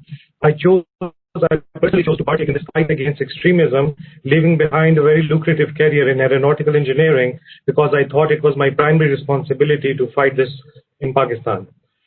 We have learned through our work that a multi-layered and multifaceted approach needs to be taken to challenge extremism and inspire meaningful youth action.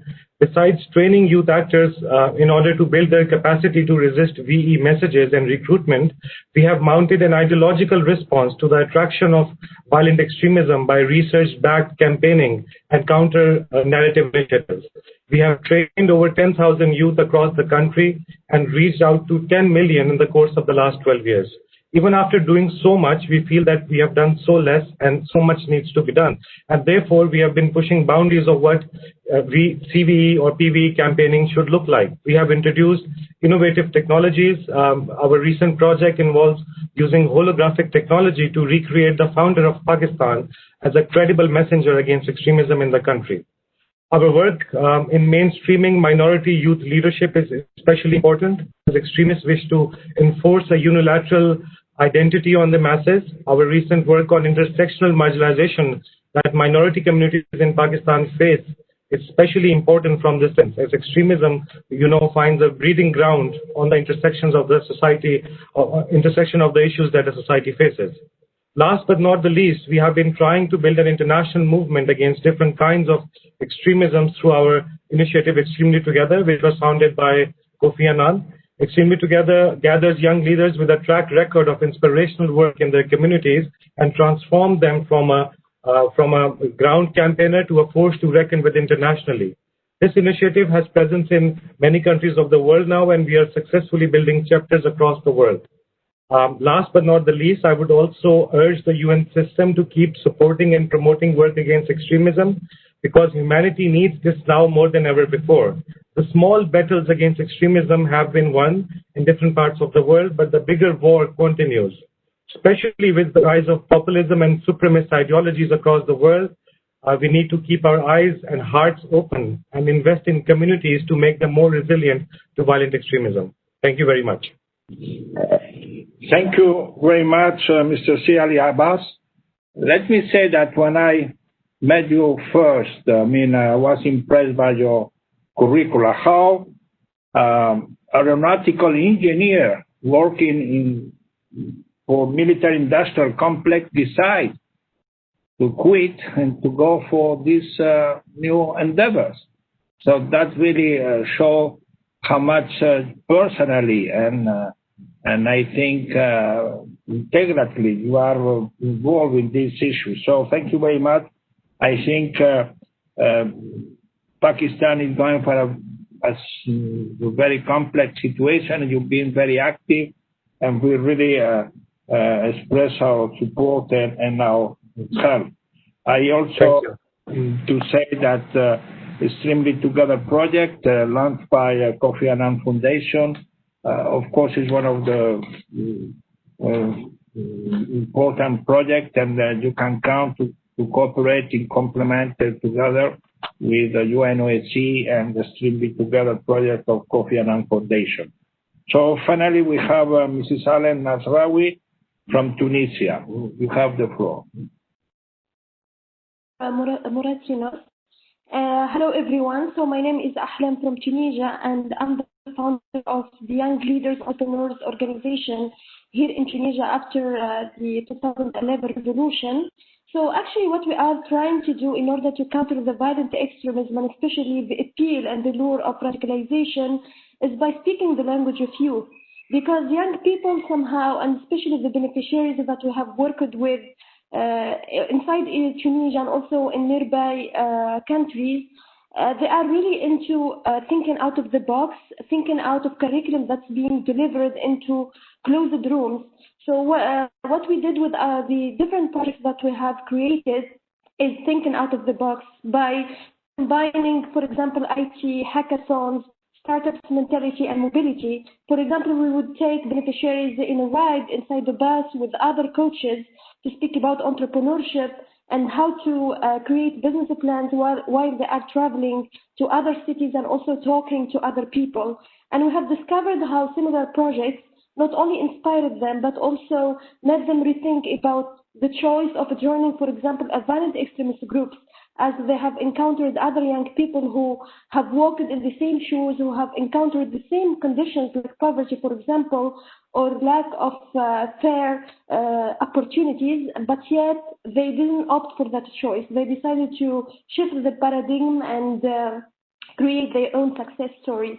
So what I'm trying to say is it's really important to engage youth in such initiatives and offer them the ownership on changing, their narrative. And what we are doing in our NGO is, for example, not only to train them and just, distribute dozens of toolkits, but also to train them and give them resources, but also the technical support in order to make their own initiatives and to find their own solution and to have an ownership on their reality and also in their future.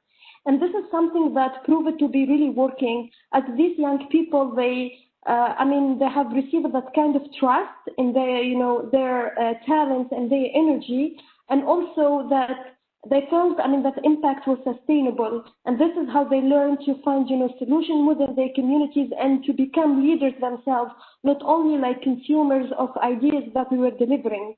We wanted to empower them enough to be the owners of their own destiny, and also to find solution within the community and to really question the challenges. Because the idea is that we don't want to distribute that image that they are being victims, but it's quite the opposite, that they have the ownership on their reality and they should rethink how to challenge the situation and how to talk to their own, deputies, for example, or the policymakers.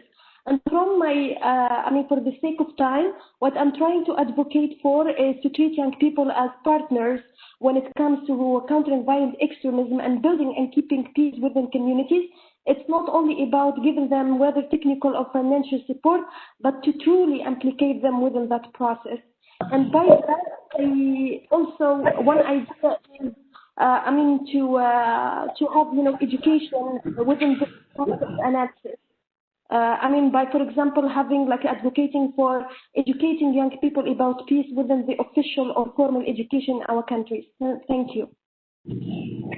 Thank you, Alan. I think it was very good to listen to you, and I think you are right. The youths are not the victim. They are asking for their own ownership. They have to have a sense that they are the ones who not only participate, not only they are listened by, but they are taking action by their own.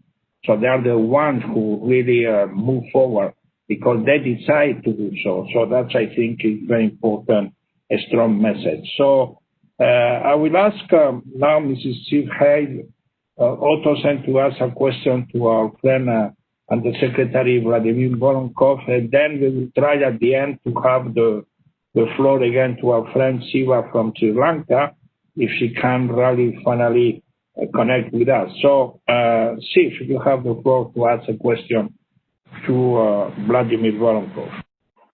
Thank you. My question is, how can the United Nations strengthen its collaboration with youth and leverage their role as partners in prevention?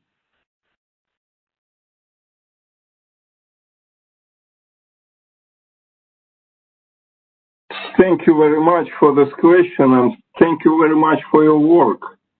You mentioned Somalia as a destination you're working with. So this rehabilitation, reintegration, and repatriation, in many cases, efforts are really very important as a preventive tool to split this chain of violences. So it's very noble job, and by the way, we're trying to do this job with regard to the detainees, terrorist detainees, captured on the territory of Iraq and Syria. As you know, there is an issue with Al-Hol camp, where more than 70,000 detainees are in this very camp.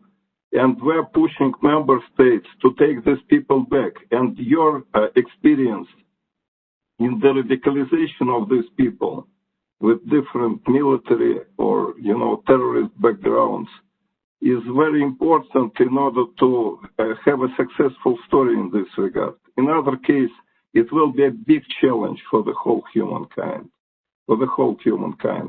And you mentioned that the majority of these people who fight in terrorist groups are young people. And we need to find the relevant narratives, how to stop this dissemination of violence and how to stop their way of thinking. These people in camps on the territory of Syria and Iraq are still very radicalized. So this experience is really crucial one and should be shared with all the countries. So it's possible rehabilitation and reintegration, but it's a very difficult process. So you mentioned also very important issue of innovation in this regard. And we will open a hub on behavioral insights. And I hope this new technology will help us to understand where a person is very close to be radicalized or to join terrorist groups to stop this kind of development. So it's very important to have these innovative tools because the root causes for radicalizations are very well known. You mentioned a number of drivers of violent extremism, social exclusion, lack of life opportunities, lack of economic and social infrastructure. So it's rather well known, but how to be effective addressing these challenges? This is still no clear answer. And we are working in this whole of society arrangement. We are trying to work very closely with member states and civil society organizations on this very issue. But we need to do more because all of society approach is the only way forward how to stop radicalization or reverse person who is radicalized to a normal life. So it's also very important. But speaking concretely about your question, I will answer very shortly. My office is very young. The average age of people is less than 40 years old. So majority of them are really very young people. And they're working very hard in order to understand how to make our counterterrorism work more and more effective. I don't know if you, it might be you know that we did organize this summer a virtual counterterrorism week in New York. But we did this kind of work from New York, but it was a global engagement. And the idea of the organizing of this virtual meeting was presented by our junior professional officer. And we took immediately this idea on board because it gave us chance to continue our business, not as usual, but in this COVID-19 situation. So this is very concrete example how we are working with the youth. We are listening to the youth. We are not teaching the youth. We are trying to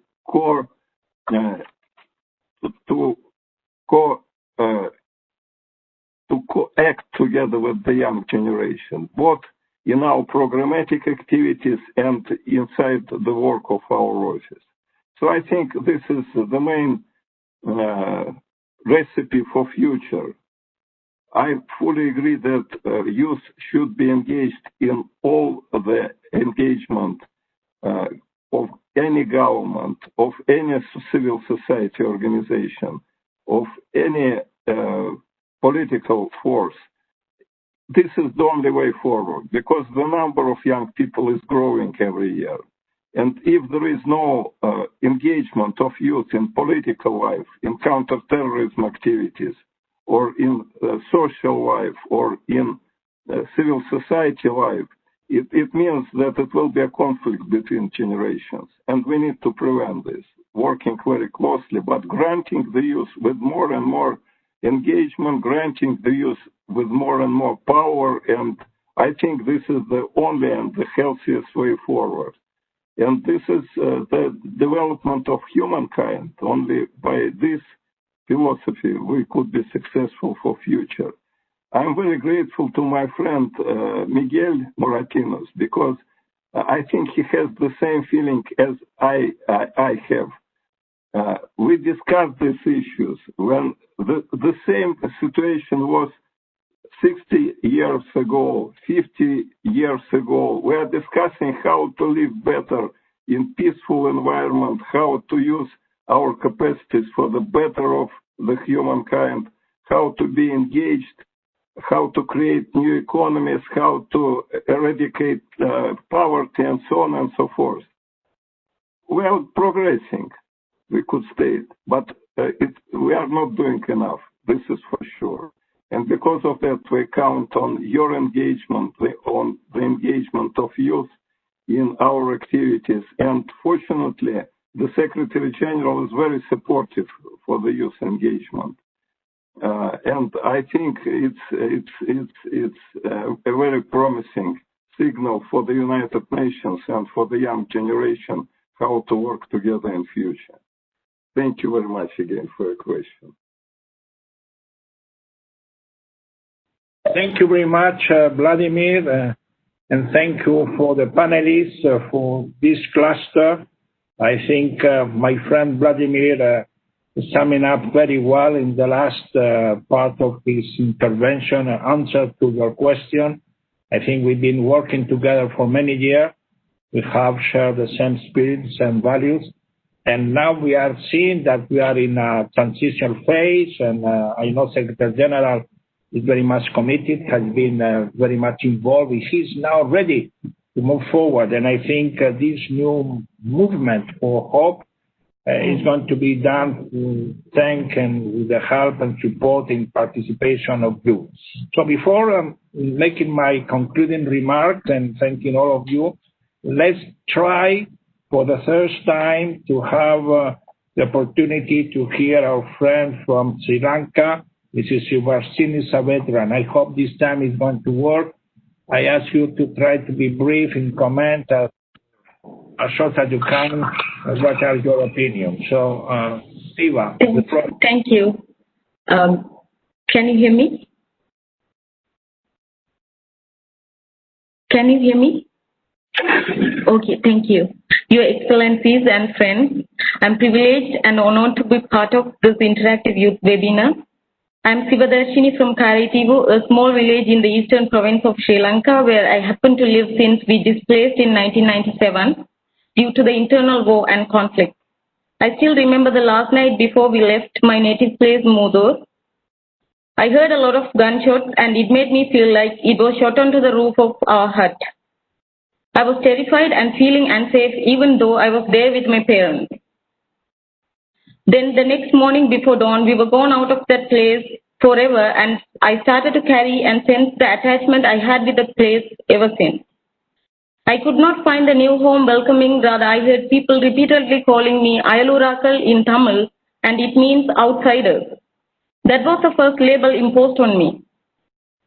More or less, my experiences as a youth could resonate with many other youths from our country.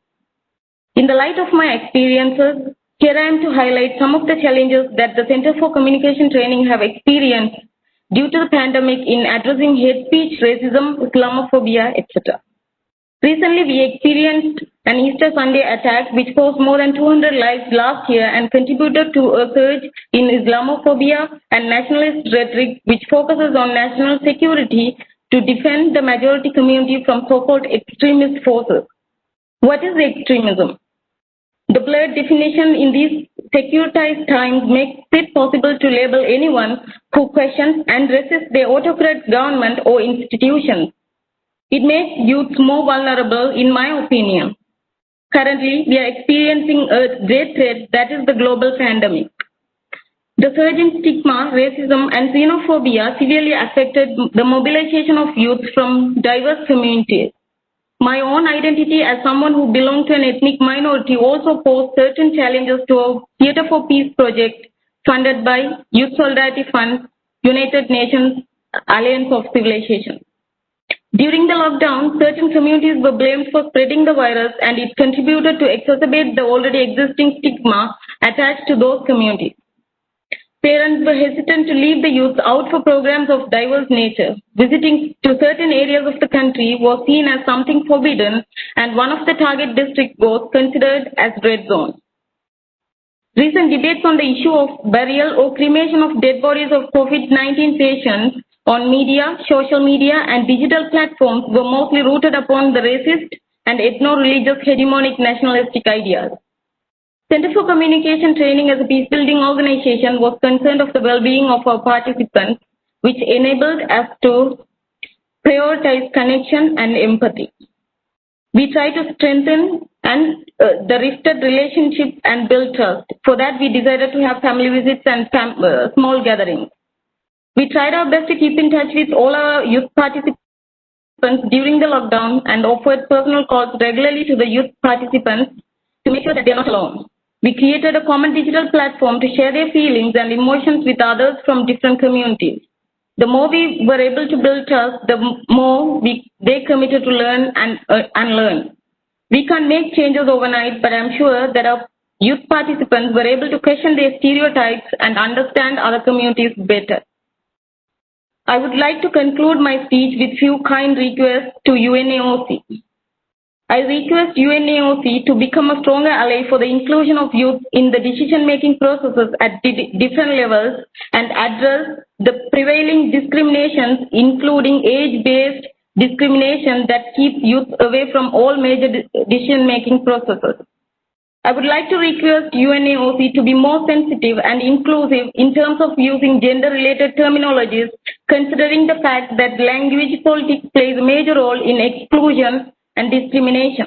I kindly request for the usage of gender-neutral terms rather than using the terms like girls and boys or men and women. Thank you very much for the opportunity to share my thoughts and experience. Okay, thank you very much for your testimony and your encouragement, and be sure that UNOSC will continue to work with your country. We've been there when, after the attacking the religious site, we were the first to go there to express our solidarity, and we will continue to have this engagement. So, my dear friends, we come to a conclusion. Well, a bit late, but you know, the Spanish people, we don't have a clock in our mind, so we are more flexible with this time constraint.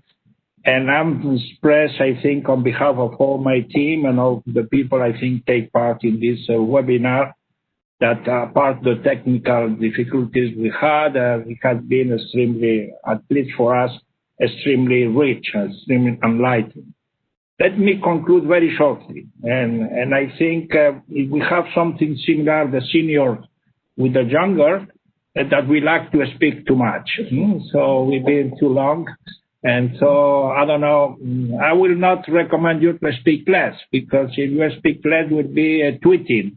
And I don't like tweet diplomacy. So I like people who express themselves and have the time to express their feeling and their sentiment. So, let's agree that we have this intergenerational conversation, and that there is a common, I think, a goal expressed by all of us, is to have what Ayacheli said, to have this intergenerational co-leadership for the future.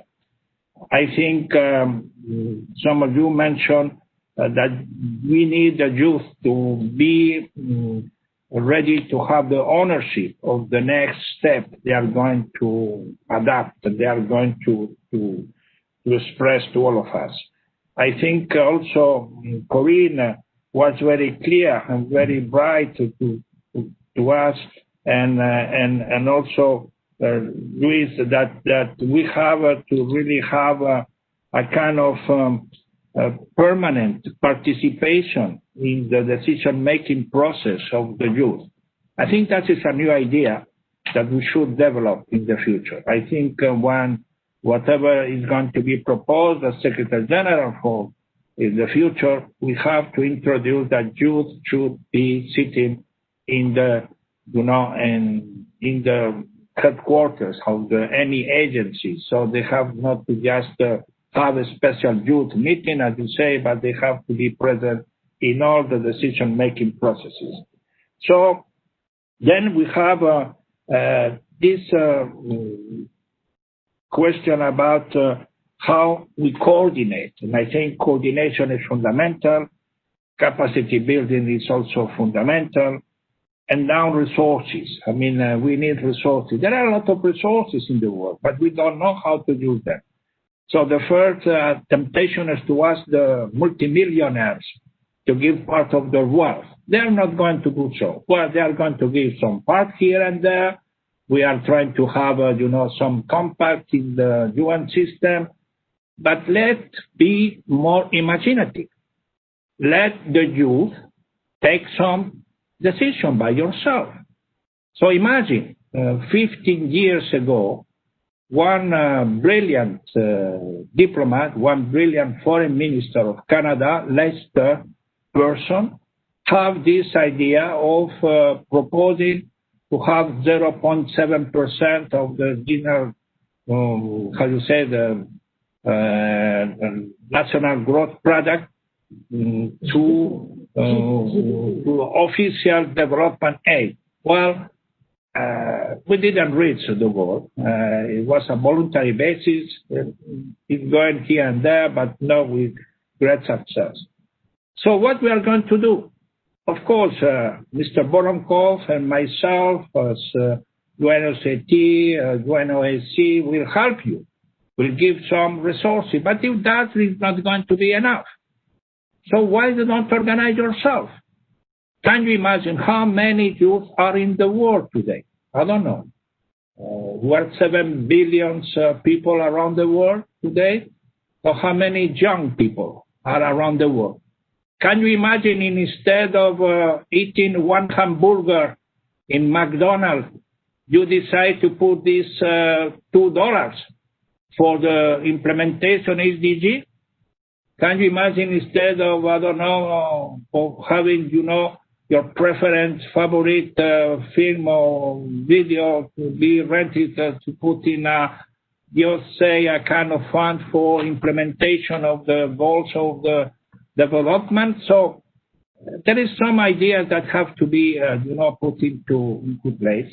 And I think youth, with their new creativity, you can do that. So, I'm very much inspired by one of the most influential, I would say, philosopher, writer, is the French Algerian Albert Camus. And, this year he's 60 years he died, and I had a tremendous respect for him. There are three parts of Albert Camus you have to live with. The first is that he said the world is absurd. And we have to say this world is absurd. Look at ourselves. It's not absurd that we have to engage ourselves through this webinar instead of being together, or it's not absurd what we are living through COVID-19. The world is a kind of absurdity. But what he said, once he acknowledged that it's absurd, he said, well, let's go to revolt. And he'd say in the L'Homme Révolté, let's go to revolt. But his revolt, like youth, is going to be a constructive one, not an angry one. I don't want you to be angry. I want you to be happy, with big smile.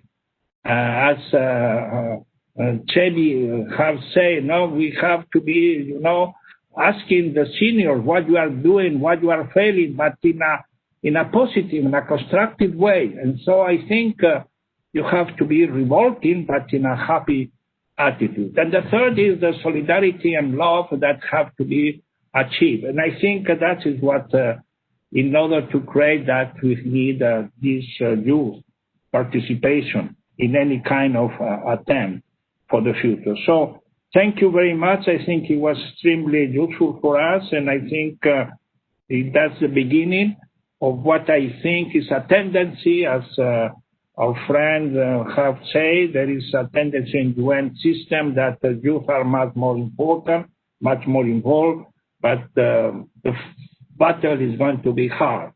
So prepare yourself with a big smile to battle and to have your place in the future multilateralism. So thank you very much, and I hope we will keep in touch and we'll continue to work together. Have a nice night or nice day or nice afternoon. And I see Sima still with us. We recuperate you. I think there was issues with the technical people from both sides. So I'm here. I was here all the time. Okay. To all the youth, and good luck Okay. to you. Keep going. Keep the hope going. Keep the beacon going. You are our present and our future. So keep going. Thank you. Thank you very much. All of you. Thank you very much. Have a nice day. Bye. Bye-bye. Thank you. Bye-bye. Bye-bye.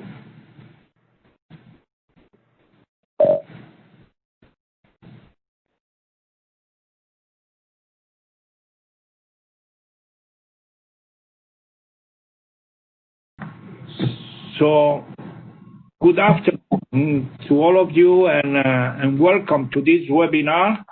It's a new way that the United Nations Alliance Authorization want to add of the work of the high-level meeting of a group of friends. We want to be innovative. We want to have this kind of webinar to be much more close to the stakeholders and to discuss in more depth some essential issue of our work. And of course, one of these issues is racism, xenophobia, and discrimination. So I think this webinar is offering us the opportunity to have an interactive discussion on this issue, crucial issues, I said, of xenophobia, racism, and discrimination, that has been, I think, and we all agree about that, exacerbated in the context of COVID-19 pandemic.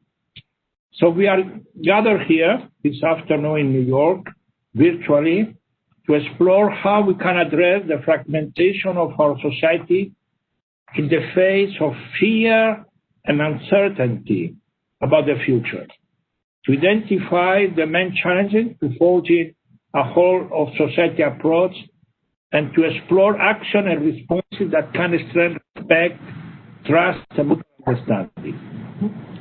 As you know, all those issues are at the core of the work of the UN Alliance of Civilization that has been actively addressing the challenges related to racism, xenophobia, and discrimination, even more recently through the joint call for solidarity, compassion, and unity that the former U.S. Special Envoy, my dear friend, Andamayan, and I salute the presence of Pramila Patel with us today, that is active, but you're acting in many fronts, Pamela, so you are busy, quite even more busy than ourselves. So that friend Damayan and myself, we launched this call for sympathy, solidarity, and compassion, and unity. And I hope that this virtual watch party featuring short, we have also virtual watch party featuring short movies made by young filmmakers who stand up against racism that took place in June. Just to quote two recent examples. I also want to highlight the recent designation by the UN Secretary General as the United Nations focal point to monitor anti-Semitism and enhance a system-wide response that will provide with me a crucial opportunity to work on this pressing issue. And I think Jackson, American Jewish community, and other Jewish community that has been so supportive after my designation. And I'm very pleased to be joined by these distinguished panelists that bring all of them great expertise, and then I'm sure are going to give us perspective to this conversation. So without further ado, I would give the floor to each of you so you can make their introductory remark, and then I will conduct to the table and to give some ask question and answer in order to get into more deeper analysis of this issue at hand. So once I say that, and welcoming again all of you, and thanking all of you for being part of this webinar, I give the floor to Mrs. Pramila Patel, a Special Representative of the United Nations Secretary General on Sexual Violence in Conflict and acting as Special Advisor on Prevention of Genocide. So, Mrs. Pramila Patel, you have the floor. Am I unmuted? Can you hear me? Can you hear me? Yes, we can hear you now. Okay. Well, Excellencies, ladies and gentlemen, it is my great pleasure to join you today for this very important and timely webinar organized by the United Nations Alliance of Civilization. The world is facing an unprecedented crisis.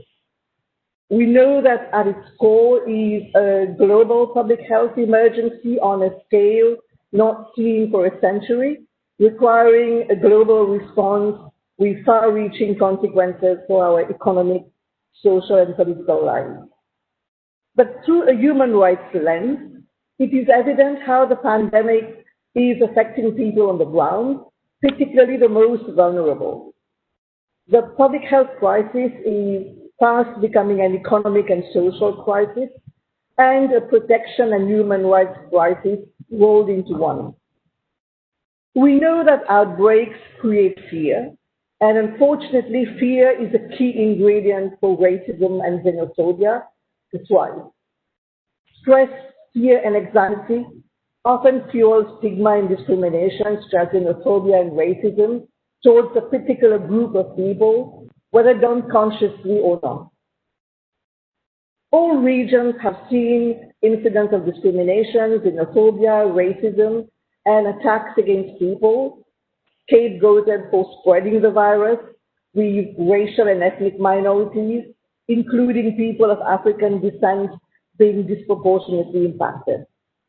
In some countries, leaders have used labels like foreigner's disease to describe COVID-19, and there is mounting stigmatization of those infected by the virus. While the virus does not discriminate, its impact does, and this pandemic is laying bare and exacerbating existing divisions and marginalization in our society, including through hate rhetoric, online and offline. No amount of fear or anxiety can excuse racism and xenophobia, because COVID-19 related hate speech has serious implications both in the short and long term. It renders those targeted more vulnerable to violence, exposes them to exclusion, isolation, and stigmatization. It also inhibits them from accessing medical care and other vital services. Hate speech may also exacerbate underlying social and economic inequalities, aggravate drivers of violence, and undermine social cohesion. In its most serious form, it can trigger social unrest and violence, and may even be an indicator of the risk of atrocity crimes, genocide, war crimes, and crimes against humanity. Instead, we should have compassion, understanding, and empathy for one another, especially during such a challenging time. On the 8th of May, the United Nations Secretary General warned us as to how the pandemic was unleashing a tsunami of hate and xenophobia, scapegoating, and scaremongering. And he urged governments to act now to strengthen the immunity of our societies against the virus of hate. Member states have the primary responsibility to counter discrimination and hate speech, but all actors, including social media companies, must play their part. Government leaders need to act decisively to address the trend, and repeatedly and publicly condemning racism is an important part of any government's response. They have to adopt special public education initiatives, expand public outreach, promote tolerance, counter hate speech, while at the same time aggressively investigating and prosecuting hate crimes, and offer support to communities victimized by discrimination and racially motivated attacks. Government must take urgent action to adopt new action plans to address the wave of COVID-19 racism and xenophobia. Social media companies also have a responsibility to protect users against hateful and xenophobic content on their platforms, and they should invest adequate resources to addressing it and mitigating its harm. We are all in this together. When we recover, we must be better than we were before, and this can only happen if we ensure that our response to the COVID-19 pandemic is fully embedded in fundamental human rights and values. Responses to this global threat need to be inclusive, equitable, and universal to ensure no one is left behind. Inclusion is the only approach that best protects us all. This is not a time to neglect human rights. It is a time when more than ever, human rights are needed to navigate this crisis in a way that will allow us, as soon as possible, to focus again on achieving sustainable development and sustaining peace. I look forward to the panel discussion, which I hope will help us to take the strongest possible stand against discrimination and hatred and galvanize our commitment to achieve the societies we want. Thank you. Thank you, Camila, for your very, very committed words and statement, and thank you for recalling what the Secretary General and the UN system, the agency, house have been trying to do in this pandemic of COVID-19 and how important that we will work together. So now I give the floor to our friend Ahmed Sahed, the Special Rapporteur for Freedom of Religion or Belief. Thank you. Good afternoon, Excellencies, delegates, and colleagues. I'm delighted to join you this afternoon for this important discussion. I endorse everything Madam Patton has said before me. I have expressed alarm about the upsurge in hate speech in the context of the COVID-19 pandemic, which has seen a wide range of racist and xenophobic discourses deployed against minorities. Hate speech has been a concern for me in my work for the UN. My report to the UN to General Assembly last year addressed the uptick in anti-Semitic hate speech, both online and offline. My previous reports also covered a number of challenges linked to hate speech, including the need to protect freedom of expression as a way to challenge hate speech. It is not uncommon to hold the exercise of freedom of expression as the culprit or one of the main culprits in causing hate speech, when in fact it is freedom of expression which has the rights of and against hate speech. In this context, I talk about the dangers of what is sometimes called hate spin, when it is the inability to exercise free speech and other rights that causes the problem. And the notion of hate spin is helpful to unpack this problem and shape some responses to it. The concept of hate spin, identified by Professor Shirian George, and based on several case studies from around the world, captures well a vicious cycle that takes societies deeper and deeper into division, hatred, inequality, and ultimately to conflict. The notion of hate spin is based on the twin concepts of offense giving or vilification and offense taking or indignation. When these are tied to political opportunism, absence of counter-narratives, unequal access to the public space, unequal protection of the law, what comes out is the increased marginalization of those in vulnerable positions and ultimately violence against them. In these situations, rather than promoting a plurality of voices and viewpoints and dialogue and engagement, what results is censorship, silencing, and marginalization. The concept of hate spin highlights the need for a whole-of-society approach to address hatred and xenophobia, and there are a number of tools the UN has helped develop that provide guidance on achieving this. And these have come from different parts of the UN, reflecting a variety of perspectives and entry points. For example, the Rabat Plan of Action provides guidance on addressing incitement to violence or hate speech without further eroding the civic space. The Rabat Plan of Action and the notion of hate spin acknowledge a dilemma that certain responses to hate speech by states end up empowering hate mongers who resort to populist narratives against minorities that the law seeks to protect. On the other hand, the lack of a response against hate speech also invariably emboldens hate mongers. Hate speech therefore requires a careful response based on a contextual analysis and one grounded on the principles of equal concern and equal respect, therefore human rights analysis. Thus, the Rabat Plan of Action highlights the importance of counter-speech, counter-narratives.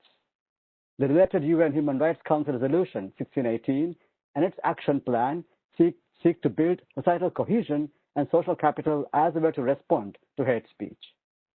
The UN Office on Genocide Prevention also highlights in its phased action plan the role of religious leaders, media, and public institutions in responding to incitement that could lead to mass atrocities. As we just heard, the UN Secretary General's Plan of Action on hate speech also highlights the importance of the approach taken by the Rabat Plan of Action. UNESCO, for example, identifies the importance of education as a way to build societies that are composed of individuals who can embrace diversity and pluralism and see these as strengths rather than threats to the community. In my reports, I draw a number of these tools, including in my report on anti-Semitism last year. In that report, in addition to highlighting the role of law enforcement and empathy-based peer-to-peer learning, I also highlight the role of social media companies.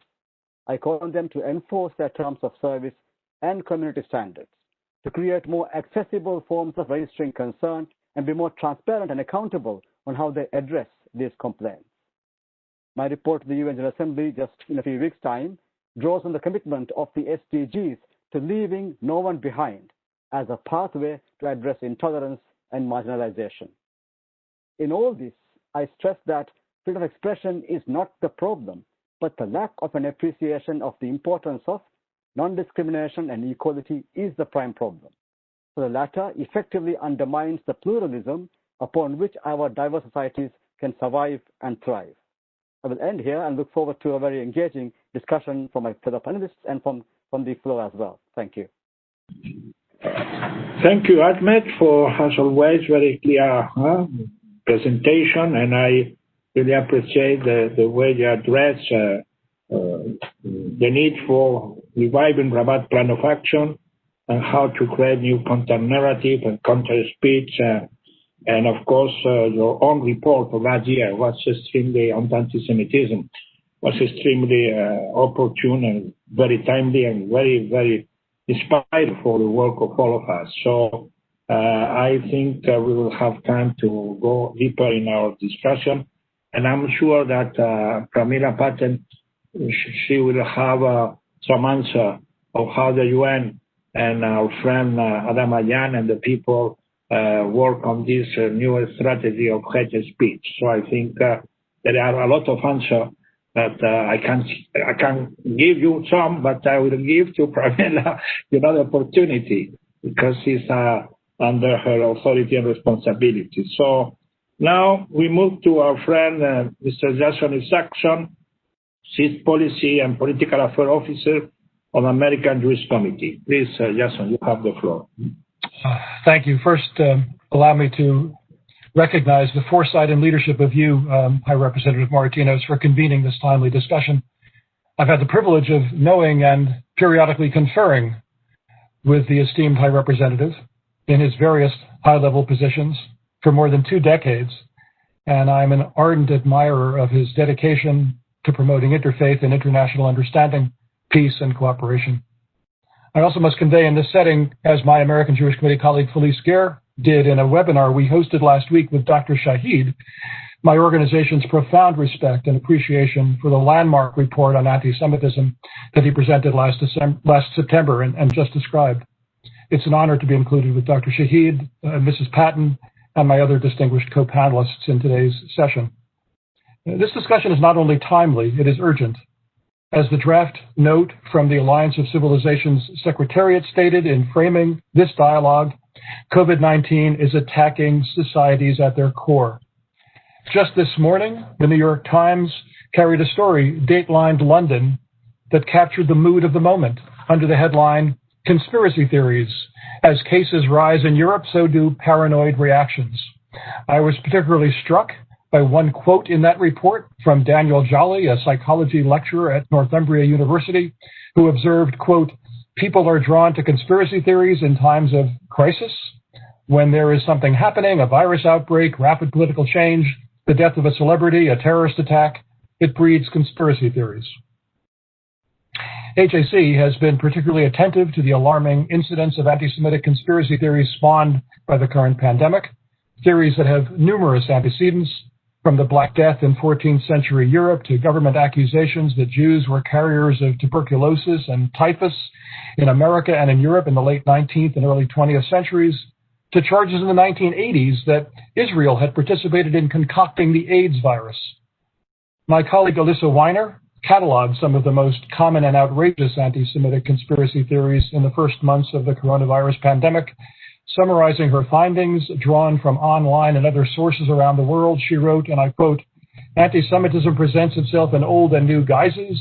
The authoritative IHRA working definition of anti-Semitism offers traditional examples of conspiracy theories and hatred rooted in religious ideology alongside more recent examples related to Israel and the Middle East conflict. All can be found in the current situation, and they are often woven together. Thus, some anti-Semitic messages claim Jews, Zionists, or the State of Israel itself have created COVID-19, with the sinister purpose of then being able to profit from developing an antidote. In others, Israel is falsely portrayed as caring for its own population while preventing any help for the Palestinians.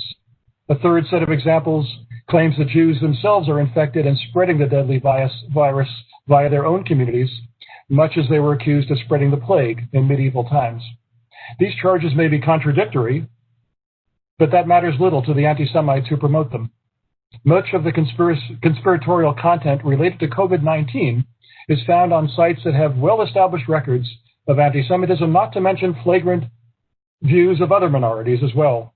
COVID-19 has presented them with an opportunity to contextualize those views as global commentary on the current pandemic. In an op-ed that he authored, my HAC colleague, the CEO of HAC, David Harris, offered 4 examples from the first months of the global outbreak. First, the senior pastor at Flowing Streams Church in Vero Beach, Florida, asserted that God is spreading the coronavirus in synagogues as punishment for, quote, those who oppose his son, Jesus Christ. Second, Iran's government press TV claimed that, quote, Zionist elements developed a deadlier strain of coronavirus against Iran. Third, Yemeni scholar Ibrahim al-Ubaidi delivered a sermon in which he claimed that Jews and Americans created COVID-19 with the intention of closing down the Islamic holy sites of Mecca and Medina. And fourth, Palestinian Prime Minister Mohammed Shataya declared at a press conference last spring, quote, we have heard testimony that some Israeli soldiers are trying to spread the virus through door handles of cars.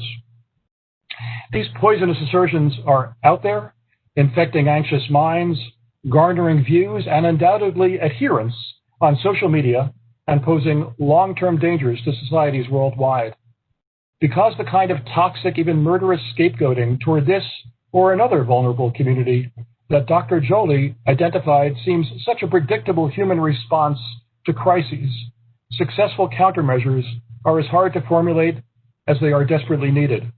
But we know that unifying leadership with inclusive rather than divisive rhetoric can create a social context in which racism, xenophobia, and discrimination are more readily identified and shunned. We know that educational curricula and an independent press can prepare citizens to question spurious assertions and to respect science, and can shrink the market for hate. We know that social media platforms have a special obligation to far more rigorously police rampant appeals to bigotry and deny promoters of pernicious conspiracy theories access to potential followers. Finally, we know that the United Nations and governments at every level, institutions with credibility and with the power to communicate, have a role to play, as you are playing today, High Representative Moratinos, in reminding the world of the dangers that confront us and inspiring us to act in concert to repair the fraying social fabric. Thank you.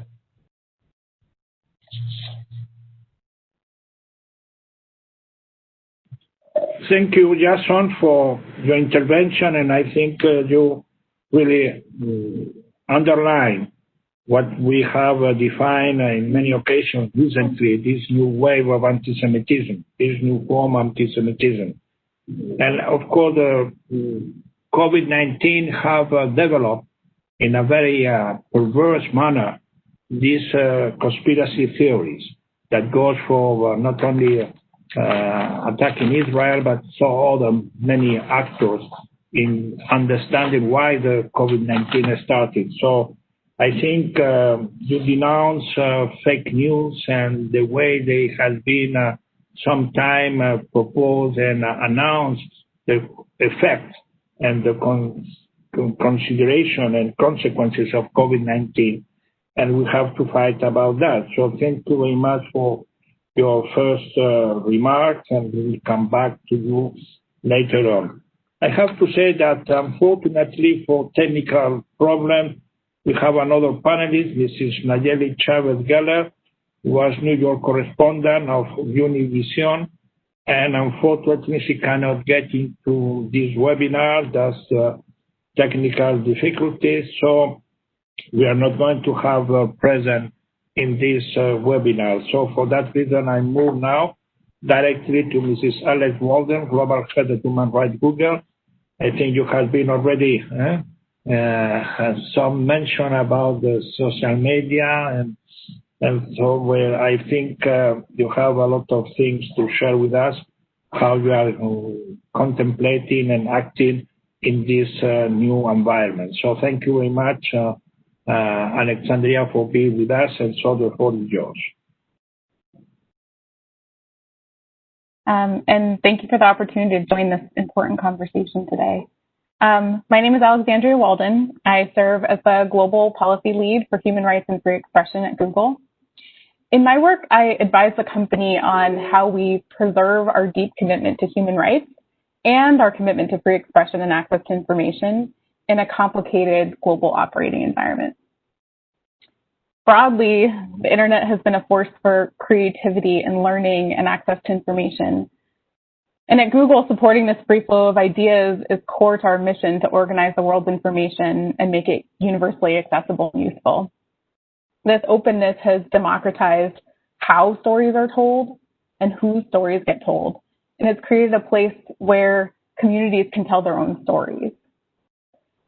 We know, however, that the very platforms that have enabled these societal benefits may also be abused, ranging from the annoying to the criminal.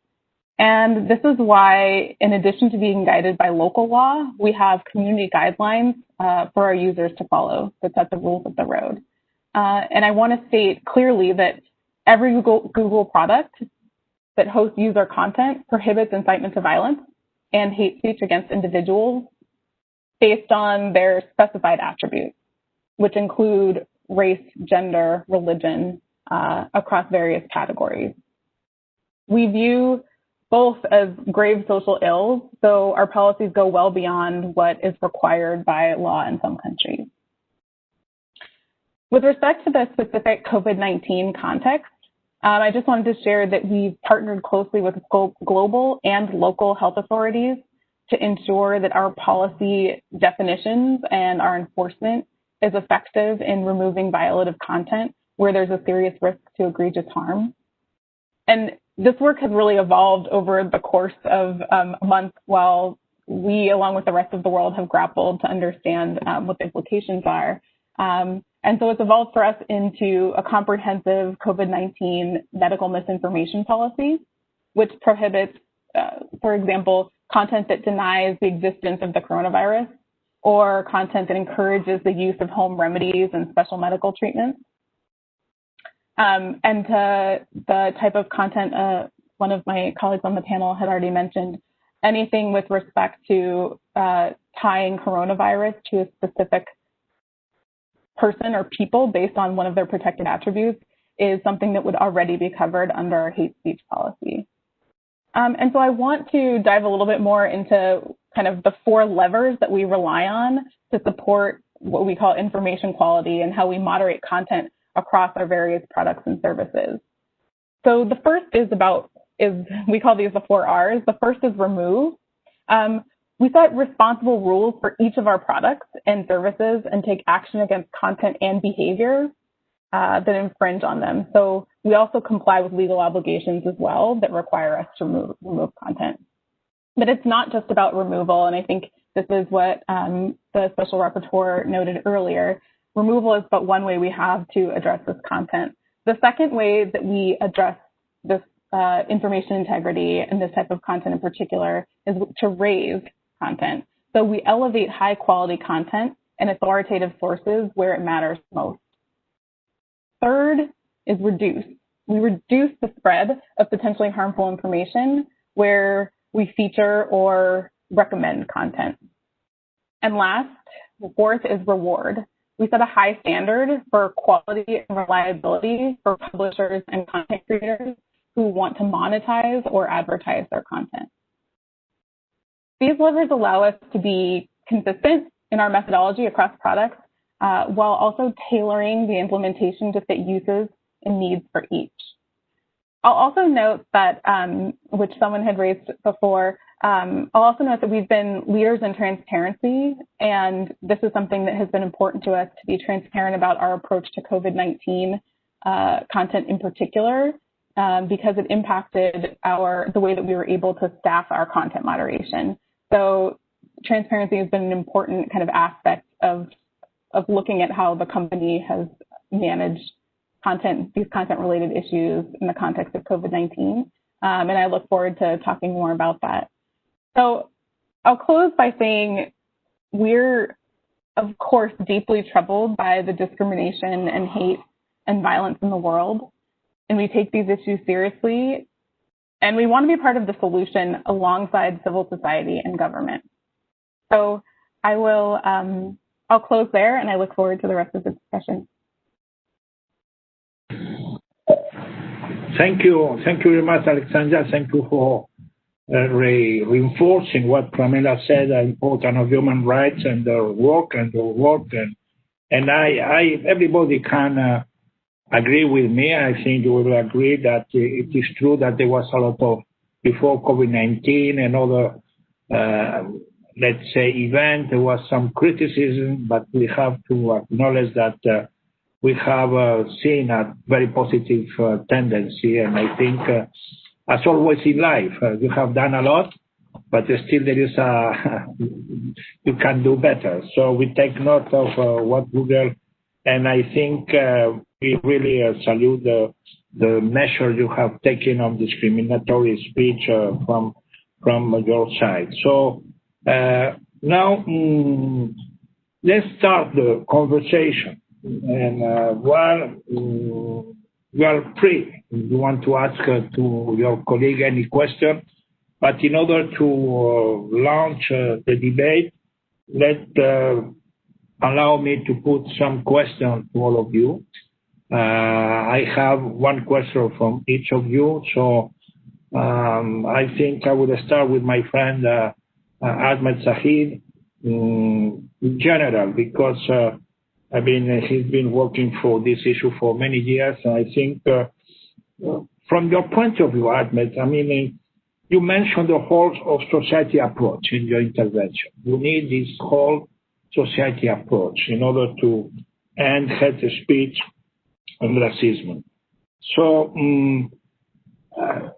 you told us that we have to be in alert and we have to be under our full energy to try to fight the challenges in front of us. So what you see, what is your impression? The near future is going to be gloomy, or we are going to join forces and to overcome the obstacles? So what you will recommend at this stage?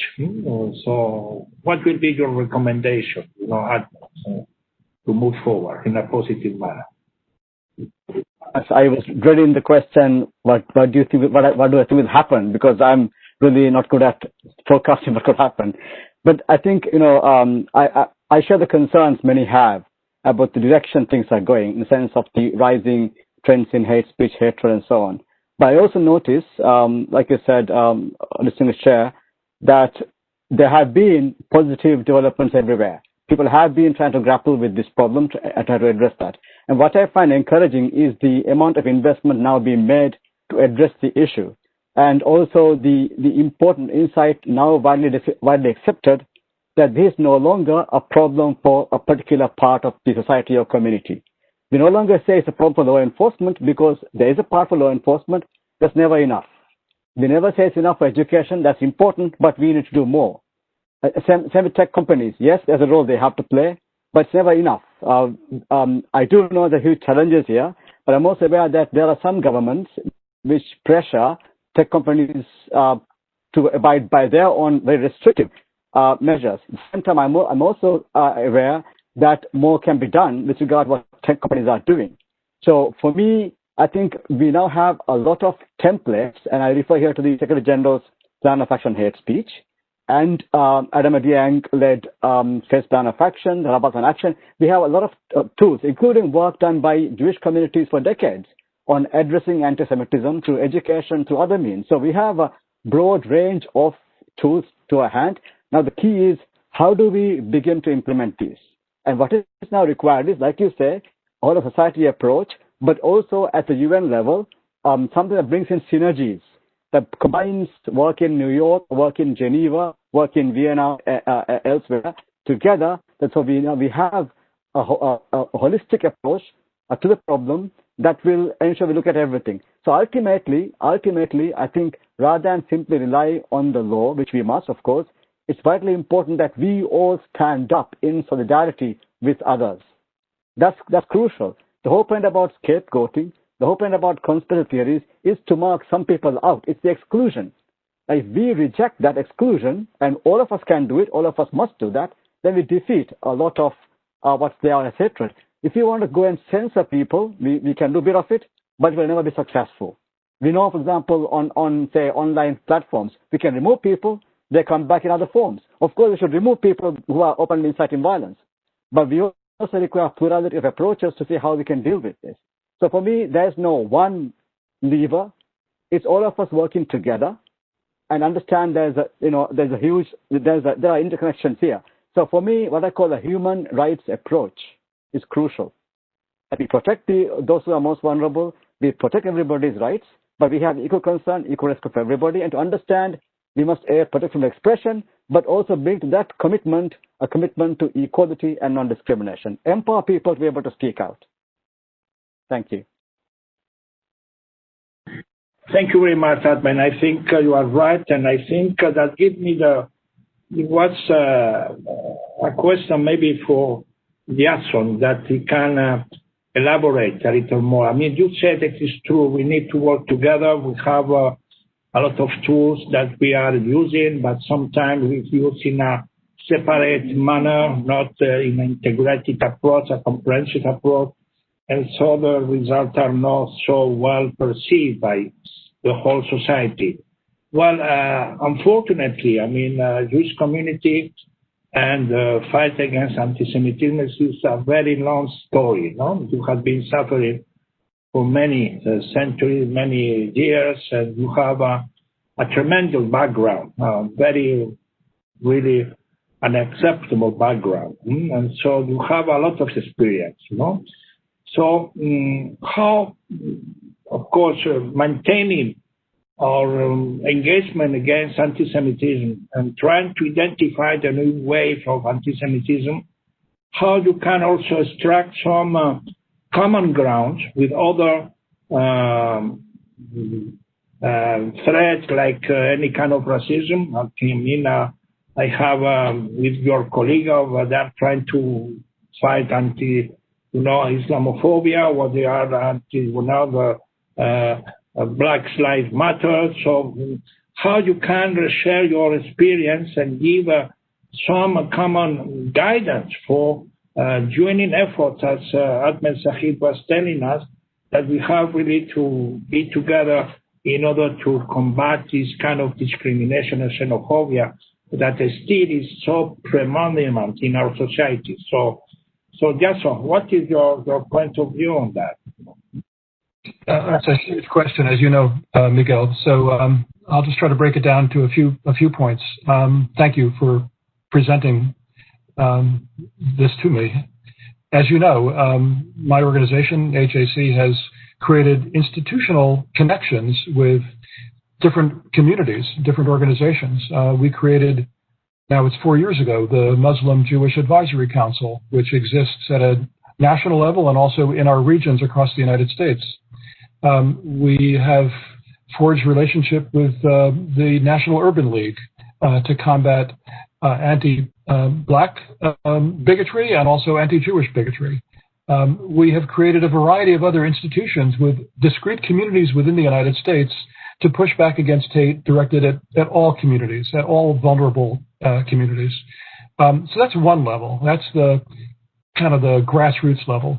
We continue to work with a range of legislators from both parties in the United States as well as with governments around the world for legislation in national governments, but also in multinational institutions to identify anti-Semitism, to identify bigotry in general, to provide tools to law enforcement, to prosecutors, to push back against discrimination, against hate. And I've already mentioned the working definition of anti-Semitism, obviously something you're extremely familiar with, and I know Dr. Shahid's report last September also recommended greater sensitivity and awareness among UN personnel on the issue of anti-Semitism, being able to identify it. So I think we will continue to work with many partners, including you, of course, to get that message across to national governments, to multilateral institutions. We will continue to work with our civil society partners in the United States and around the world. And then lastly, and I really am interested in engaging Ms. Walden on this as well, working with social media platforms. It's a very complicated picture. Obviously, my organization is committed to free expression, committed to free speech. Obviously, it's in our Constitution. We recognize that the best antidote to negative speech is different kinds of speech, positive speech. On the other hand, there are really vile things that are out there on the internet that are dangerous, and those dangers need to be more clearly identified and chased off these systems. And I look forward to further cooperation with Google and other platforms that can help make that possible. But it's obviously, as you know, a multi-tiered effort that has to be conducted around the world. And as you said at the very beginning of your introduction to me, we've been fighting anti-Semitism for centuries.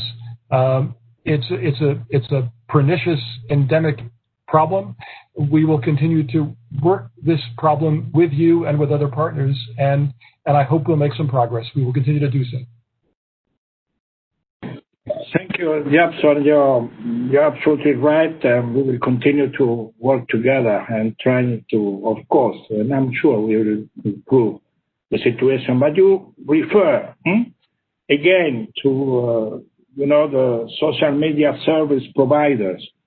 And so, Alexandria, imagine that in this webinar, we have been extremely polite, to say that while the social media providers are improving, you are making tremendous, progress, you are taking note.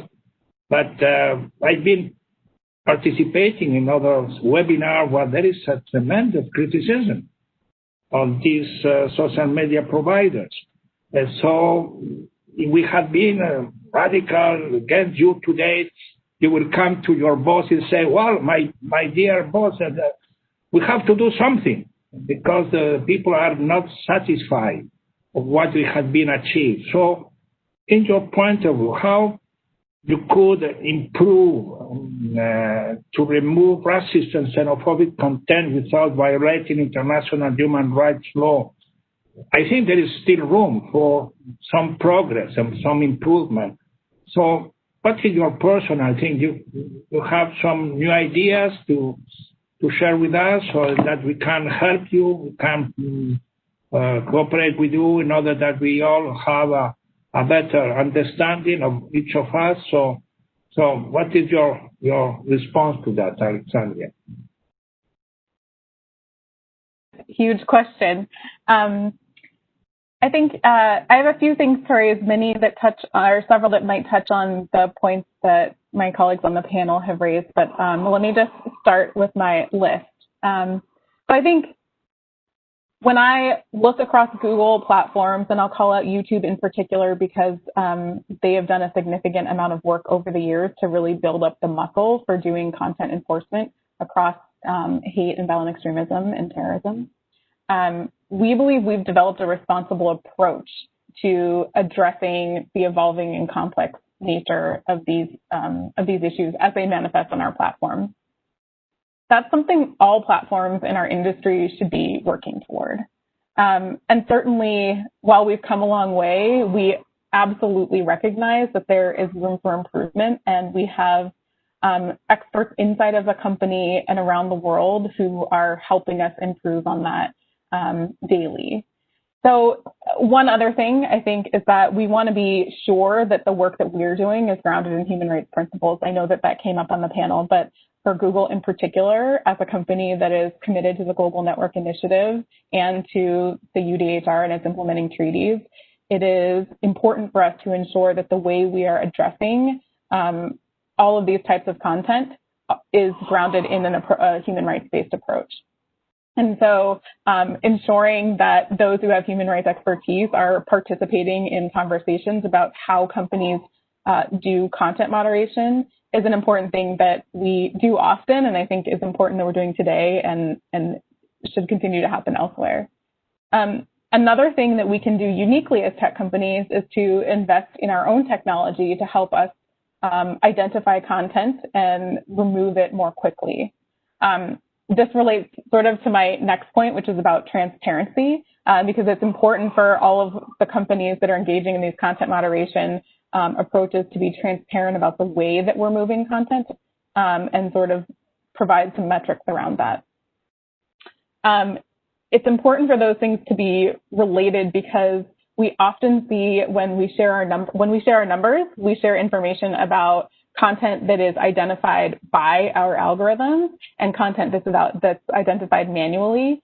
And in the specific context of COVID-19, we had to, because of staffing challenges, we had to move to automating removal of certain types of content.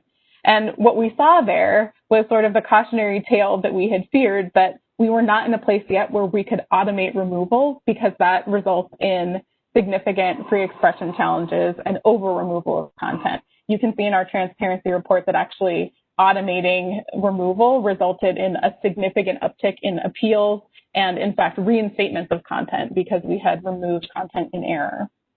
So those are linked, but places where there's certainly room for improvement for all companies in our sector. To Jason's point, partnering with experts is core to the way that we approach how we learn about hate and violent extremism and xenophobia on our platform.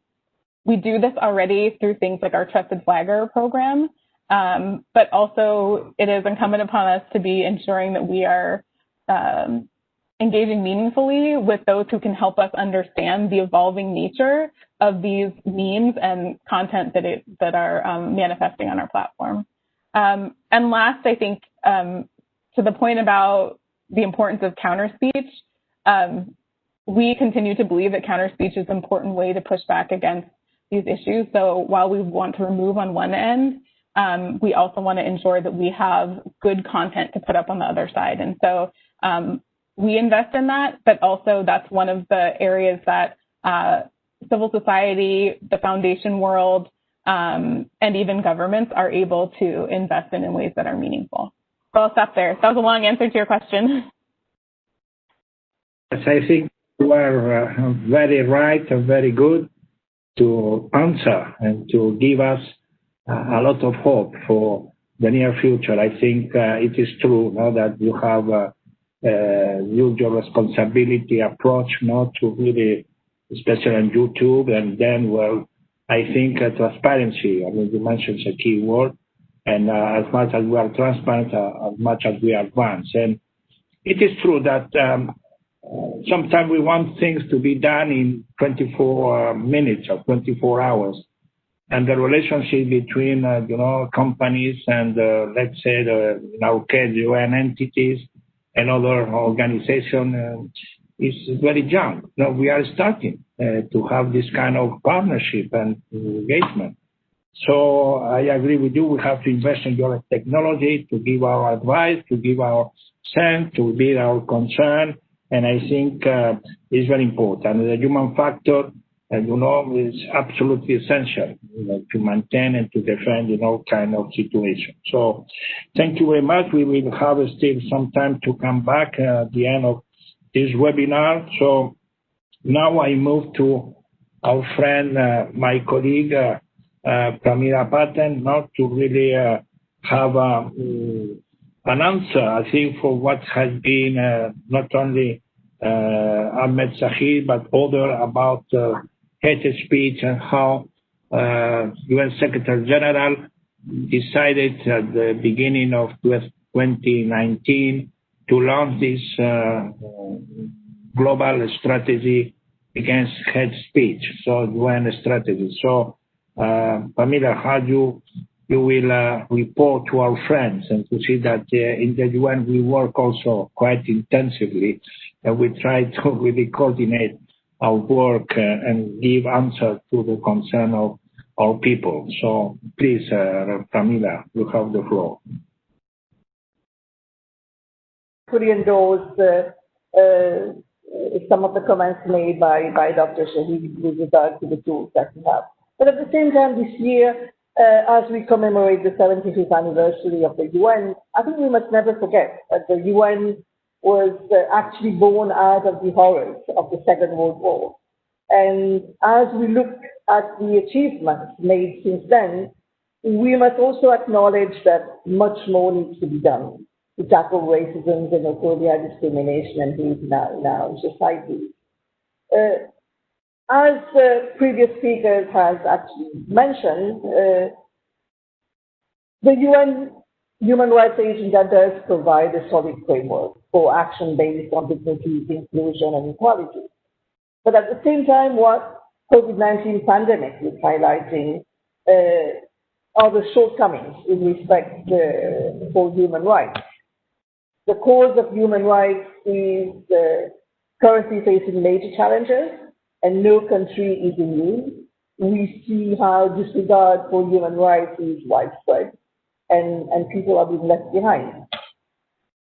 From the perspective of the UN, I mean, as the COVID-19 pandemic gave rise to this new wave of hate speech and discrimination, from scapegoating, stereotyping, stigmatization, and the use of derogatory, misogynistic, racist, xenophobic, Islamophobic, or anti-Semitic language, I think the UN did react very promptly in condemning COVID-19 related hate speech and having stopped promoting messages of inclusion, acting in solidarity and on the basis of international human rights law, particularly the right to equality and non-discrimination. As mentioned earlier again, in April, the Secretary General launched a policy brief, COVID-19 and human rights, a call for human rights to be front and center of response and recovery efforts. In May, he made a global appeal to address and counter COVID-19 related xenophobia and hate speech. And in response to this appeal, the Office of the Special Advisor on the Prevention of Genocide published a specific guidance that sets out very concrete recommendations to governments, civil society, media, religious leaders, and tech companies on addressing this alarming phenomenon. And this guidance builds on the UN strategy and plan of action on hate speech that was launched last year in June by the Secretary General. And in terms of frameworks and architecture in place, the UN, the Secretary General also established last year the UN Working Group on Hate Speech. And again, tasked the Office of the Special Advisor to lead it and to develop a UN system-wide strategy to address and counter this phenomenon. The UN Working Group on Hate Speech includes 15 UN entities whose work is somehow related to address and counter hate speech. And that strategy was launched in June 2019, a strategy that introduces a working definition of hate speech as any kind of communication in speech, writing, or behavior that attacks or uses pejorative or discriminating language with reference to a person or a group on the basis of who they are, based on their religion, ethnicity, nationality, race, color, descent, gender, or other forms.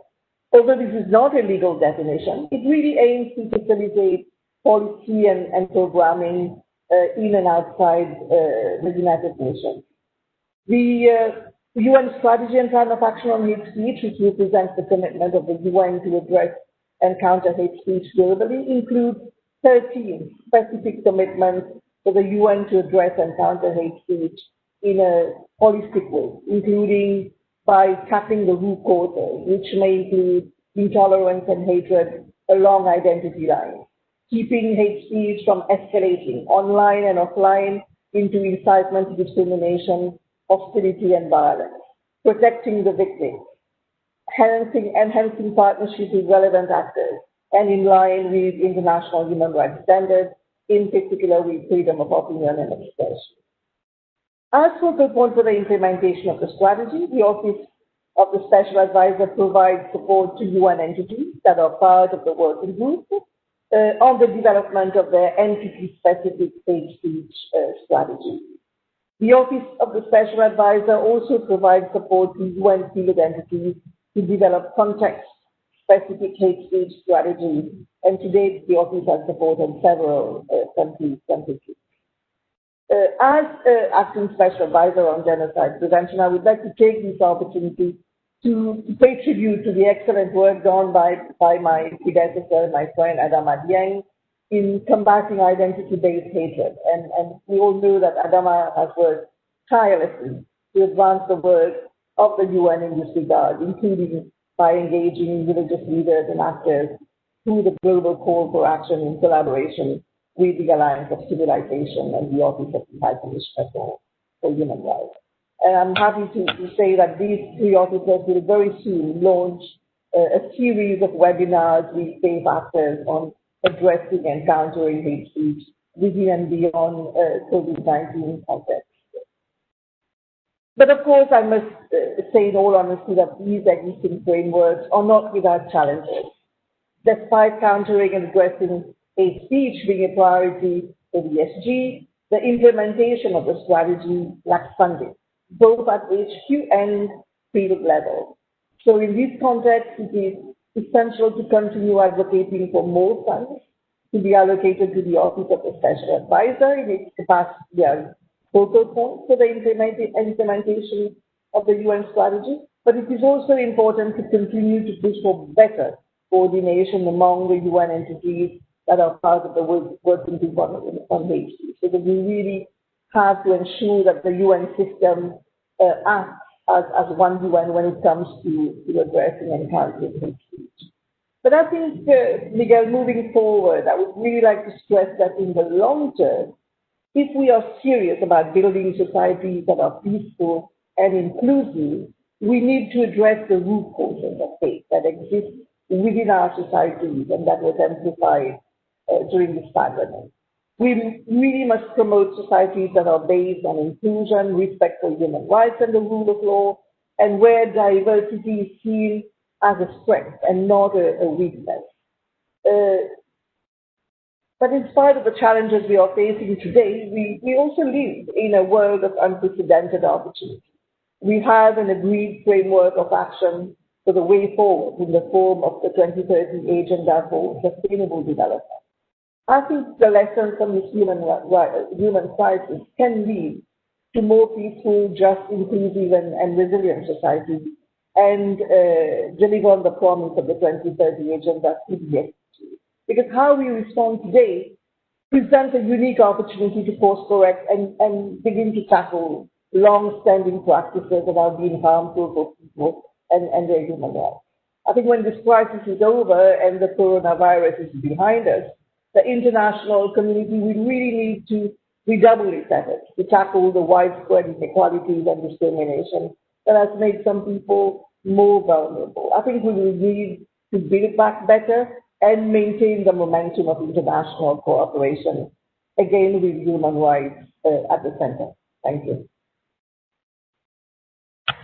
Well, thank you very much, Camila. I think you really expressed very well where we are in the UN system at the same time in general, and how we still need to work together. While you mentioned the lack of funding, I have many creative ideas. we, UN, we are not a wealthy system, but we need partners. And so maybe we can find the wealthy partners in the world to help us on this endeavor. So anyhow, before we conclude, I want to, if some of you want to react to what has been said by one of us in this conversation, I see Ahmed Sahid that raised his hand. So Ahmed, you have the floor. Of point, something we actually didn't discuss at all. That is the question of digital divides, and how that impacts upon this whole discussion we are having. And by that, I don't mean simply those who have access and not have access, but I mean is the way in which people who may have access also are deterred from coming online and using the platforms that are there for communication, therefore missing out on the whole resource we have on creating community cohesion. And of course, what is missing here also, something about digital literacy, because attached to xenophobia, racism, and discrimination online is misinformation, disinformation, and malinformation, and the way in which we often unwittingly spread or disseminate, false narratives.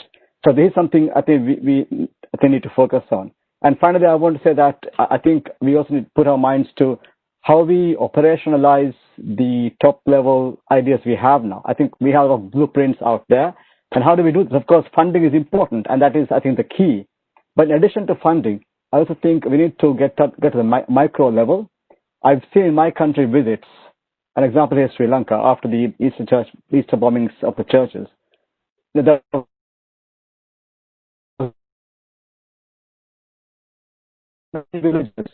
People of all faiths and none, and civic leaders working together to pretty much scaremongering going on. So this kind of engagement is very helpful to defeat, I feel like, stories that come along.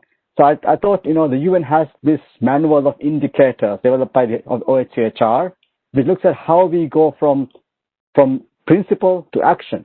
And the key things they're talking about is to look at in a given situation, the extent to which a country concerned actually embeds those principles and ideas in the legal framework, the extent to which we can measure the effort they make through their own budgetary allocations, training of people, and so on and so forth.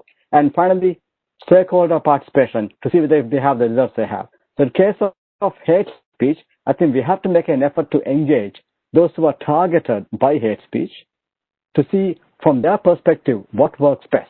Even for say the digital social media companies, I call upon them more to engage with the stakeholders, to see from their perspective, to make the complaints process more effective, easier, and also from the point of view of those who are targeted by hate speech, how they can be better empowered to complain and to get remedy or whatever can be given in the situation, but certainly better protection. So I think we need to add these bits to this mix to see how we can therefore create a system in which everybody feels empowered to be online. So therefore the digital divide, not of infrastructure, but of aptitude, of access, of being welcomed and being part of that community. Thank you. So, thank you, Ahmed. You are absolutely right. The digital divide, and if somebody wants to jump on Ahmed's comment, Pramila, please.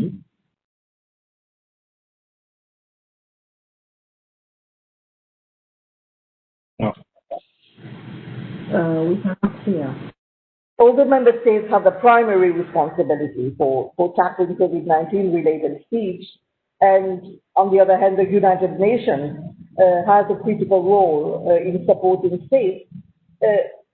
I cannot underline enough the role that other actors, tech and social media companies, civil society, religious leaders, youth, a significant role that they have to play. And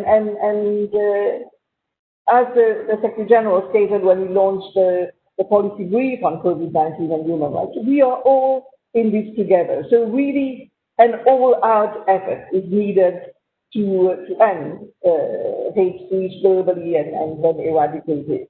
And this goes from political leaders who must show solidarity with all members of their societies and build and reinforce social cohesion, to educational institutions that need to focus on digital literacy at a time when billions of young people are online, and on the other hand, when extremists are seeking to prey on captive and potentially despairing audiences, to social media companies which need to be much more to flag, and also in line with international human rights law to remove racist, misogynist, and other harmful content, to civil society who need to strengthen outreach to vulnerable people, and religious actors to serve as models of mutual respect. In short, we need everyone everywhere to stand up against hate, to treat each other with dignity, and to treat every opportunity to spread kindness.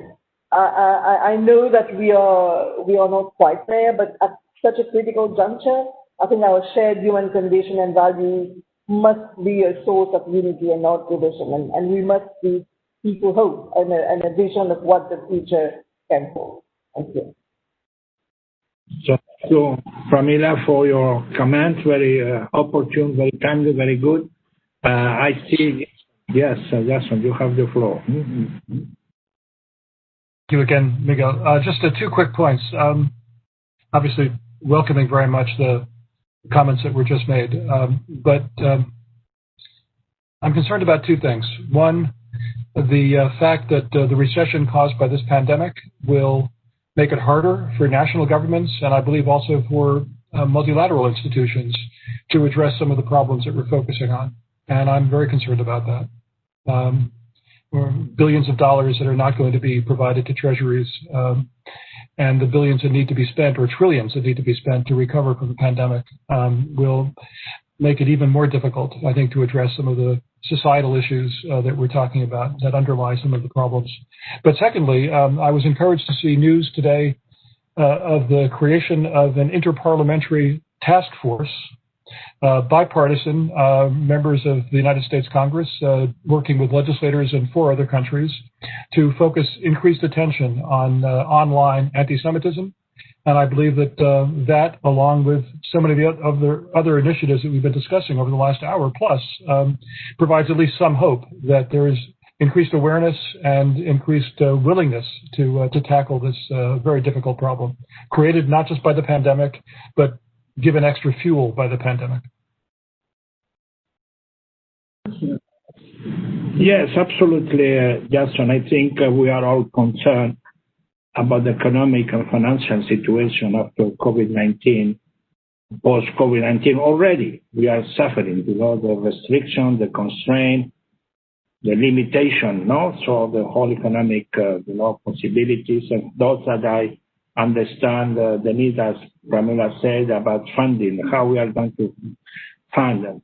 I remember trying to identify the amount of financial funds that implementation of the whole 2030 agenda, SDG. I mean, you start to eliminate poverty, hunger. You want to reform the health system. You want to reform the education system. So where we are going to find the finance? So I think it's a collective. I think we have to really reinvent the wheel of the financial support of our life, our society, our multilateral, system. I think Addis Ababa was a good attempt, but it was in the traditional way UN is trying to finance their activities. So I think we have to invent and to create new mechanisms. So I was just indicating in some kind of irony to our friend Alexandria, between, of course, we have to address the wealthy, because the wealthy will need us sooner or later, because you have no consumer, because you cannot buy.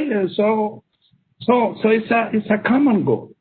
So I'm not asking now that we immediately go and ask Alexandria Google to financial program, but something has to be done in a very reasonable way. So I think the funds and the economic consequences of that is absolutely necessary. And I would say, well, you give us a good news about the Interparliamentarian Commission, bipartisan. I think the awareness of these issues are more and more at the level of all public opinion. And of course, anti-Semitism and others, they are the main concern of our daily life. So I think that's absolutely very well said, and so we have to take note of that. So I don't know if Alexandria wants to say something else, or if not, I will ask you one question. I mean, because, Secretary General launched two plans last year. One was, the first one, it was in January 2019, was this hate speech strategy of UN. And then, unfortunately, due to the, it was announced in June, but we started to work in January. And then there was this attack in Christchurch in New Zealand that make all of us to really be shocked. It was after a Pittsburgh synagogue. It was after some attack in religious cathedral in Philippines, and then so. But what really shocked us in Christchurch was that this fanatic, give on life, this criminal act. And so that put the pressure on social media companies, because they say, how can we accept that a crazy man can broadcast on live these atrocities? And so now, I think all of you, all the social media companies reacted, but I want to know if there has been some improvement. I think so, but I think that all of them has taken some action, but I think we have to be alert on that. So what are your evaluation of that, Alexandria?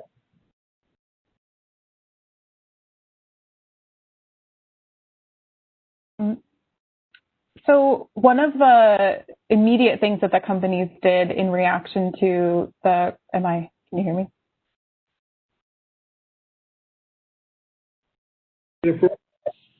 Pramila, you want to take the floor, Pramila? Okay. So Alexandria. I was saying one of the things the companies did, or several companies did in the immediate aftermath of the Christchurch attack, was to sign on to and become party to the Christchurch call. And there was a specific plan of action that the social media companies signed on to with regard to things that we were going to do regarding how we removed content and how we were going to work together to do our best to ensure that things like this do not have a place on our platform. And so individual companies took action. Certainly, our platforms like YouTube have amended our policies around live streaming, and I know several other companies did as well. But also, we undertook those commitments and made them part of the Global Internet Forum to Counter Terrorism work that we had pre-existing. And so the Global Internet Forum to Counter Terrorism, GIFT-CT as we call it, is a place where the companies across the industry are able to collaborate. And the value of that is that we have something called a hash sharing database, which we use to share hashes of content around terrorist acts. And that's one of the ways we're able to kind of ensure that companies are being made aware of this kind of content as soon as possible. One of the other things that we did as part of our GIFT-CT work was to create a protocol. So the governments created the Christchurch crisis protocol, and the companies came together for industry to create what we call a content incident protocol. And so the reason we call ours a content incident protocol is because there may be a difference between the way an attack, an act of violence is manifesting in the physical world and the way that it's manifesting on our platforms. And so this is really focused on the way content is behaving on our platform. We created a protocol that sort of informs the way that we work together when something is happening in the world. So if an event like Christchurch or other events since, we've used it as a way to ensure that we are communicating with each other about what's happening and what we're seeing on our platforms. And then we're also communicating directly with the Christchurch Call sort of secretariat with the government regarding what we're seeing. Sometimes we've seen that attacks that happen don't actually have any content that manifests online. But certainly in the case of Christchurch Call, we did see that there was an attack happening in a physical space, and that was being broadcast on our platform. So anyway, I just wanted to call out a few things that we have done since. And the GIFCT as an organization is an independent organization that is funded and supported by the companies, and now has its own staff that's being built up to help us continue to be better across these things. Thank you, Alexandria. So we are coming to the end of the webinar. I don't know if you want to say a final word. If not, I just want to conclude. I don't want to get your precious time. We have to prepare ourselves to watch the great debate tonight. So we have to be ready to see how it develops. So I don't know. Pramila, you want to say a final word? Or?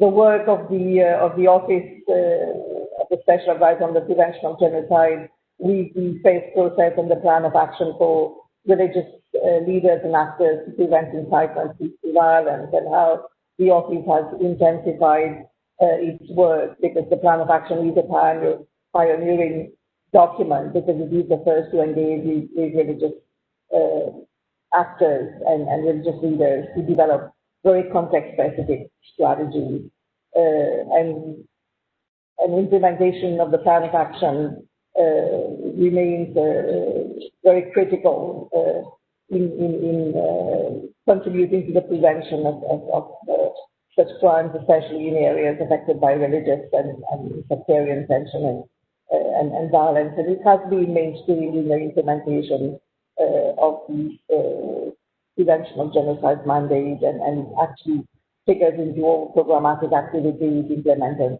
or planned by the Office in different regions.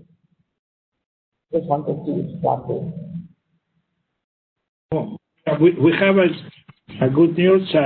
Finally, our friend from Univision, Mrs. Nayeli Chavez-Geller, just succeeded to connect herself. So if you don't mind, she makes great intervention. So, but anyhow, we give you the opportunity to hear from you, your point of view about this important issue. So, Mrs. Nayeli Chavez-Geller, you have the floor. That I missed out on your interventions. Basically, they would have been, I think, very useful, but I was working. And I think that on the topic of racism, xenophobia, discrimination, they've been, as a reporter, on the headlines, especially in this country. We've seen them for most part of the year. And I think that during this COVID, the pandemic specifically, we've seen how vulnerable certain communities are. I think starting the year, for example, even before the authorities thought that there would be any big impact, COVID here in this country, in New York City, for example, in January, the city's Chinatown was practically empty. As we know, it's a very popular part of town. Also, a lot of tourists go there. And we saw that January, February, a lot of businesses were struggling with the lack of people going out there to dine and just, enjoy that part of town. And then as the weeks progressed, there were also many incidents of xenophobia and violence reported against Asians just for wearing a mask. Then as the weeks progressed even more and we actually had the outbreak, I personally began to cover stories that had to do with immigrants, mostly Latino immigrants. And if New York City became the epicenter of the pandemic, we then saw that places like Jackson Heights and Queens were the epicenter of the epicenter. And I would like to mention Jackson Heights. It's, for those of you that don't know, it's where a lot of Latino, mostly immigrants, undocumented people reside in. And what I saw that was very interesting is that their fear of having any sort of consequence to search for any kind of help or even just to go to the hospital was greater than the pandemic. And we saw that a lot of people, unfortunately, died in that area. And we see how, you know, it's been for a long time, even before this year, that the Hispanic and the undocumented community has been under attack in this country. But this year, with the pandemic, even in New York, that we consider to be a very progressive city, they've been practically left to themselves. It's not on the agenda of any of the politicians. So you see how vulnerable they are. You see their fear. And you see that it's not only the discrimination, but also how the economic implications are just even more brutal in those communities that don't have help from the government and that are just very severely impacted on every single level. So that, I can say, has been something that I've been dealing with a lot. I would say mostly, the fear from the community of discrimination and just reaching out for services, because we do have a lot of non-for-profit organizations in New York. We also have a lot of churches that have tried to reach out to these communities. But you see the consequences when you think of a lot of media addressing the virus as being democratic in the sense that it could potentially affect everybody. In the end, it just highlights issues that for a lot of people aren't new, and that is the economic inequities that are out there, or all the implications of systematic racism and of social injustice that have a lot to do with racism and with xenophobia and discrimination. Thank you very much, Naderi, for this testimony. I think it's true. I think all of us, except Ahmed, but the rest of us who live in New York, we have been witnessing what you have described. And it's absolutely right. Discrimination and racism was one of the elements of this crisis. And I think you underline one of the reasons, one of the consequences of that. So, while I think there is no more comment, or there is no more intervention, I will conclude this webinar. If there is no comment, let me say that thanks a lot for being here with us to address this absolutely vital issue. You know that when they ask me, what is the alliance of civilization? You know, when I've been meeting with high representative, president, head of state, and important people. And they ask me, what is this UNAOC? I say, well, we are now, all of us, and it's a common agreement, a common consensus that we have to save the planet, and nobody have any doubt about that. And we are the one, and I think all of us, we are the first to rally, to defend, a green planet, a green environment, a fight against climate change. Absolutely right. But then I say, well, let's imagine we succeed, and we are going to succeed. So you live in a green environment. We have, all the beaches are clean. We have a beautiful garden. We have a very pure air. And then we go out and we'll see racism, xenophobia, discrimination, and we don't know how to live together. So I think our issues that we have discussed today are extremely important. And I think with this kind of webinar, we can really raise awareness of what we have to be done in the near future. I mean, these issues are fundamental for the human society.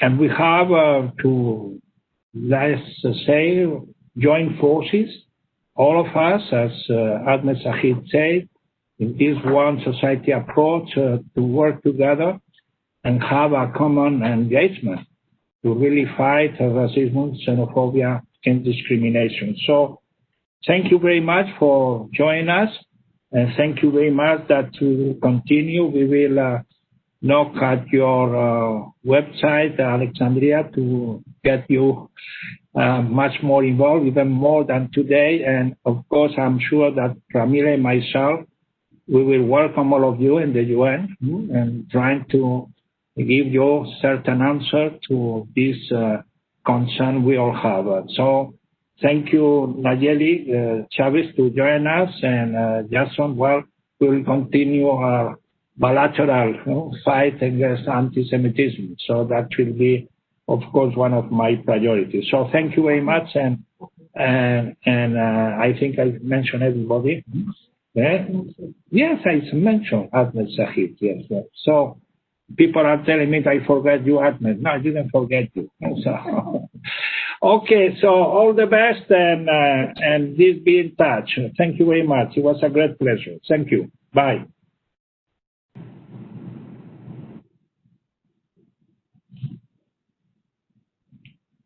Okay. So good afternoon, or beginning the evening. Sorry to having this unpredicted, cut of our intervention. We had a very long session this morning, and we had also scheduled the two webinar, and we really apologize for the people who has been, asked to present their comments and their views in this late afternoon. We have, of course, received few cancellation, and also we received few additional speakers. So we have reorganized the list of speakers. I think we just distributed just a few moments ago, and we really ask you all understanding, because for us it's a good, let's say, incentive, because we have a lot of member states that want to take the floor. That's positive. So we are extremely grateful to all of you that still wants to share your views and your commitment to the work and activities of United Nations Alliance of Civilization. I just start the session now, and I have to say that the Turkey delegation have asked the floor, and so I give the floor to Mrs. Bilge Koysigit, the Deputy Permanent Representative of Turkey. Mrs. Koysigit, you have the floor. Mr. High Representative, thank you for conducting this high-level group of friends meeting. This is an occasion that we look forward to every year, and we have heard from very distinguished speakers this morning. It's unfortunate that the PR of Armenia chose to abuse this platform in the name of presumed interests of Armenia. He not only distorted obvious facts, but also conveniently excluded from his remarks the fact that Armenia has been occupying 20% of the territories of Azerbaijan for the last 30 years. Therefore, it's clear to us that such a country has nothing to do with the Alliance of Civilizations. Thank you for giving me the floor to make these short reactions. Thank you so much.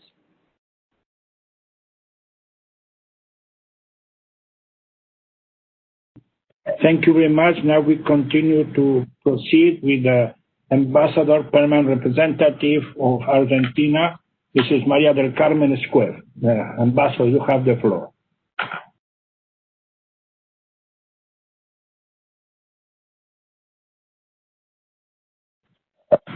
Thank you, President. I have the honor. No, it's okay. Thank you. I have the honor to introduce a message from the Minister of Foreign Affairs, International Trade and Worship of Argentina, Mr. Felipe Solá.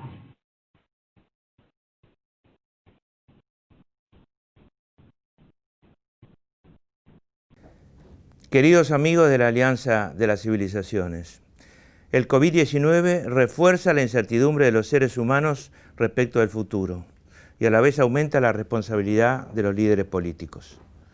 La Argentina del presidente Alberto Fernández recibió el castigo de la pandemia cuando el nuevo gobierno llevaba apenas unos 2 meses de gestión. El presidente asumió el 10 de diciembre del 2019, después de haber ganado las elecciones con el compromiso de sacar el país de la postración y de manera urgente terminar con el hambre que empezaba a aparecer. El coronavirus se sumó así a los efectos de un irresponsable proceso de endeudamiento externo y a la recesión y la pérdida de empresas y empleos. Hemos elegido para la deuda el camino de la renegociación para que la Argentina pueda pagar y seguir viviendo. Hemos concluido el acuerdo con los bonistas privados y emprendemos ahora las tratativas con el Fondo Monetario Internacional. Ante la pandemia, el camino escogido se basó en la protección de la vida como prioridad. Para ello, el Estado orientó recursos para extender el alcance del sistema público de salud, algo que solo fue posible por un alto nivel de decisión política del presidente Fernández y por la conmovedora voluntad de entrega de los trabajadores del área de salud. Al mismo tiempo, el Gobierno Nacional asignó recursos para atender a quienes más lo necesitan, porque sus empleos peligran o porque sus actividades informales quedaron truncas por el aislamiento social preventivo y obligatorio al que se vieron obligados a obedecer. Otra línea importante de ayuda se orientó a las empresas para que puedan pagar sus salarios, conserven su capital de trabajo y lleguen vivas a la pospandemia. Ninguna de estas políticas hubiera sido posible sin partir de un espíritu cooperativo, humanista y solidario. La justicia social no es un valor que debe iluminarnos solo cuando el camino es llano. Cuando las cosas están mal y la sociedad parece sufrir un luto cotidiano, como en estos días, la justicia social es lo que anima tanto el camino como la meta. En situaciones de calamidad, y más cuando esa calamidad como hoy es global, los estados deben mantenerse en una situación de alerta frente al odio y a las divisiones, que es otro problema surgido también de la desesperación por la pandemia. En medio de estas dificultades, estamos hallando un camino para que sea accesible en costos y logísticas una de las vacunas en experimentación con origen en la Universidad de Oxford y el laboratorio AstraZeneca.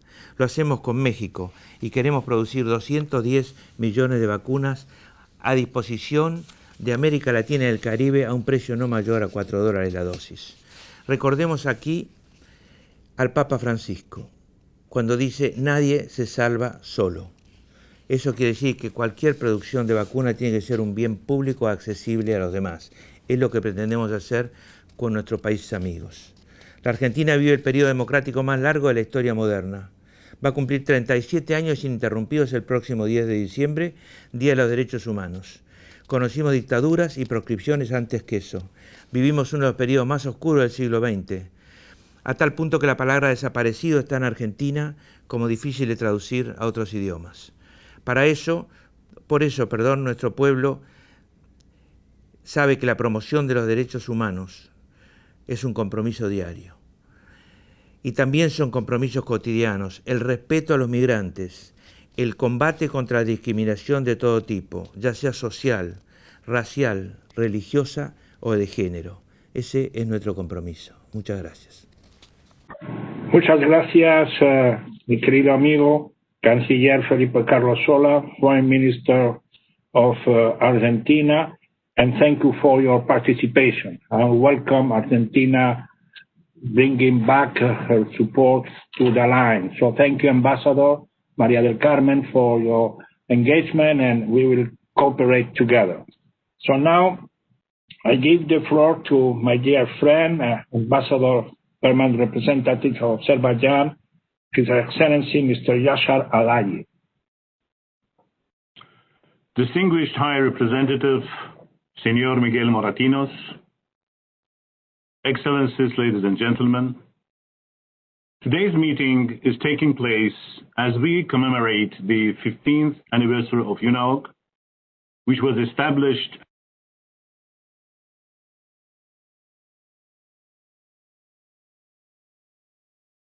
Turkey. Sorry.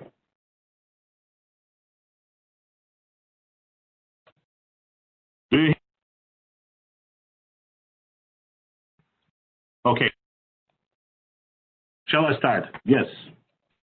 Distinguished High Representative, Mr. Miguel Moratinos, Excellencies, ladies and gentlemen, today's meeting is taking place as we commemorate the 15th anniversary of UNAOC, which was established at the initiative of the then Secretary General, Mr. Kofi Annan, with the co-sponsorship of Spain and Turkey. We commend UNAOC's remarkable work since its inception in guiding our actions and objectives to help build a better world free of divisive tendencies, intolerance, and other expressions of prejudice. Over this period, UNAOC has developed a solid expertise in the field of interreligious and intercultural dialogue and plays a critical role in establishing bridges across cultural and religious differences and contributes to peace and stability in the world. The Global Forums of UNAOC, the 7th edition of which was held in Baku in 2016, are an important platform in discussing cross-cultural and cross-religious issues. In the context of current threats to international peace and security, growing number of armed conflicts, as well as the spread of violent extremism, the role of UNAOC cannot be overemphasized. Hate speech and incitement to hostility are particularly dangerous when encouraged by state policies and rhetoric to its leadership, as is the case, unfortunately, with neighboring Armenia. As an aggressor state, Armenia is the main destabilizing factor and serious threat to peace and security in the South Caucasus. As we are discussing today the value of UNAOC's work, I need to mention that during the last decades, Armenia has destroyed and desecrated historical and cultural heritage, as well as annihilated important sites of Islamic heritage located in the occupied territories of Azerbaijan. In this context, the United Nations Plan of Action to safeguard religious sites is all the more relevant as it is an important tool to protect religious sites and ensure safe and peaceful worship. Mr. President, Azerbaijan has a solid track record in advancing intercultural dialogue and peaceful coexistence between ethnic and religious communities. Since its launch in 2008, the Baku process has become one of the main global platforms for dialogue between people of different backgrounds. Starting from 2011, the World Forum on Intercultural Dialogue, co-sponsored by UNAOC, UNESCO, World Tourism Organization, the Council of Europe, and ISESCA, has been organized biannually in Baku. Our Secretary General, Mr. Antonio Guterres, has qualified this endeavor as a key global platform for cross-cultural dialogue. To conclude, I would like to express my sincere gratitude to Mr. Miguel Moratinos for very valuable partnership and cooperation between UNAOC and Azerbaijan. I thank you, Mr. President. Thank you very much, my dear friend Yasser Aliyev. Thank you for the continuous permanent support of Azerbaijan to the United Nations Alliance of Civilization. I really take into really high esteem the way we collaborate on the Baku process. You know, you can count on UNAOC to have a partner on that, and we will continue to work together in favor of intercultural, interreligious dialogue among all of us. So thank you very much, Ambassador, and convey to your leadership for our support in this collaboration with UNAOC.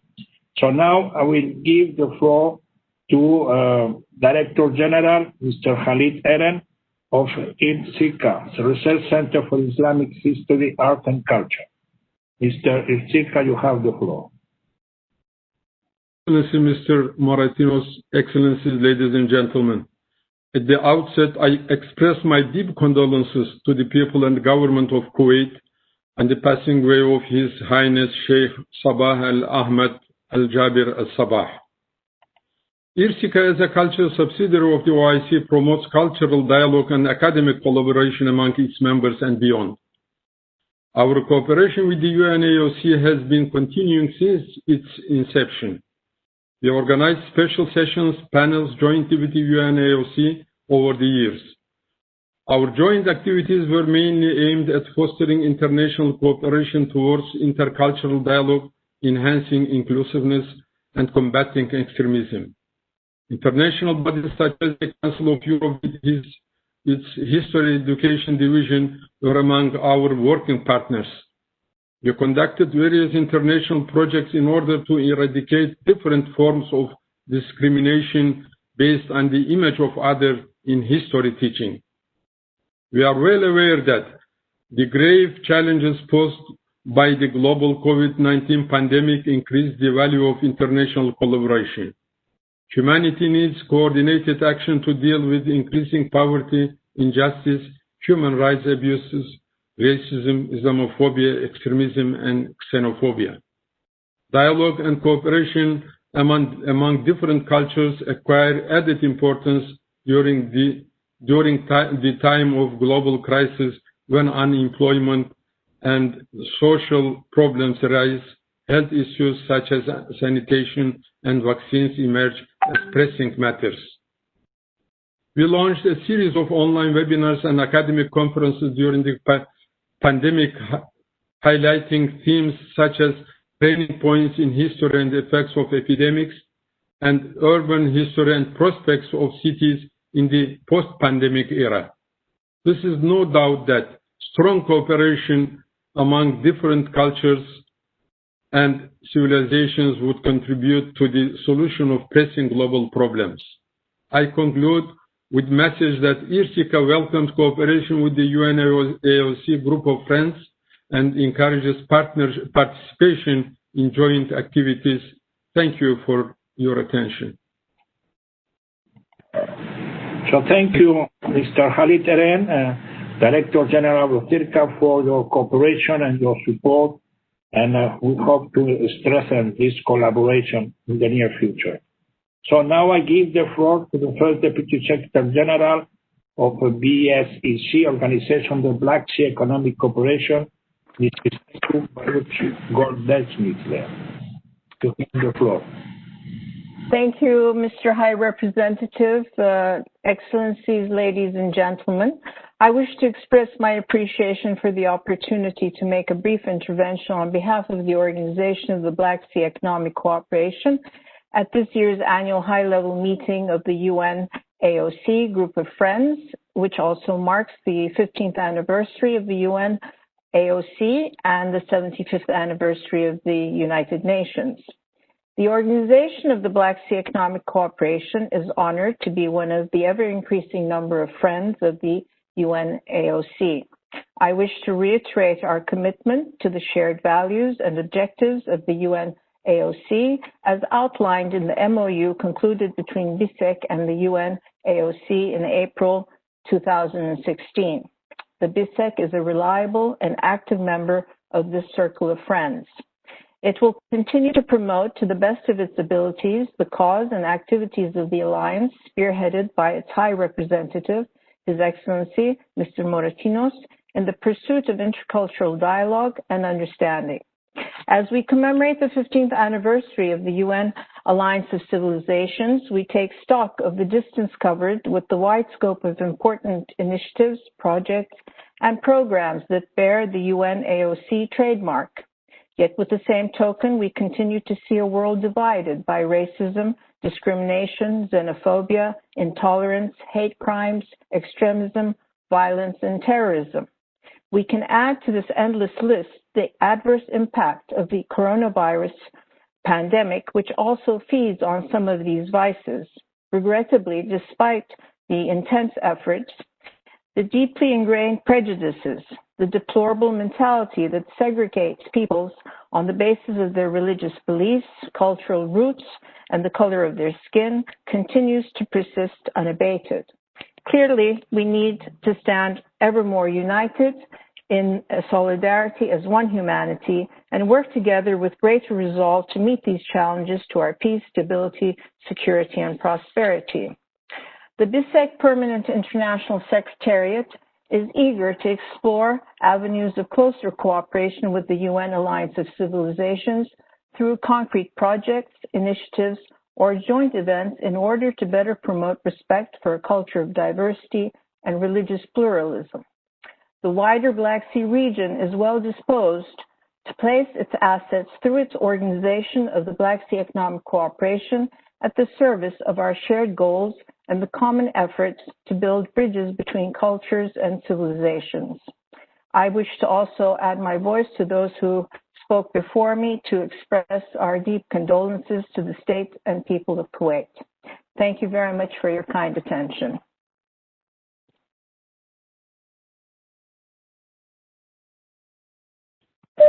So thank you very much, Mrs. Ebru Barutsu, for presentation, and I hope it's going to be very late in your place, no? So thank you very much, and sorry to make go to bed so late. So we apologize. So thank you very much. So now I give the floor to Ambassador, Permanent Observer of the League of Arab States, my dear friend Maged Abdel Fattah Abdelaziz. Maged, you have the floor. Very much, Mr. High Representative. Thank you very, very much for convening this important meeting today. Let me start by joining in expressing sincere condolences to the leadership, the government, and the people of the state of Kuwait for the passing away of Emir Sabah Al-Ahmed Jaber Al-Sabah, a man of peace, a man that has always believed in intercultural, intercivilizational, and interreligious dialogue, and a man that has been honored by the United Nations in 2014 as the UN champion for humanitarian action. He continued to be like that until his departure from our world today. Congratulations on the 15th anniversary of the UNOAC, which is coinciding with the 75th anniversary of the United Nations, and also at the same time the 75th anniversary of the League of Arab States. The League of Arab States was established in March this year. The United Nations was established in October. And we were very happy and very enthusiastic to share this kind of long work memories with each other. There is no organization, there is no region that needs the services and the activities, the brilliant activities that you are doing and your organization is doing, like the Middle East. And you have been our champion in the Middle East when you were with the European Union long time ago, and you know better what I'm talking about. And the selection of the team for today, building cohesive and inclusive societies in challenging the COVID-19, is a very symbolic and very strong message about our future work that needs to be done. Because COVID-19 showed that there is very little international solidarity, and that multilateralism is a danger, and that we need to stop and to take stock of the multilateralism and to step away from individualism and from the wish or the activities that would interfere into others' affairs and try to impact the situations on the ground, or take some of the Arab lands as places for settling scores or for some kind of activities. It is important that we take stock of what is at stake, and we work together in order to avoid any particular recurrence in the future. I think Alliance of Civilization is important role in solidifying the solidarity between the members of the international community, not only inside the societies themselves. And in this regard, I think that you have a strong way to play to support the initiative that was launched by Secretary General Guterres to stop all hostile activities by the end of the year 2020. I think UNOAC should join in this kind of effort and should play a leading role in its implementation. I support your call also at the beginning for some financial support and to the trust fund, and hope that one day the UN will put money from its regular budget into the activities of the UNOAC, because it is important to the UN as much as it is important to the alliance itself.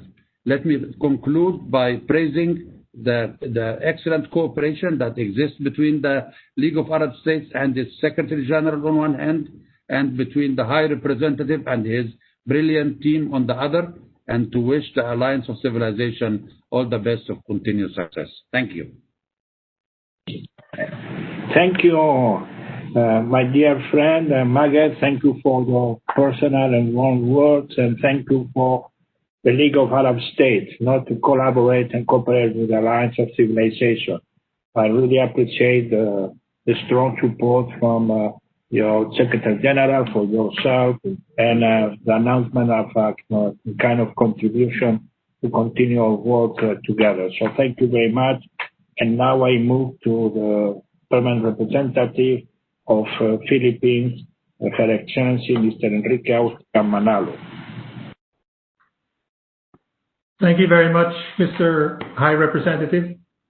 And also, let me congratulate you for organizing this very important meeting. I want to first join others in conveying our condolences to the government and the people of Sheikh Sabah al-Sabah. In the interest of time, Mr. Chair, I will just deliver a short or abridged version of the Philippine statement. We have actually circulated the statement to the organizers, and I would appreciate if it could be circulated to the membership. Mr. High Representative, fear, uncertainty, and inequality, elements that foster conflict, have heightened along with the rising numbers of COVID-19 deaths and infections. Unequivocally, the need to build trust and promote dialogue is very critical in these trying times. The Philippines recognizes the critical role also of women and migrants, especially in the context of the COVID-19 epidemic, and how shared and open science can illuminate the path towards peace. The Philippines believes that once a cure and/or a vaccine for the virus has been found, we should make it a public good. Addressing the pandemic is intimately connected to preventing conflict. As my foreign minister rightly said, quote, withholding the vaccine, the most effective means of mass salvation, is a weapon of mass destruction, unquote.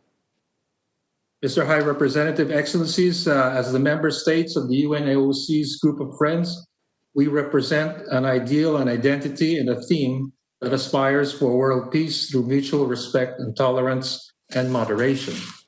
Therefore, we need to explore ways of forming and sustaining solidarity across cultural backgrounds, faith, traditions, political systems, and geographic borders, and thereby make communities more inclusive and resilient. The Philippines, together with Pakistan, annually sponsors a General Assembly resolution, quote, promotion of interreligious and intercultural dialogue, understanding, and cooperation for peace. This resolution offers a platform towards sincere constructive dialogue across cultural and religious divides to achieve peace and stability. To be more effective, we recommend that the Alliance also build synergies with other international and regional organizations working across the 5 pillars, such as UNESCO, UN Women, ILO, and the Association of Southeast Asian Nations, or ASEAN. Finally, the Philippines stands in solidarity with the United Nations and the AOC as partners to embrace and nurture a culture of peace, a community of partnerships, and a commitment to achieve a more inclusive and prosperous societies, especially post-COVID-19. Thank you, Mr. High Representative. Thank you, Ambassador. Thank you, Your Excellency, Mr. Enrique Austria Manalo. We really appreciate the support of Philippines and the permanent engagement. Even I was supposed to visit your country, but due to COVID-19, we postponed the visit. I hope we can re-engage and resume the talks in order to prepare such a visit. So now I move to the next speaker. Is my friend, Mr. Axin Medvedev, permanent observer of the OIC, Organization of Islamic Cooperation. You have the floor. Thank you, Mr. High Representative, Excellencies, distinguished participants. First of all, allow me to offer our deepest condolences to the people and the government of Kuwait for the passing of His Highness Sheikh Sabah Al Ahmed Jaber Al Sabah, Emir of Kuwait. Mr. High Representative, looking at the theme brought by the Alliance today, shaping a better world, building cohesive and inclusive societies in a challenging COVID-19 environment, the OIC finds it truly relevant, especially with regard to the current global situation that requires collective efforts more than ever by all elements of the international community. It has been almost a year now that the world is struggling against this pandemic. Many countries continue to suffer despite significant mitigation efforts.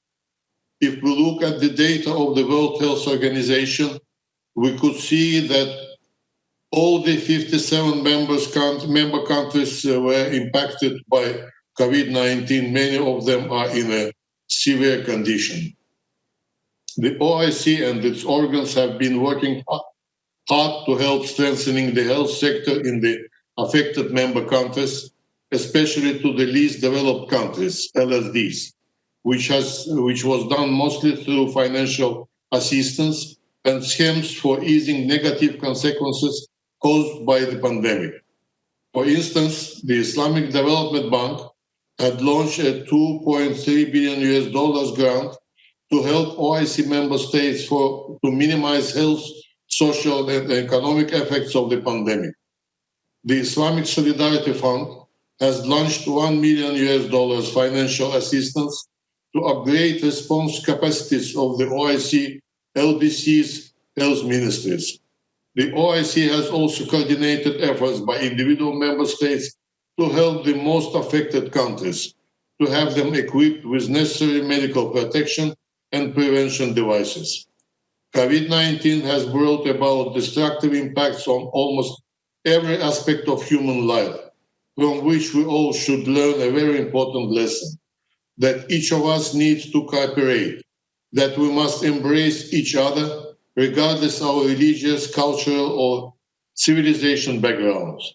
We all understand how bad the current global circumstances is, and we also understand what needs to be done by all of us, hand in hand, in order to bring the humankind to a better world, or simply to survive on this planet.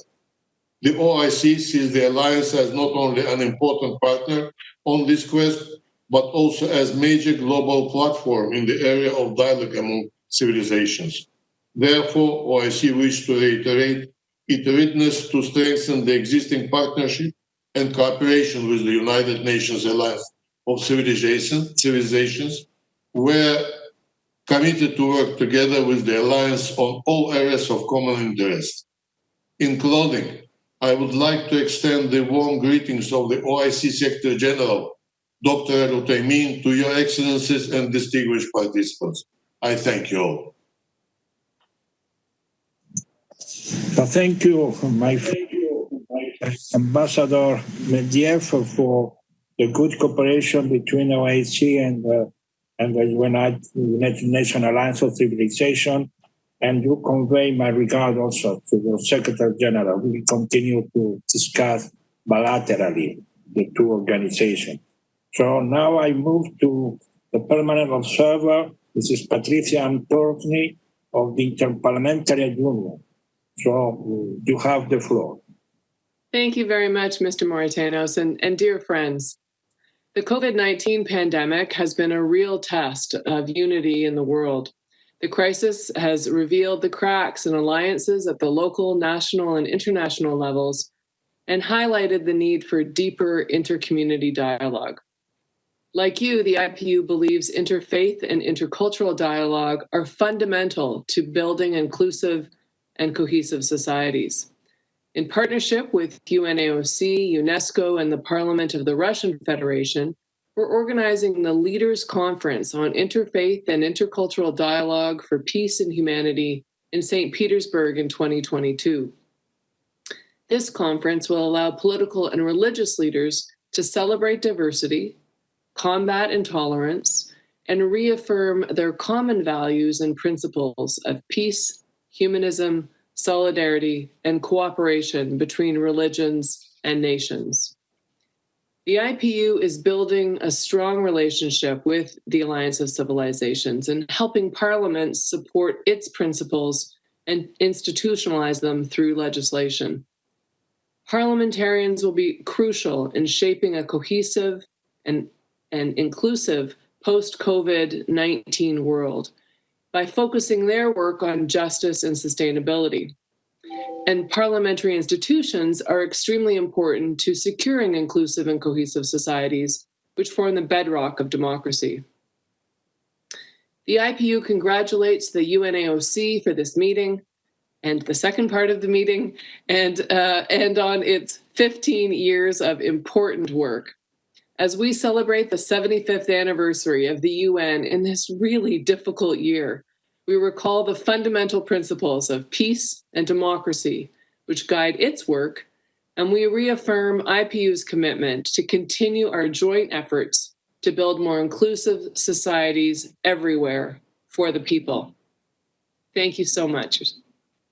Thank you very much, Mrs. Patricia Ann Torsney. You convey my warm regard to my dear friend, Secretary General Martin, and of course, we are going to continue and to benefit from your support and your friendship. So now I move to the Chargé d'Affaires of the Guyana Cooperative Republic of Guyana, Mrs. Megalia Ulana Austin.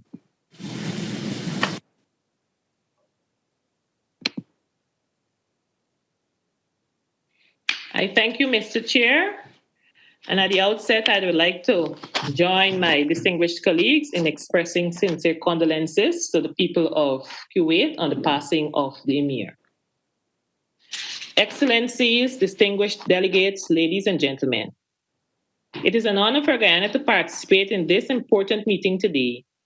And I bring you greetings from His Excellency Dr. Muhammad Irfan Ali, President of the Cooperative Republic of Guyana. The theme of today's discourse is particularly apt as we confront the unprecedented constraints and impacts of the COVID-19 pandemic.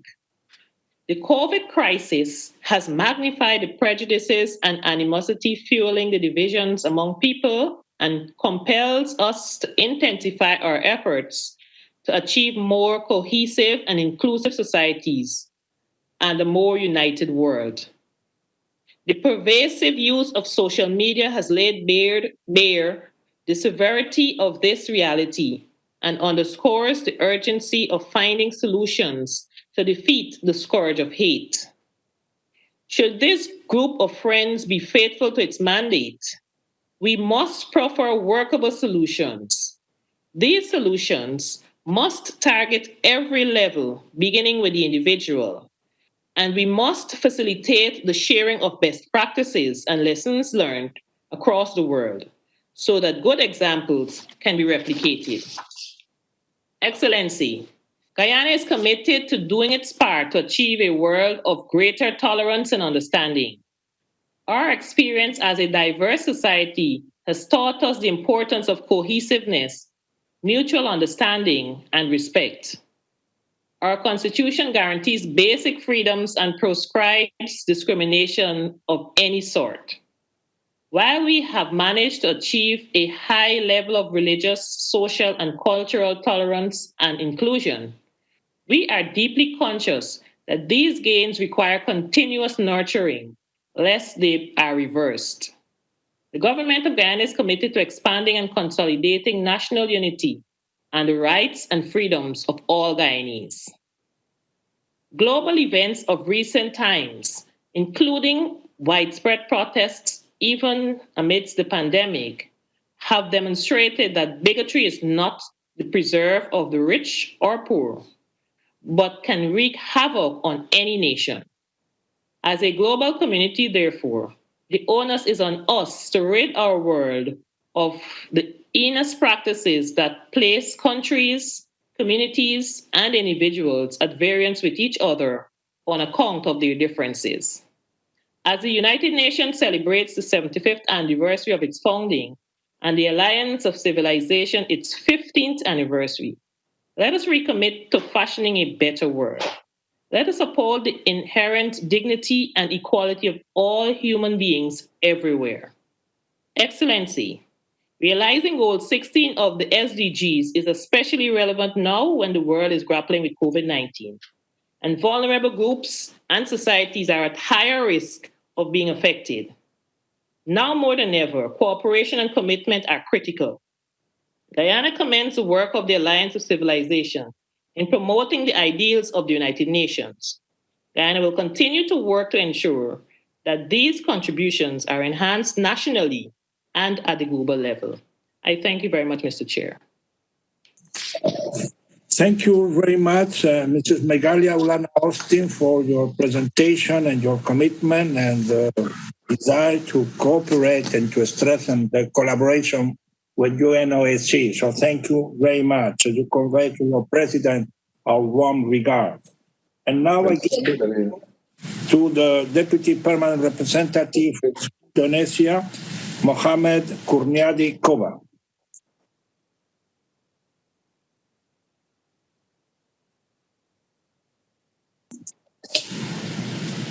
You are on. You are on. Okay, can you hear me now? Okay, good. His Excellency Mr. Miguel Moratinos, the High Representative for the United Nations Alliance of Civilizations.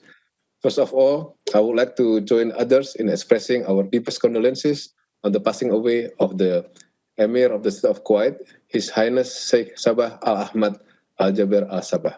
Excellencies, distinguished delegates, UNAOC 15-year celebration is a milestone for our endless endeavor in promoting diversity and tolerance.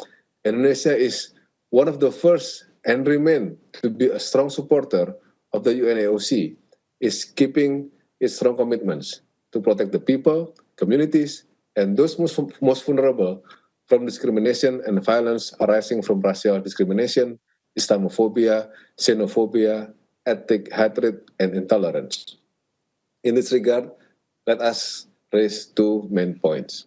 First, we must never turn away from interreligion and intermedia dialogues as the most effective way of bridging religious and cultural differences. To date, Indonesia has at least held 34 interfaith dialogues as part of our commitments to promote harmonization among society. We always emphasize that diversity is a blessing, not a curse, nor a source of disunity and violence. Second, the fear caused by the COVID-19 pandemic undeniably has also created a new wave of negative sentiments based on race or religions. We must also pay closer attention to the recent anti-Islam movements in several parts of the world. Indonesia therefore reiterates the importance of combating the spread of racism, xenophobia, and intolerance, especially under online platforms. Mr. Chair, on our part, Indonesia has undertaken several initiatives. Domestically, Indonesia has facilitated interreligious harmony forum in cities and regencies across 34 provinces. In the last 5 years, Indonesia has been increasing youth participation in the interfaith dialogue by organizing youth interfaith camp to increase dialogue and understanding between youth with different races and religions. And annually, we invite youth from across the world to participate in various programs such as Indonesian Art and Culture Scholarship and Bali Democracy Students Conference. Women are also key players. We need to empower women in our society as they spread the word of tolerance and understanding within their family unit and within the community at large. To quote our president as a he-for-she impact champion, women are key to sustainable peace from family to country to world. And finally, Mr. Chair, Indonesia affirms the importance of collaboration among countries amidst the COVID-19 pandemic. We are in this together, regardless of race, religion, and ethnicity, and we need to cooperate together to come back stronger. Thank you, Mr. Chair. Thank you, Excellency, Mr. Mohamed Kurniadi, for your presentation and the wish and support of Indonesia to the work at United Nations Alliance of Civilization. So now I give the floor to the Deputy Permanent Representative embajador, Excelencia Luis Romero Bermúdez Álvarez. Embajador, tiene la palabra. Dear High Representative Ambassador Moratinos, muchas gracias. Let me join others in expressing our sincere condolence to the people and government of Kuwait on the passing of His Highness Amir Al-Jaber Al-Sabah this morning. Coincidentally, as we mark the 15th anniversary of UNAOC, we also commemorate this year the United Nations at 75 and 5 years since the adoption of Agenda 2030. I recall my participation on the second forum of the AOC held in April 2009 in Istanbul, when we were facing the effects of the first global economic crisis of this century. Today, the circumstances are similar, I would say worse than in 2009. COVID-19 pandemic does not difference between rich and poor, healthy or unhealthy, developed or developing countries. It has harmed all our societies equally. Inspired by solidarity and cooperation, we will recover. But we face a golden opportunity to shuffle and deal again, prioritizing a set of advances and values. I am convinced that one of the greatest challenges we face is to strengthen the solidarity of humanity. The UN system provides us with the adequate framework, and the AOC is one of the most preferential tracks to transit and converge towards our goals. We will reach them through education in tolerance, respect for the different, intercultural understanding, dialogue and peace building, gender equality and girls' education, increase in participation of young people at decision-making processes, safeguarding spaces for civic participation. Governments and civil societies should not oppose each other. Nowadays, Alliance of Civilization reemerges as an important tool to promote multilateralism. Congratulations, Ambassador Moratinos, for the role you have played during the last 15 years. You may count on the continuous support of Uruguay.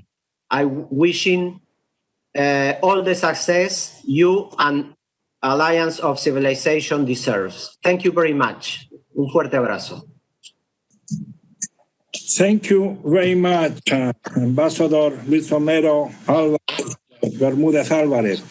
It's great to have in the Embassy of Uruguay somebody that belongs to, the old good days of the line in Istanbul. I was there. Exactly. So I'm sure that with your involvement and the trust of your government and your country, we can develop what is always been a very good relationship. So thank you, and so we will be in touch. Now we give the floor to the senior counselor of the Russian Federation, Господин Stepan Kuzmenkov. You have the floor. Thank you very much. Distinguished colleagues, ladies and gentlemen, our sincere condolences to the people and government of the state of Kuwait with regard to passing away of Emir Sheikh Al-Sabah. This year we mark the 75th anniversary of the end of the Second World War and establishment of the United Nations. The 15th anniversary of the Alliance of Civilizations is among these momentous occasions. Since its founding in 2005, the Russian Federation has supported the work of the Alliance in realization of the key purpose of the United Nations to save succeeding generations from the scourge of war. In order to achieve this aim, states should strive for better unity in combating neo-Nazism, xenophobia, and religious hatred. Unfortunately, the coronavirus pandemic has exacerbated the lack of confidence between different states, ethnic and religious communities. We are confident that the international community will overcome the current crisis sooner or later. What we need today is to stop interference in internal affairs and refrain from politicization of this problem. Promotion of the intercultural and interreligious dialogue is one of the key areas for preventing civilizational divides and building cohesive societies. We believe that the positive impulse for the efforts in this sphere will be given by the International Conference of Heads of State, parliamentarians, and representatives of the world religions on intercultural and interreligious dialogue for the benefit of peace and mankind, which will be held in Russia in 2022 by the Interparliamentary Union under the aegis of the United Nations. We appreciate the active engagement of the High Representative of the Alliance of Civilizations, Her Excellency Mr. Miguel Martinez, in the preparation of this event. I thank for your attention. Thank you very much to our friend, Senior Counselor of Russian Federation, Mr. Kuzmenko, and I really look forward to our joint collaboration with IPU and the Russia Federation and organizing the 2022 conference in Russia. You can count on us in our permanent support and engagements. Thank you very much. Большое спасибо. So now we move to Deputy Permanent Representative of the United Arab Emirates, Mrs. Amira Obaid Mohammed Obaid Al-Shafaiti. So you have the floor. Thank you, Excellency, for organizing this timely discussion. At the outset, I want to express our deepest condolences to the people and the state of Kuwait for the passing of His Highness Sheikh Sabah Al-Ahmed Sabah. This is a sad day for Kuwait and for the world, as we have lost a great leader who always championed peace and multilateralism. Excellencies, the United Arab Emirates is proud to be a member of this group, as we greatly value the critical work of the Alliance of Civilizations under the leadership of Mr. Miguel Moratinos. Our responses to the various challenges posed by current threats, including COVID-19 pandemic, will shape our societies for decades to come. We must therefore strengthen our efforts to build more resilient, peaceful, and prosperous societies. But how we can do that? We need to put aside differences and focus on bringing societies together to face our common threats. We must support the UN Secretary General's call for global ceasefire. And of course, we need to forge new partnerships that open opportunities for peace and stability. We need to protect and assist people in vulnerable situations, including minorities and refugees. We should address gender-based violence and violence against children. We must eliminate bigotry and religious violence globally by promoting coexistence and interfaith dialogue. We need to invest in our youth and consider them as partners in confronting extremism. We need to close knowledge gaps and existing inequalities within and between countries.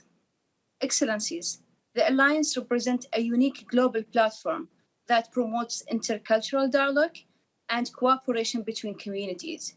This year, as we celebrate the 15th anniversary of the Alliance, we must discuss how we can further support its critical work.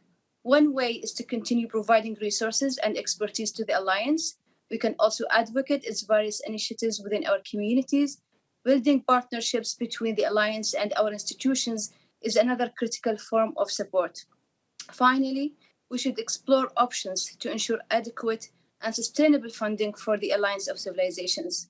In conclusion, we assure you that the UAE will continue its long-standing support to the Alliance. I thank you. So thank you very much for your presentation, which is made by Mohammed Obaid. And thank you for the support of UAE effort in promoting interfaith dialogue, and that have culminated in historical document of human fraternity. And of course, we are going to be in close contact in order to find means and ways to jointly move forward in certain projects and certain, way to really support each other. So thank you very much. Now we move to my dear colleagues from the European Union and Deputy Head of Delegation Ambassador, Mr. Silvio Gonzato. So you have the floor. Thank you, High Representative, and congratulations for your resilience. This has been a very long day for you. And let me, on a more serious note, also share my condolences to colleagues from Kuwait for the passing of their leader. It is the right to self-determination of the people of Azerbaijan. The current pandemic... Sorry, I think there seems to be a problem. You can hear me now. The current pandemic affects our lives profoundly and has caused much suffering. It has also put at risk the progress achieved so far, in particular for those at risk of violence based on their gender, religious, or ethnic grounds. The pandemic has also aggravated pre-existing trends of rising authoritarianism and increased the risks of further downward pressure on human rights in general and civil and political liberties in particular.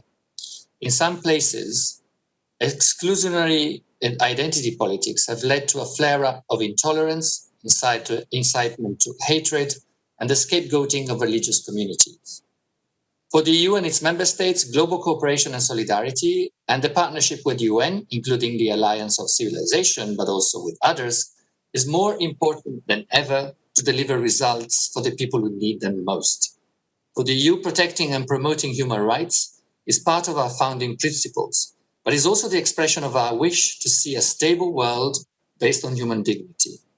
To promote equality and diversity is a question of rights, a question of credibility, of representation, and of justice, but it is also a persuasive case for business.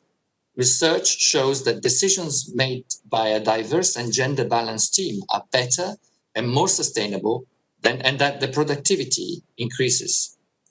So we must strive for a future where everyone has a role to play in shaping our common future. Our commitments, however, can only make a real difference if they are accompanied by a genuine shift in our societies. We need to raise awareness, listen to people at risk, and focus on building more equal, better educated, and peaceful societies. Education opens the possibility to improve our understanding of the world and its diversity, of the interests, needs, and desires of others, so that we can treat them with respect and empathy. Our ability to live together and create inclusive society is at the heart of the EU's exchange platform on religion and inclusion, an initiative launched by our previous High Representative, Federica Mogherini.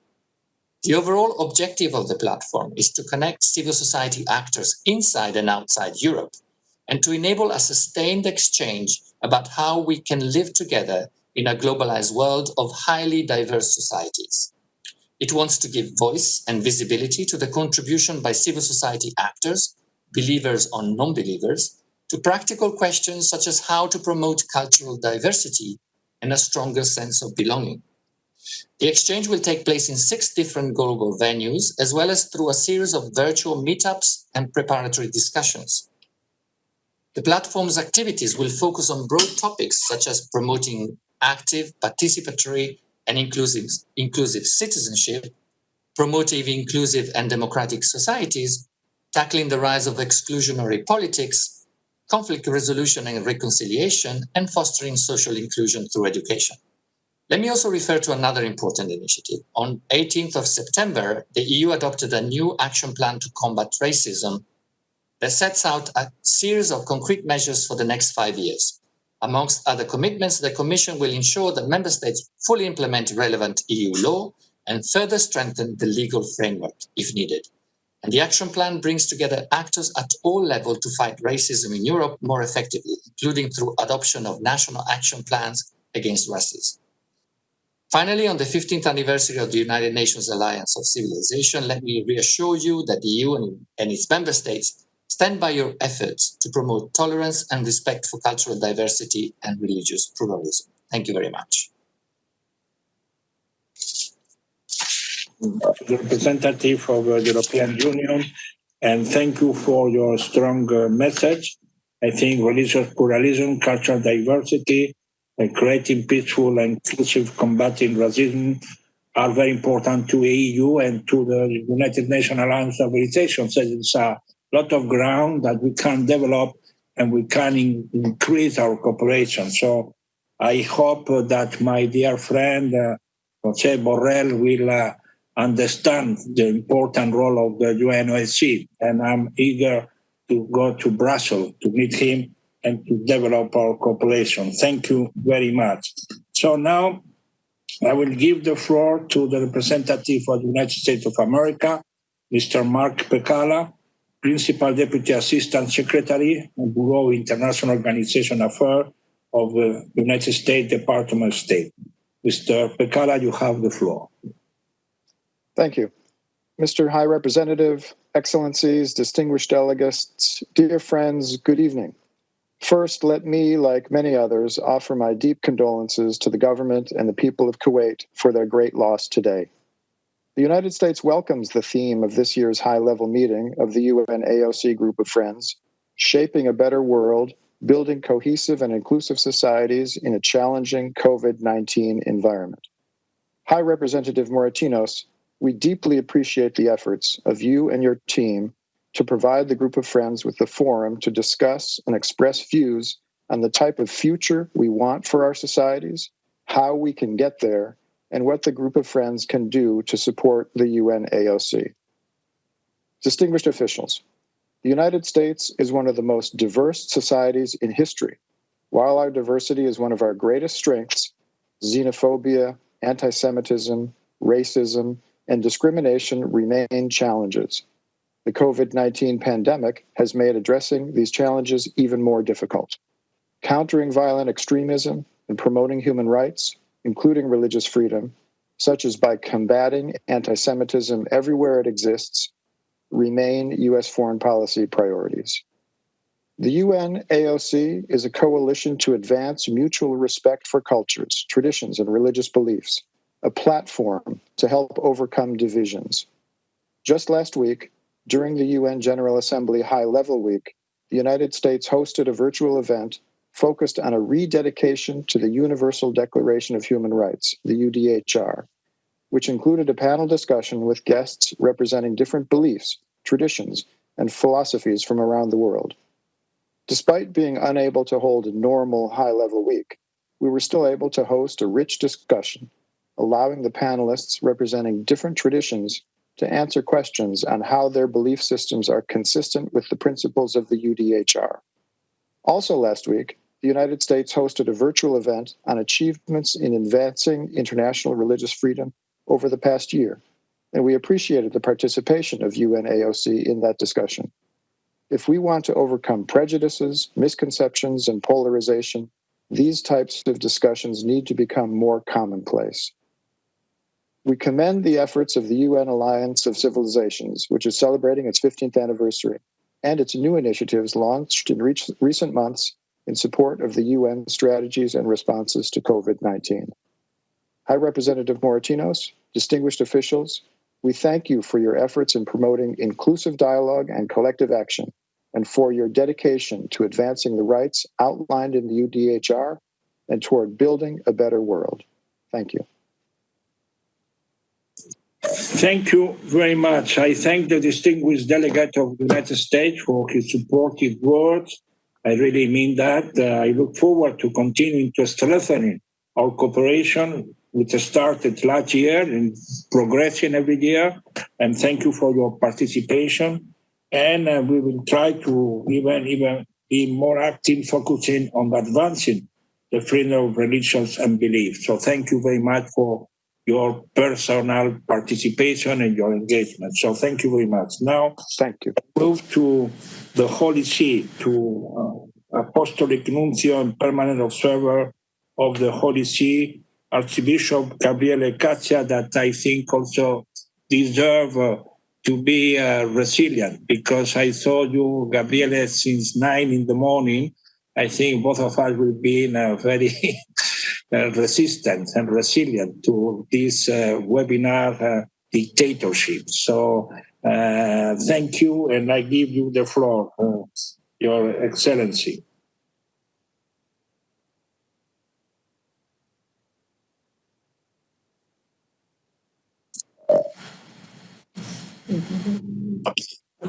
Thank you. Now, okay. Thank you very much, Mr. High Representative and dear Moratinos, Your Excellencies, dear friends. First of all, I would like to extend to the ambassador and people of Kuwait my condolences for the death of the Emir Sheikh Sabah. Last Friday, as he addressed the United Nations General Assembly, Pope Francis concluded his remarks by recalling that the pandemic has shown us that we cannot live without one another, or worse, still pitted against each other. For several weeks, Pope Francis has been dedicating his weekly general audience to the COVID-19 pandemic, proposing an articulated response grounded in the social doctrine of the Catholic Church, based on principles such as solidarity, subsidiarity, which stem from a desire to serve the common good. Pope Francis also manifested his proximity from many spiritual and practical initiatives, such as Moment of Prayers, establishment of the Vatican COVID-19 Commission, donation of medical equipment to hospitals around the world. His focus throughout has been on the poorest and the most vulnerable, as well as on our common home, urging us to rediscover what it means to be members of the human family. While there are many things that differentiated, such differences should never be a pretext for exclusivism or for dividing the human family, particularly at such a difficult time. The pandemic has brought us back to basics, a time to choose what matters, a time to separate what is necessary from what is not. Recently, the Pontifical Council for Interreligious Dialogue, along with the World Council of Churches, produced a document entitled Serving a Wounded World in Interreligious Solidarity, a Christian call to reflection and action during COVID-19 and beyond. The document thought in solidarity also with those who profess and practice other religions or consider themselves unaffiliated to any particular religion, notes that the world is wounded not only by the pandemic, but also by the scourge of religious intolerance, discrimination, racism, economic and ecological injustice, and many other sins. Today offers an occasion to recommit to change the course of religious intolerance through a spirit of authentic dialogue and through a willingness to listen and learn from one another. Even if interreligious dialogue is an internal matter for religious communities, at a more informal level, it is a dialogue of life, of being together as religious communities, of working together to promote the common good, peaceful coexistence and understanding in societies and for all humanity. This form of existential dialogue is a model and catalyst for all dialogues between persons and peoples at every level. To live as nations truly united, as brothers and sisters committed to the integral human development of all, we must go beyond declarations, however articulate.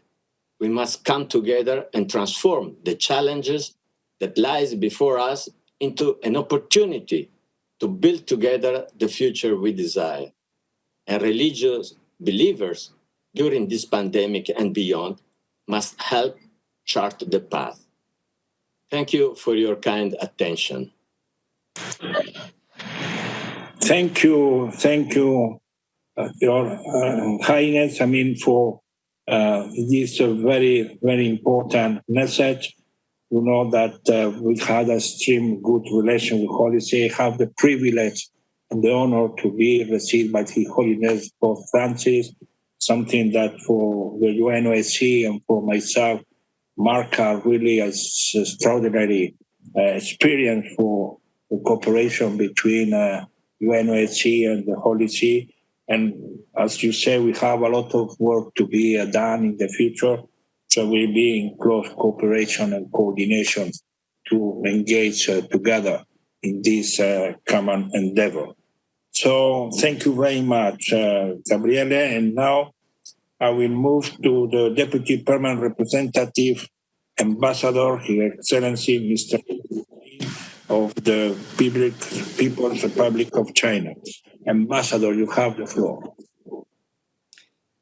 Thank you, Mr. Chair. Your Excellencies, dear colleagues, this year marks the 15th anniversary of the establishment of UNAOC. Under the leadership of High Representative Mr. Moratinos, UNAOC has conducted extensive work around its 4 pillars and made a remarkable contribution to the understanding and friendship among different civilizations and religions. China highly appreciates. Mr. Chair, COVID-19 is causing severe consequences to all spheres of human life. It reminds us that we are living in an interconnected world and share a common future. The only solution lies in strengthening international solidarity and cooperation. We should do everything possible to be united against the common enemy. We should uphold multilateralism and give strong support to the UN and WHO. All countries should fulfill due responsibilities and obligations. We are deeply concerned of the stigmatization, xenophobia, hate speech, and crime related to the pandemic, and call for swift and strong measures to combat those words and actions that may divide us. In this regard, we welcome the joint call for solidarity, compassion, and unity initiated by High Representative Moratinos. We continue to support the role of the allies in this area. Dear colleagues, China actively contributes to the global fight against COVID-19. We have provided medical supplies to 150 countries and 4 organizations. China has decided to cancel the debt of interest-free loans of relevant African countries due by the end of 2020 and wishes to do more. Chinese vaccine will be made a global public good when available. We will continue to stand in solidarity with the rest of the world against the pandemic. Thank you, Mr. Chair. Thank you very much to distinguished delegate of People's Republic of China. I want to really thank China for her support and cooperation with the UNAOC. And I want to really convey to your president, Xi Jinping, in for his reference, in his intervention, in his speech to the plenary of the 75th anniversary of the UN, he referred to the clash of civilization. And I think he called for a dialogue of civilization, and that has been included in your new proposal for the One Belt, One Road.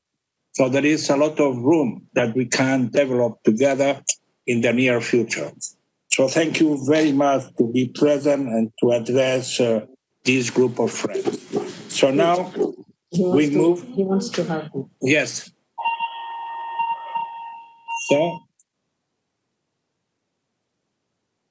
have the floor? He has to respond. Okay.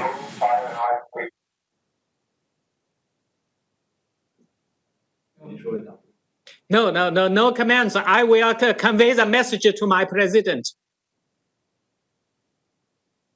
Now to Portugal, to the Deputy Permanent Representative of Portugal, Mr. Nuno Voltier Matias. Mr. Nuno Voltier, you have the floor. Thank you, Mr. High Representative. Just a brief comment to underline the importance of the work of the Alliance of Civilizations as it celebrates its 15th anniversary.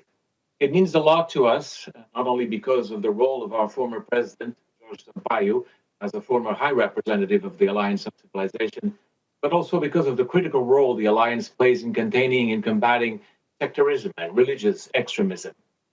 I'd like to borrow the quote from Nobel Prize and Mexican poet Octavio Paz, who once said, "Somos por primera vez en nuestra historia contemporáneos de todos los hombres." We are, for the first time in our history, contemporary to all men. This, I believe, encapsulates our global interconnectivity and at the same time the challenges we face. So connected, but still fundamentally unequal and increasingly prone to the spreading of disinformation. It shouldn't come as a surprise that Portugal's stance at the United Nations is precisely determined by the willingness to engage in dialogue with all member states. The evolution of our most recent history in the democratic period and the consolidation of religious freedoms without a prejudice to the secular space that the Catholic Church has occupied in our society is a testimony to our allegiance to those core principles. A sign of good coexistence of different creeds in Portugal can be attested by the fact that our country was chosen to host the international headquarters of the Ismaili community. So we fully support your action plan, and especially the inclusion of the new pillar dedicated to the defense of women's rights.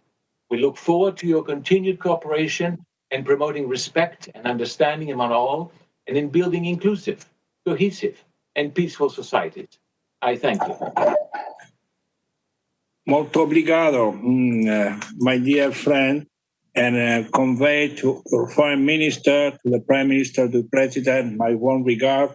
We will continue to work together and remember the tremendous work of the former President, Sampaio, that launched the Alliance. So he was my predecessor in this capacity. So thank you very much. So now we move to Madagascar. And we give to the Deputy Permanent Representative, Mr. Vero Hensua Andrea Miaria Rosa, the floor. So sorry to make you wait so much, but well, I think we all deserve to listen from you. Thank you. Thank you. Do you hear me? Oops. Okay. Can you hear me? Yes. Okay. Thank you, Excellency. To begin with, allow me to add my voice by expressing my heartfelt condolences to the people and the government of Kuwait for the passing of His Highness the Emir of the State of Kuwait. Distinguished High Representative, Excellencies, ladies and gentlemen, let me congratulate the Alliance of Civilization on its 15th anniversary and on its performance shown over these years and in these challenging circumstances. My delegation takes note of the crucial role played by the UNAOC and the progress it has made so far in promoting cohesive and peaceful societies, transcending cultural and religious diversity. Besides, Madagascar would like to express its gratitude to all those who share the same ideas, accepting what the world and its successive and prosperous generations are doing with, and as such, education is the best investment that we, as a society, can make. As for Madagascar, the government gives priority to every child and their access to school, with a particular attention to girls. We now reached a reasonable parity between girls and boys in terms of education opportunities. Furthermore, along with our national policy for youth, we aim at a sustainable development where young Malagasy are given in advance means and resources, allowing them to adjust properly and efficiently with the requisites and the perpetual evolving context of the modern world and the globalization. With respect to migration, which is already a long time linked to our island's populating history, Madagascar could not agree more on the fact that diversity is wealth. Our nation philosophy based on the Fihavanan, which is an ancestral principle of mutual respect, solidarity, and forgiveness, is our reference, which greatly facilitated under many aspects our path through crisis. Excellencies, COVID-19 pandemic has not spared Madagascar either, but we are now at a gateway for a stronger recovery in line with the Building Back Better vision. To this end, the Live Together principle is indeed the key tool to address discrimination and marginalization, and to keep us on track on our way to a peaceful world, just and sustainable. To conclude, I would like to congratulate the UNAOC for the new initiatives launched in field of prevention and mediation, as well as for the new actions taken to address challenges posed by this COVID pandemic. I thank you for your attention.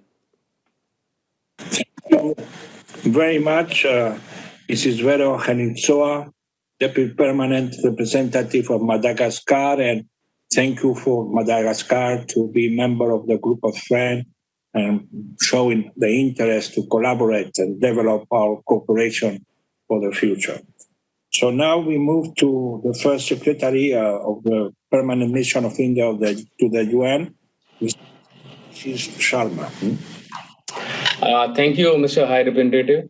At the outset, I would like to express our deepest condolences to the people of Kuwait and its government following the death of the Emir Sheikh Sabah Al Ahmad Al Sabah. Allow me to express our sincere appreciation to you for your efforts in leading the Alliance of Civilization. This platform has assumed a greater significance in contemporary world where divisive lines are becoming broader than ever before. Mr. High Representative, India is an ageless civilization which has always practiced and propagated world peace by promoting inter-ideological and inter-religious understanding through open, inclusive, and constructive dialogue. Our civilization ethos is deeply rooted in the universal values of rule of law, democracy, pluralism, and human rights.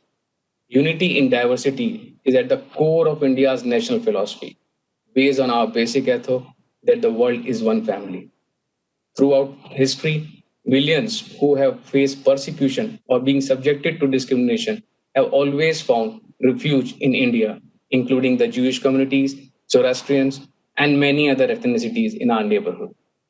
India continues to play an important role across the world to fight the COVID-19 pandemic and supported more than 150 countries. Mr. High Representative, as the Alliance of Civilization turned 15, it is imperative that we strengthen our approach towards how we deal with cultural and religious diversity.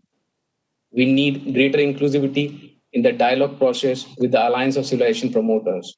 We must ensure that the interreligious dialogue is broad-based and encompasses all faith and not be selective. Mr. High Representative, we must stand united against the forces that seek to displace dialogue and peace through brute force and disinformation. Democracy and pluralism should be the bedrock to promote peace building and better governance worldwide. The Alliance of Civilization should focus on issues that unite us. We must refrain from making the alliance a platform for divisive political rhetoric, which takes us nowhere. To conclude, I would like to reiterate India's strong commitment towards the activities of the alliance to promote understanding, tolerance, and respect. I thank you for your attention. Thank you very much to First Secretary of the Permanent Mission of India, Mr. Ashish Sharma, and thank you for India to support the work and activities of the Alliance of Civilization. So now we are going to present some videos for several foreign ministers in order that before concluding we can have the opportunity to receive the message. So now we will present the video sent by Minister of Foreign Affairs of Pakistan, Her Excellency Mr. Makhdoom Shah Mahmood Qureshi. His Excellency Mr. Miguel Angel Moratinos, High Representative of the UN Alliance of Civilization, Excellencies, distinguished delegates, ladies and gentlemen. Let me begin by commending the Alliance of Civilization and the two main co-sponsors of the initiative, Turkey and Spain, for organizing today's meeting. The greatest paradox of today's world is that while globalization has brought people closer, it has also spawned divisions and frictions among and within societies. It was against this backdrop that the Alliance of Civilizations was founded 15 years ago to advance mutual respect for different cultures and religious beliefs, and to provide a platform for bridging divisions and overcoming prejudices. While the Alliance has done commendable work over the years, its job is far from over. The sounds of clash of civilizations still reverberate. We are witnessing global resurgence in intolerance, discrimination, racism, hate speech, and violence on the basis of religious beliefs. The exploitation of COVID-related fears to stoke racism and stigmatization demonstrates the deep-rooted nature of the challenge ahead of us. In many places, including in our own region, the pandemic has aggravated the suffering of people due to negative religious stereotyping. The enormity of this problem continues to grow, partly by a rise in populism and partly by mainstreaming of contempt through unregulated social media platforms. Freedom of expression does not grant the freedom to insult or hurt others. Most worrisome is the state sponsorship of violence on the basis of religion or belief. Today, Islamophobia is unmistakable in the manifestos of far-right and neo-fascist parties that call upon expulsion of Muslims, in the politicization of the hijab, in cow vigilantism, in burning of the Holy Quran, in the deliberate vandalizing of Islamic symbols and holy sites, and in attempts at incitement in the name of free speech through deliberately hurtful caricatures and competitions. We Muslims live our religion. Understanding must be shown for the pain and anguish caused to Muslims when Islam and its Prophet, may peace be upon him, are insulted. Mr. Chairman, as member of the group of Friends of Alliance of Civilization and guided by the vision of our founding fathers, Pakistan remains committed to promoting religious tolerance, understanding and cooperation at home and abroad. A recent manifestation of this commitment is the opening of Kartarpur Corridor, the world's largest Gurdwara, allowing easy access to our Sikh brothers from the neighborhood and all across the world to practice their religious rites. Mr. Chairman, Pakistan has called that willful provocations and excitement to hate and violence must be universally outlawed. The UN General Assembly should declare an international day to combat Islamophobia and build a resilient coalition to end the scourge. Promotion of Alliance of Civilizations requires building bridges, not burning them, respecting each other's religions and beliefs, not ridiculing them, constructive engagement and not estrangement. Let us work together for building a peaceful world where different civilizations and cultures coexist in harmony and on the basis of mutual respect. I thank you. Thank you very much to the statement of video of the Minister of Foreign Affairs of Pakistan. And I want to reassure Pakistan that the UNOSC is continuing fighting against any kind of xenophobia, discrimination, and of course, Islamophobia. We just, several weeks ago, we condemned the burning of a Quran in Sweden after some fanatic extremists did so. So we will continue to work together in this spirit of cooperation and collaboration together. So now we will present the video of Minister of Foreign Affairs of Republic Bolivariana de Venezuela, Mr. Jorge Arreaza Montserrat.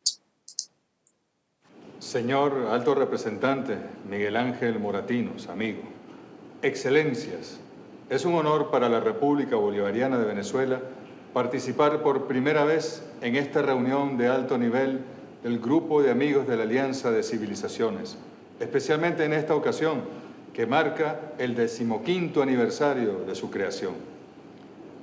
Desde Venezuela estamos plenamente conscientes de la encrucijada en que se encuentra hoy el mundo. La pandemia del COVID-19 es tan solo la punta del iceberg, del témpano, que ha venido a rasgar el velo y nos permite hoy ver la realidad de un mundo plagado de inequidad social, de injusticia ambiental, de intentos por imponer modelos, bien sean políticos, económicos, sociales, de una creciente y peligrosa tendencia hacia el unilateralismo y la arbitrariedad. Excelencias, ante este panorama de incertidumbre, los nobles propósitos con los que se conformó la Alianza de Civilizaciones cobran aún más vigencia. Venezuela se ha incorporado plenamente a esta noble iniciativa para defender la diversidad y el derecho sagrado a la tolerancia, para garantizar así la paz.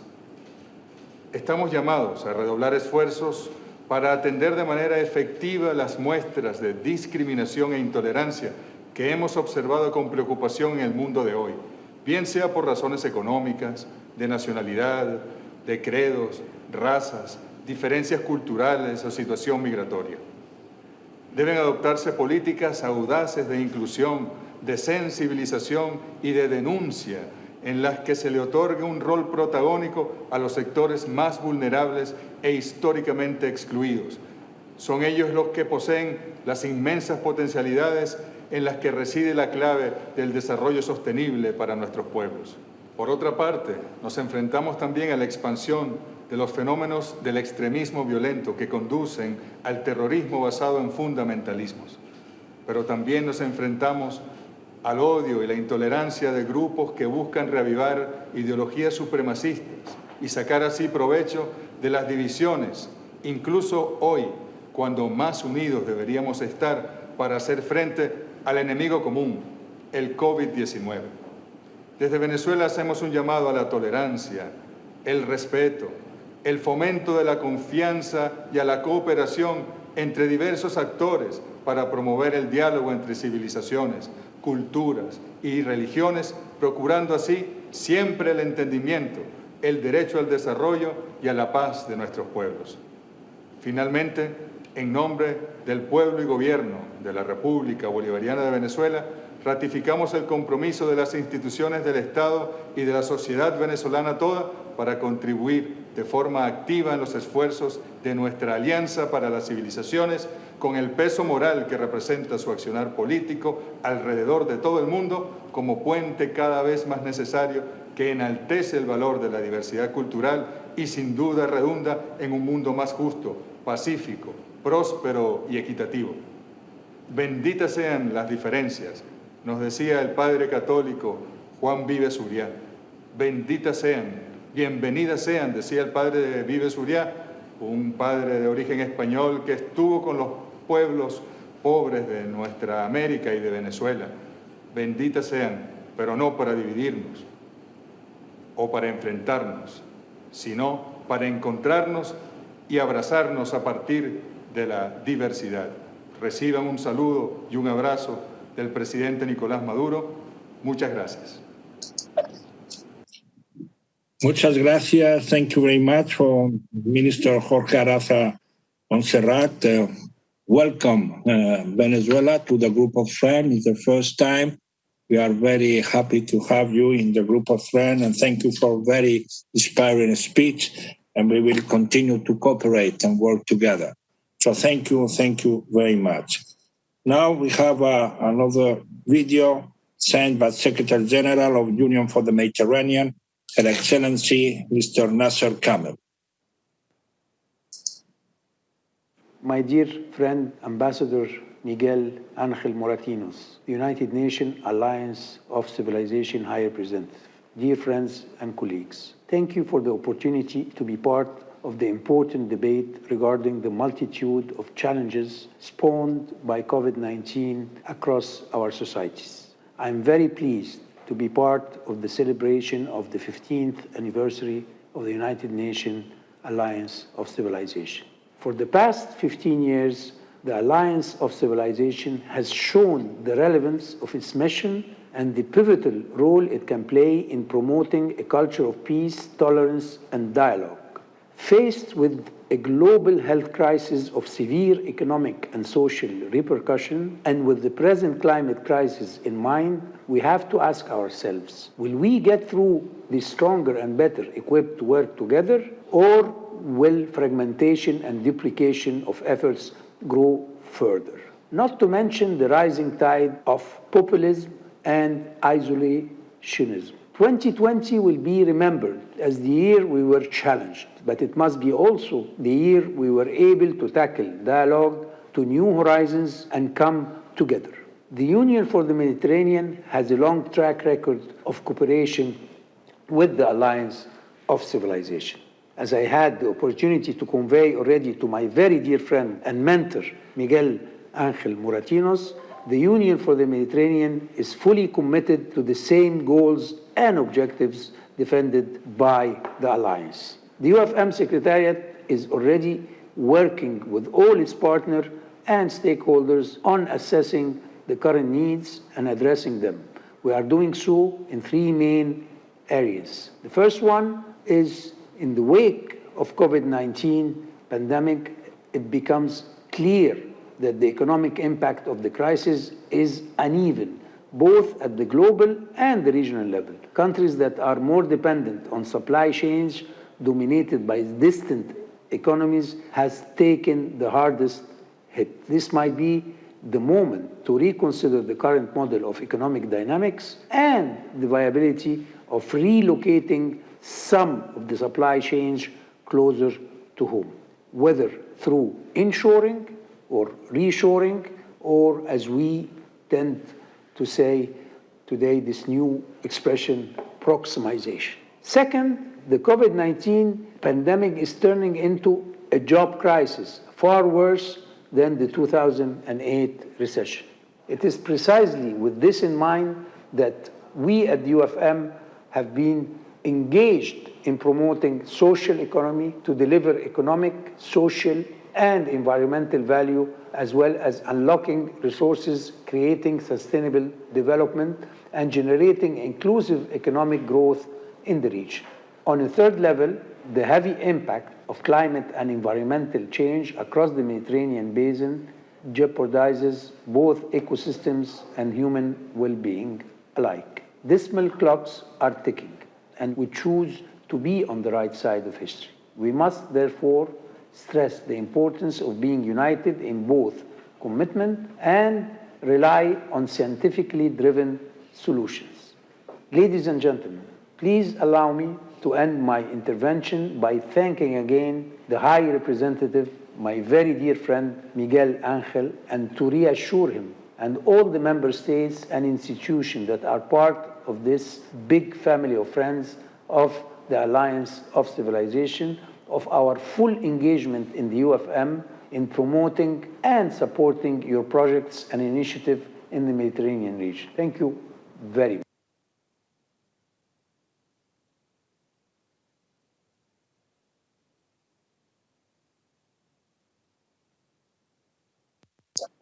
Thank you very much, my dear friend Nasser Kamal, for your kind words. And I'm thinking also of your anniversary of the Barcelona process, 25 years that you are going to commemorate, and we will be with you in order to support and enhance our cooperation. So now I give the floor, I give the video presentation of the video of the Director of Strategic Partnership of the Muslim World League. Welcome to the group of friends, Mrs. Sumaya Redwan. Good morning. Thank you. Your Excellencies, respected leaders, ladies and gentlemen, it's a great honor to have joined the United Nations Alliance of Civilization group of friends. The Muslim World League is pleased to participate in this inaugural session. The corona pandemic has proven to humanity that we are all in this struggle together. There is no place anymore for culture of isolation and rejection of dialogue. The closer we get to each other, the more we are able to overcome difficulties. Human solidarity that emerged during the pandemic confirms deep emotional attachment that binds us together. And many countries are hastening to exchange aid. The act in itself will boost and strengthen the noble feeling among partners. More than ever, this human solidarity during the pandemic have reminded us of our shared values rather than differences. We are all keen to protect our families and loved ones from harm. Then our purpose is one, that is to live in peace. It's important to continue and stimulate this solidarity, especially at a time where the future is uncertain. There are indications of possible second wave of COVID-19, and civilization possess all the values they need to fight this pandemic. They share the values of generosity, sacrifice, and assisting others. We can rise above all difficulties if we work together. Muslim people have been affected by this pandemic like the rest of the world. For quite a while, prayers have been suspended in mosques. Performing Umrah was also suspended. This is extremely important in Islam. However, the pain will go and the lessons will remain. The Muslim World League salutes all the medical personnel all over the world. Their sacrifices and hard work must not be forgotten. In conclusion, we at the Muslim World League extend our thanks to all members. We also thank all the organizations of the United Nations for the great work throughout the past period. We hereby also affirm our continued work with our partners everywhere to promote peace and harmony in the world. Thank you. Mrs. Sumaya Redwan, Director of Strategic Partnership of the Muslim World League, and welcome again the Muslim World League to the group of friends. Now we go back to the presence of the Minister Plenipotentiary of the Permanent Mission of Brazil to the UN, Mr. Ricardo de Souza Monteiro. Mr. Ricardo de Souza Monteiro, you have the floor.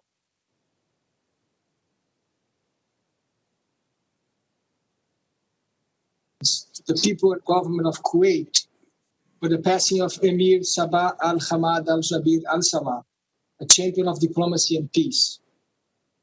In the interest of time, I will deliver a reduced version of our statement, the entirety of which will be furthered in writing. At the end, it's not the... Mr. Chair, but it's not... listen to me. Do you listen to me?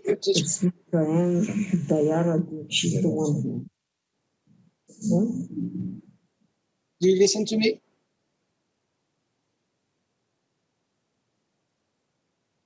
Hello? Yeah. I cannot listen to you, but if you listen to me, it's okay.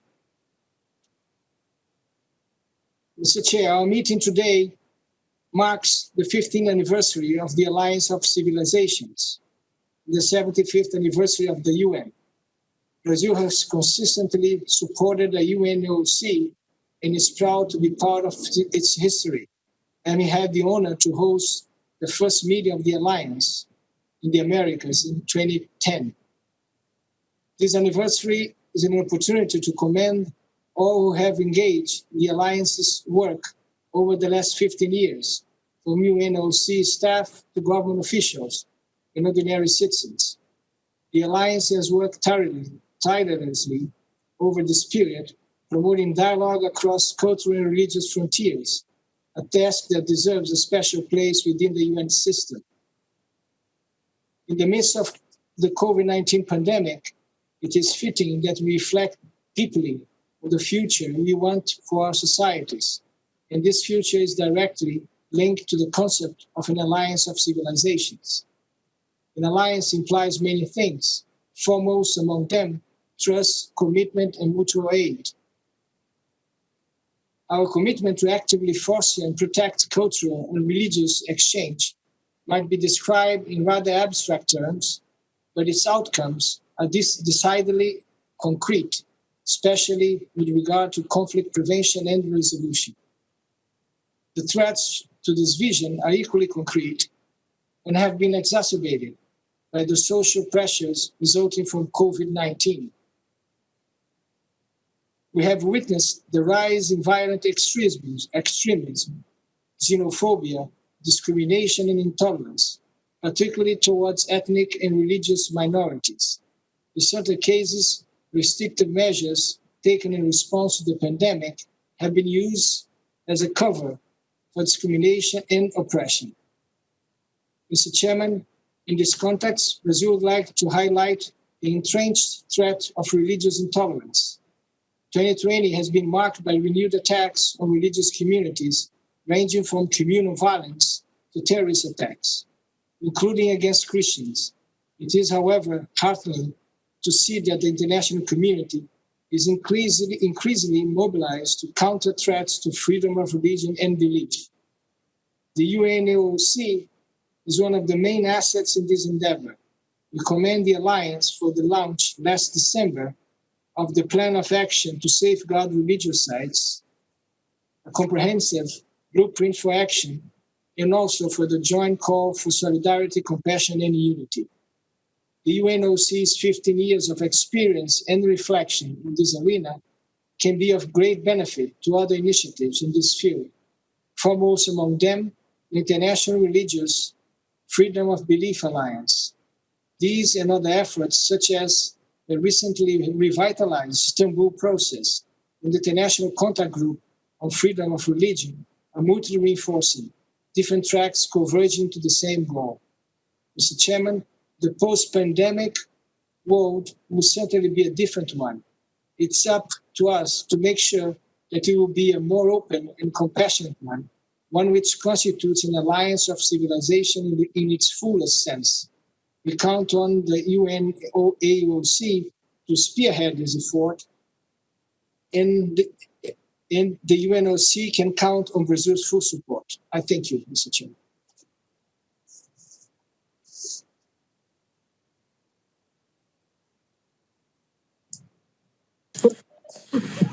So thank you very much for your intervention, Mr. Ricardo, and for permanent support of the Alliance of Civilization. So last but not least, we have finally the representative of France, the Minister of Council of the Permanent Mission of France to the UN, Mrs. Diarra Dim Labille.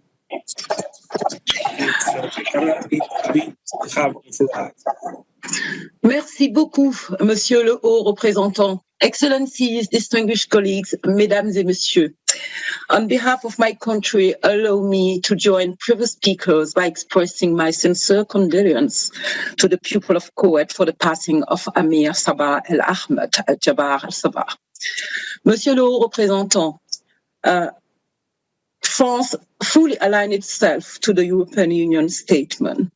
In addition, we also would like to take this opportunity to reaffirm our continuing support to the United Nations Alliance of Civilization and the High Representative Action to adapt the work of the Alliance by ensuring its relevancy within the UN system and working efficiently and in synergy with important actors such as UNICEF or UNESCO. We believe the COVID context and the need to build back better represent an opportunity for the Alliance to engage with all states and relevant stakeholders in promoting mutual understanding and respect in a time where some, unfortunately, close in on themselves and develop negative nationalist reflex or are tempted to do so. We also call on the Alliance to continue to work with relevant UN entities to ensure that a gender and youth perspective are included in its action. The 20th anniversary of Resolution 1325 and the recent adoption of Resolution on Youth, Peace and Security, co-facilitated by France and the Dominican Republic, provide a valuable momentum in this regard. France remains fully committed in favor of promoting tolerance, pluralism, diversity, and freedom of religion and belief. These priorities are at the center and core of the coming Paris Peace Forum, as well as the Generation Equality Forum that will take place in June 2020. We congratulate the Alliance for its 15th year and look forward to continuing our partnership. En conclusion, permettez-moi de vous citer Monsieur le Haut Représentant, a wise among the wise. This is time for solidarity, not divisiveness, compassion, not xenophobia, kindness, not hatred. As one humanity, we can fight the COVID-19 pandemic. Je vous remercie. Thank you. Merci beaucoup à la représentante de la République de France. And thank you for concluding with my quotation, my words. So I have not to repeat them. You have said that. So let me really congratulate France for being so supportive. And I hope we can develop even a stronger relationship between the UNOSC and the French Republic. So, my dear friends, we come to an end. We reach the end of our plenary meeting. I want to really thank all of you for your commitment, the support of the Alliance in the past 15 years, the work for all of you in order to get the Alliance good guidance and advice. And so we look forward to strengthening our collaboration in the future. We will distribute all the paper, all the videos, everything in order that all members of the group of friends can have the whole readings of this long day. But for the people of the Alliance and the people who've been working in the same spirit of one humanity, it has been a very enlightening and very positive day. So I want also to thank strongly the UN broadcast services for their technical support and their cooperation with my team. Thank you very much. Thanks to you, we can still have diplomacy. So in these difficult times, to have the opportunity to exchange views and to share commitment for all of us, I think thanks to you, we can do so. And finally, I want to thank my team that had worked for the past months to make this meeting a success under the strong and positive leadership of my dear Michal Sad.